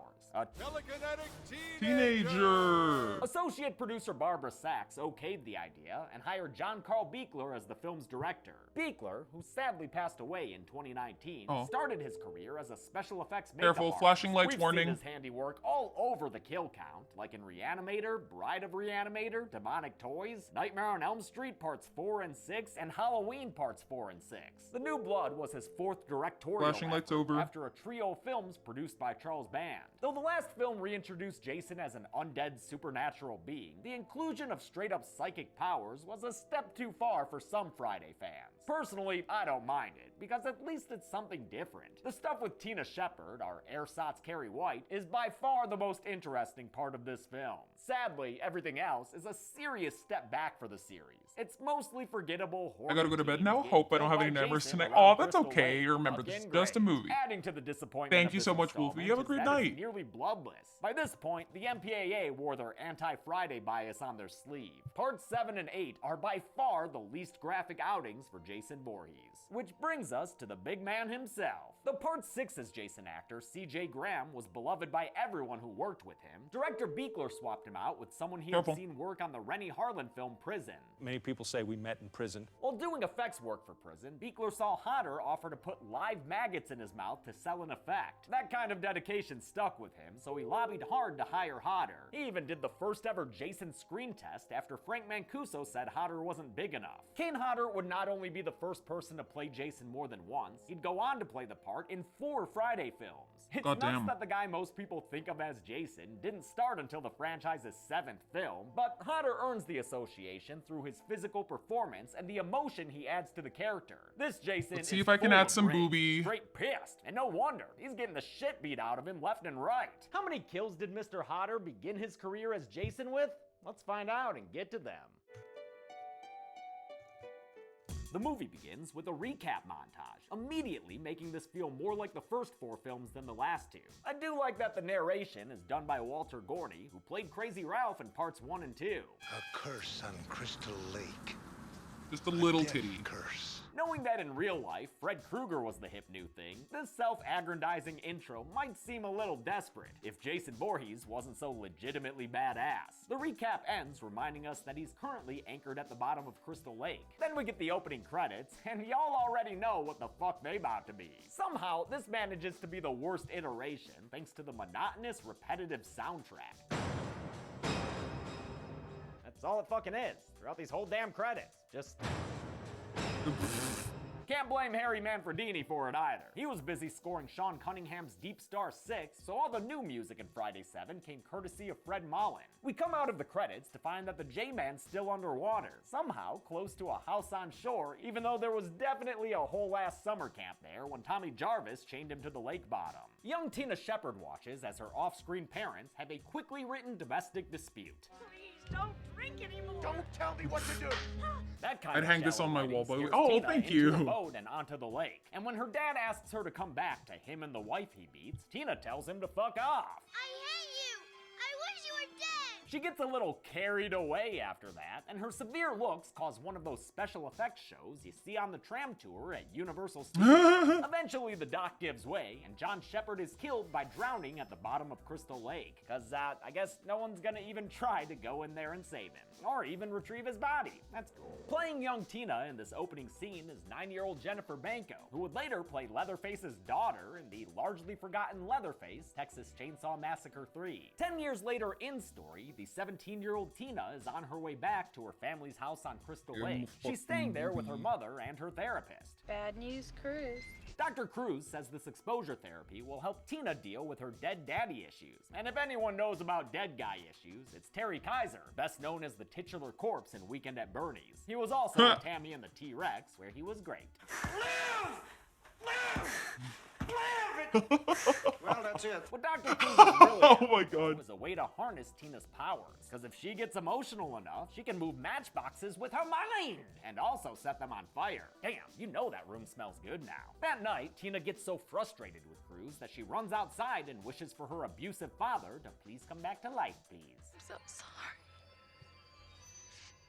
I wish I could bring you back. Tina focuses her psychic energies on a body she senses in the lake, only to bring back the wrong dead abuser down there. Jason Voorhees snaps back to reality, and Whoop, there goes gravity. gravity. Them mofo's floating up to the surface. And the sight of that splashy monster's enough to make a psychic girl faint. Jason's long gone from the lake by time Tina recovers. She's absurdly unhelpful to her mother and Dr. Cruz. Dr. Cruz, I saw him, but I can't describe him.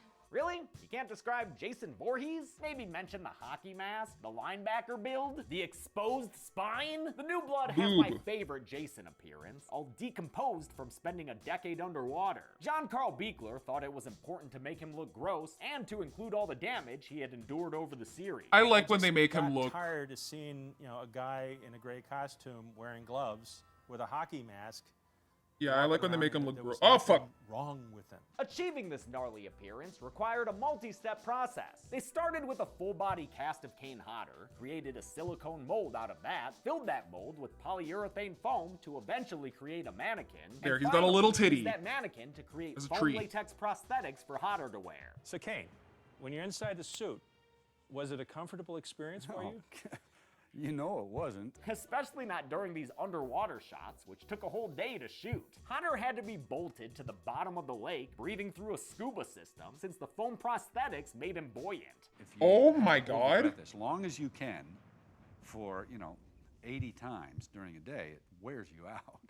I was exhausted after that day, and all I did was sit underwater. The New Blood has one of those The Final Chapter situations, where there are two lakeshore houses unreasonably close together. And you know damn well who's in the house next door to Tina's. A bunch of horny teens just waiting to get killed. There's also a guy named Nick, the requisite bland love interest for our final girl. Like Bill, Rick, and Rob before him, he's a brunette hunk with a monosyllabic name and largely forgettable, especially next to Tina. Buechler fought hard to cast Lar Park Lincoln, who consulted psychics as research for her role of Tina Shepherd. On their advice, she kept her telekinesis face acting on the subtle side. Some actors and crew members said Lincoln was distant and off-putting, but maybe she just wanted to avoid the partying and cocaine that had returned to set. In any case, I think she does a great job as Tina and is one of the bright spots of the film. Nick's not really part of this horny friend group next door. He's the cousin of a guy named Michael who's still on his way there. Michael's played by William Butler, who would also end up in Leatherface Texas Chainsaw Massacre 3. His car breaks down, which isn't a big deal for him since he has an egalitarian view towards camping spots. Woods is woods. But his lady Jane admits that there's a reason they're headed to Crystal Lake. This is supposed to be a surprise party for your birthday. Everybody's waiting for us to show up.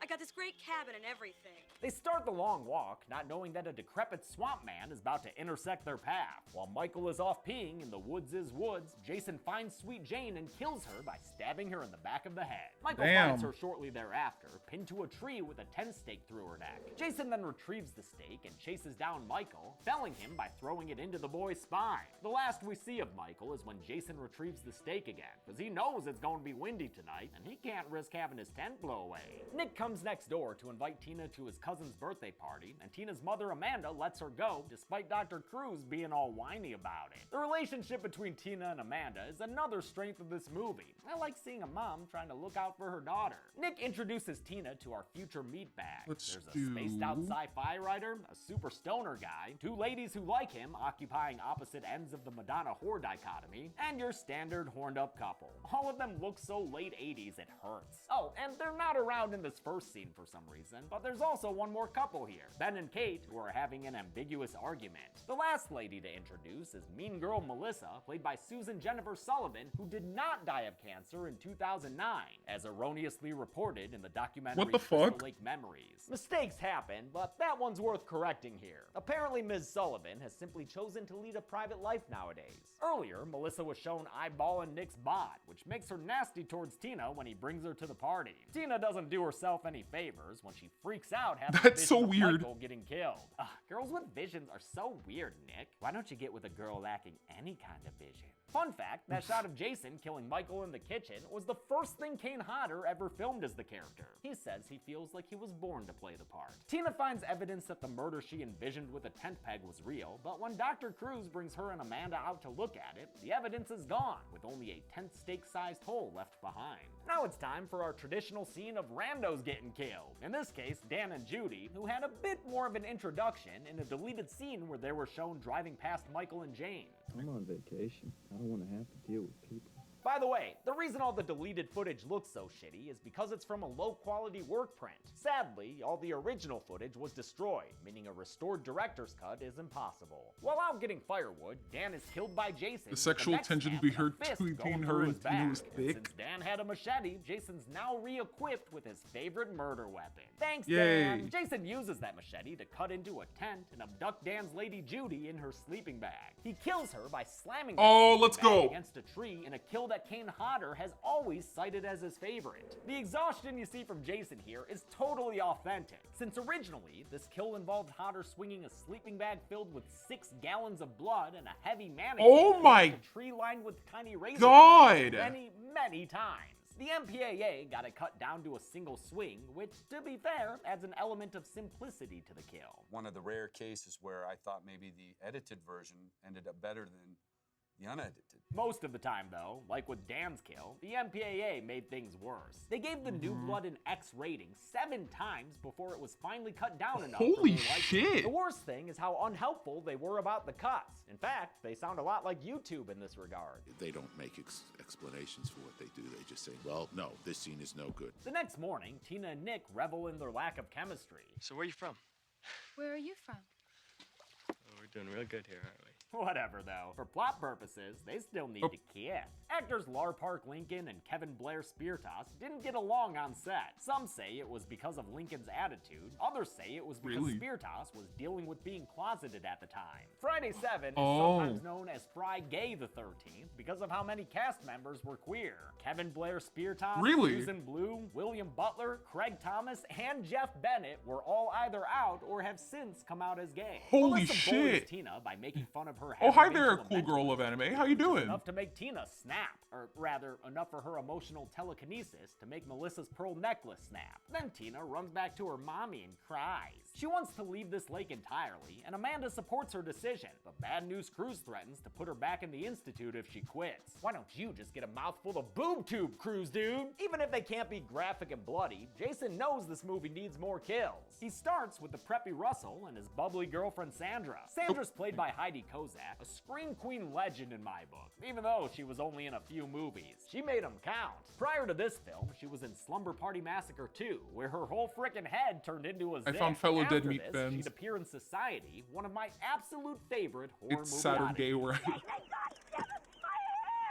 Sandra gets real naked for a skinny dip in the lake, but while Russell's stripping down to join her, J-Man comes out of the woods. He kills the lad by golf swinging an axe into his face. The makeup can only be appreciated when Sandra sees his body from afar. But originally, this kill had a lot more gruesomeness and was given an even better look thanks to a close-up. Jason then appears in the lake, perhaps via teleportation, and kills Sandra after a Jaws-like approach from underneath the water. He pulls her down and she presumably drowns in the icy water waters of Crystal Lake. Not a fun death for Ms. Kozak to film. This movie was shot near Mobile, Alabama in February, when it was only 14 degrees outside. There was also a fear of alligators, leading production to hire armed gator wrangler Leslie Busby. Busby later said he got paid to do nothing since gators aren't active in the winter. Dr. Cruz discovers that Tina's portending of danger might have some merit, as Amanda Shepard learns that he's been taking advantage of her daughter.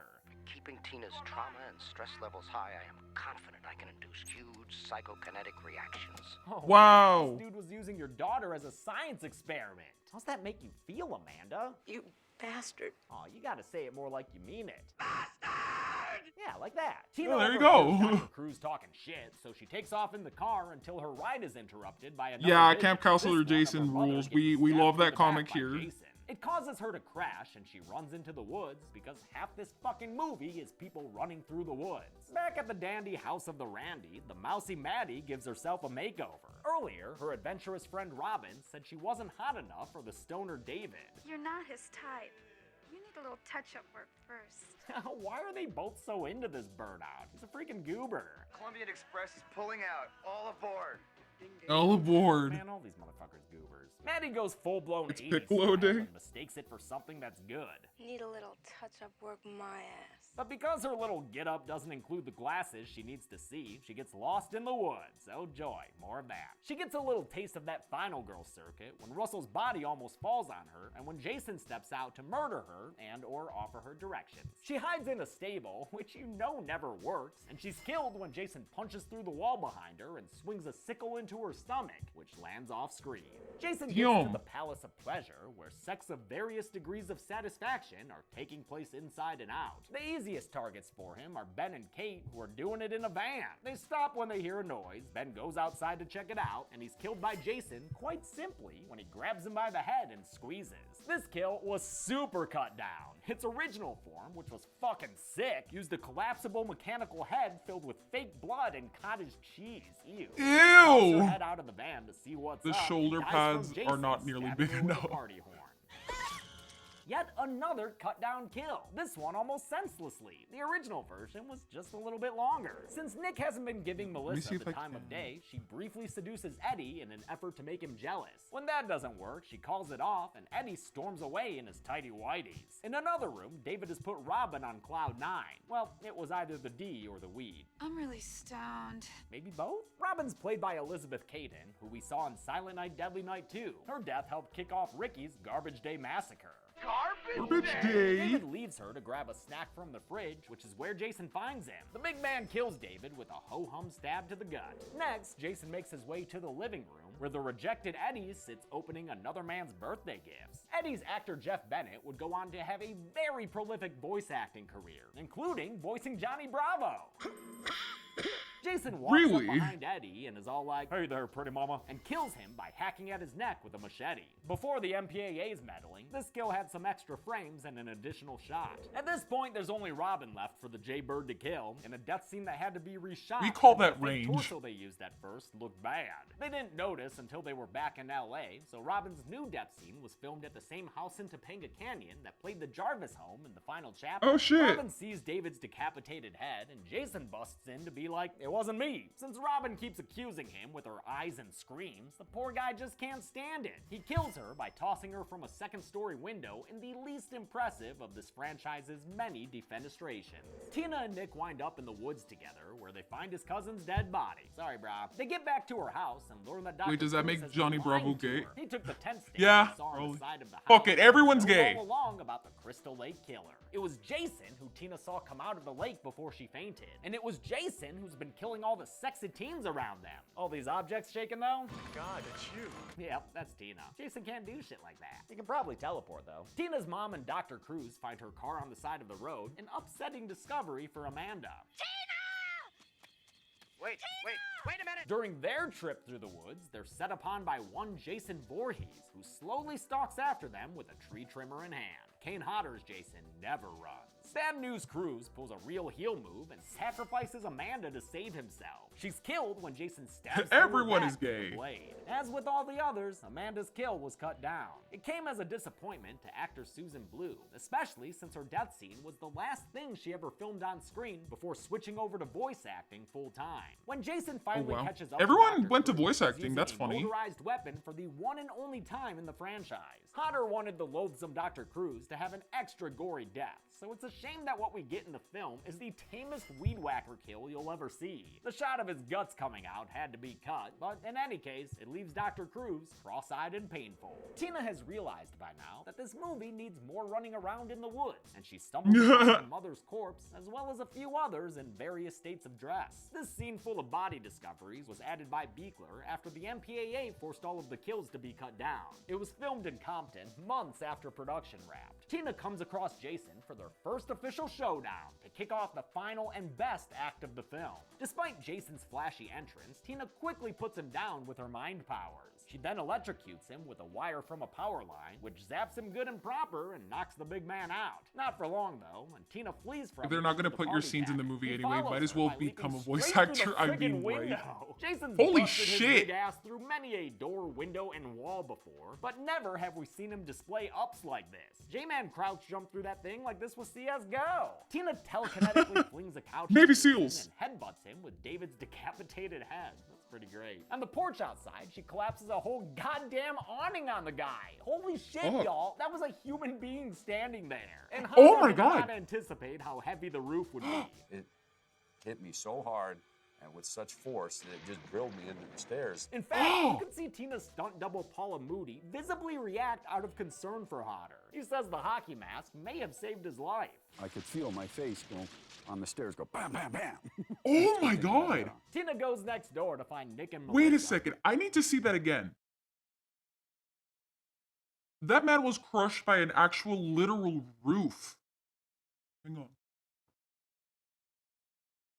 Let's see that one more time. Holy shit.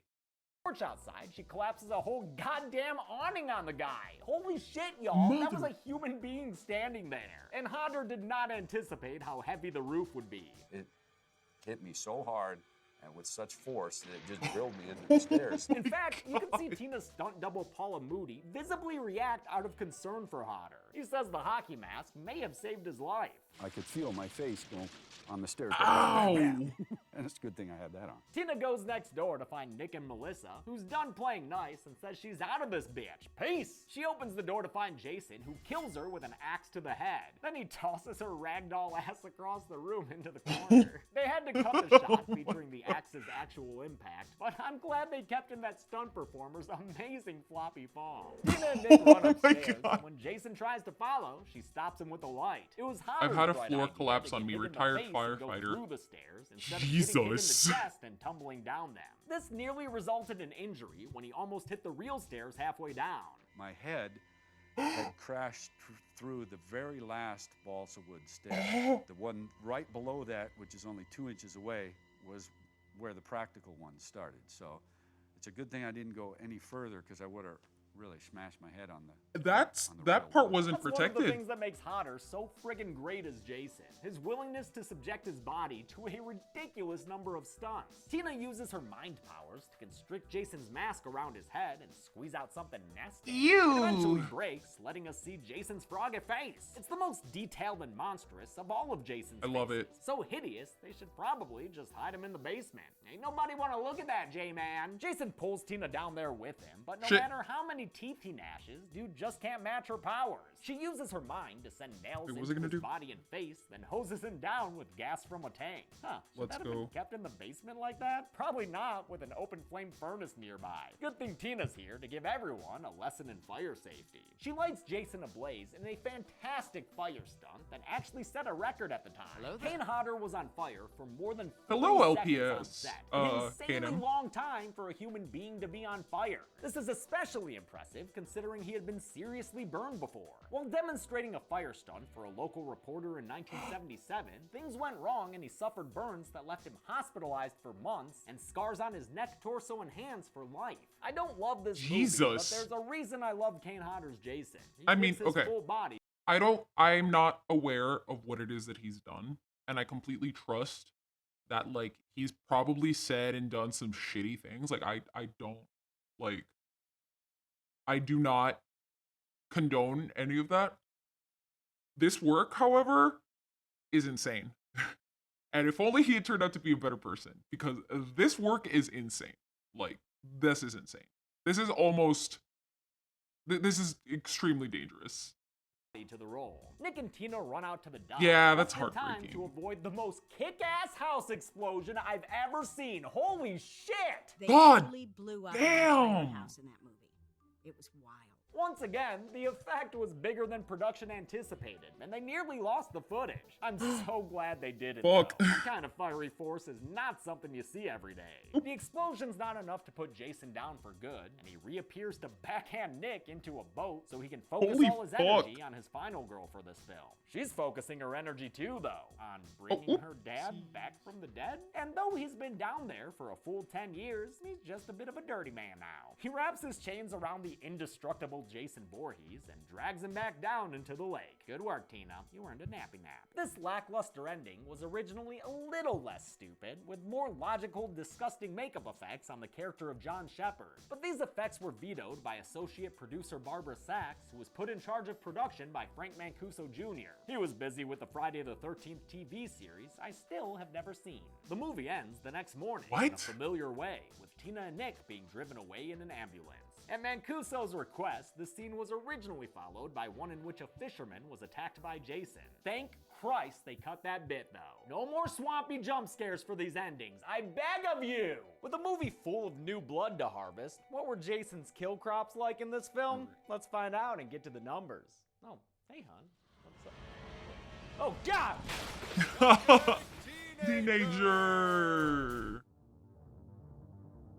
I counted 16 kills in Friday 7 The New Blood, with 8 of the victims male and another 8 female. That gives us an even pie chart. One more way this movie's similar to the first 4. With a runtime of 98 minutes, that left us with a kill on average every 6.13 minutes. I'll give the golden chainsaw for coolest kill to Judy. It's not that bloody, but it's memorable in its simplicity. That one's the good one, Besides, yeah. who am I to argue with Kate Hodder himself? Dull machete for lamest kill will go to Maddie. Pretty disappointing that it cuts outside while the kill occurs. And that's it. Friday the 13th Part 7 The New Blood came out in 1988 after a very condensed production schedule. From pre-production to its theatrical release, there were only 6 months. That's not enough time to make a movie, man. Jason would have one more adventure under Paramount, a nautical jam that I'll look at next week. Until then, I'm James A. Janice.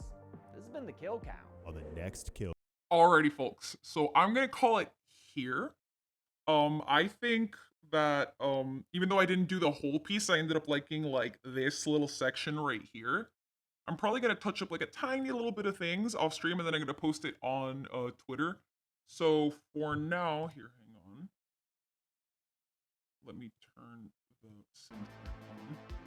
Thank you guys so much for hanging out with me today. It was so much fun.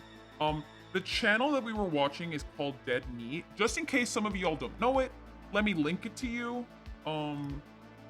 Just so you can check it out, because trust me, like, you can spend hours upon hours upon hours watching this person's channel. You recaptured the "are you kidding me" energy of the original really well. Oh, thank you so much, you guys. Thank you. Hang on. Let me go to YouTube real quick and put Dead Meat. Yes. Okay, yes, so here's Dead Meat. I am already subscribed, of course. Thank you for the Jason Titty, of course. Okay, so there you go. Just in case you haven't followed yet, please give them a follow. They're great people. Okay, and let's look up who we want to raid today. So let's do... I was born on Friday the 13th. Hell yeah! All right. Who have we got?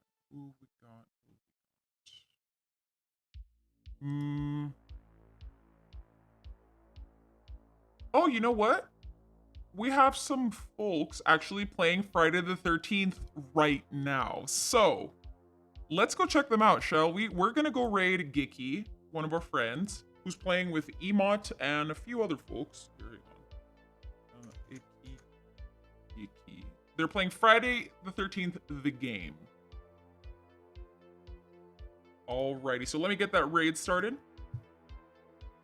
Go. Alrighty. And there's our raid message. Okay, guys, so I want to thank you guys so much for hanging out with me and chilling and watching spooky stuff. I'm really grateful. Tomorrow I'm gonna be on, I think with, Zombie Guts, with Emot and with someone else. I cannot remember, but, we're gonna be playing the, my brain is stalling. We're gonna be playing the Evil Dead game. Yeah, so that's gonna be around 1 p.m. my time, I think, but I'll make a post about it on Twitter. So, hang on, let's go, just chatting.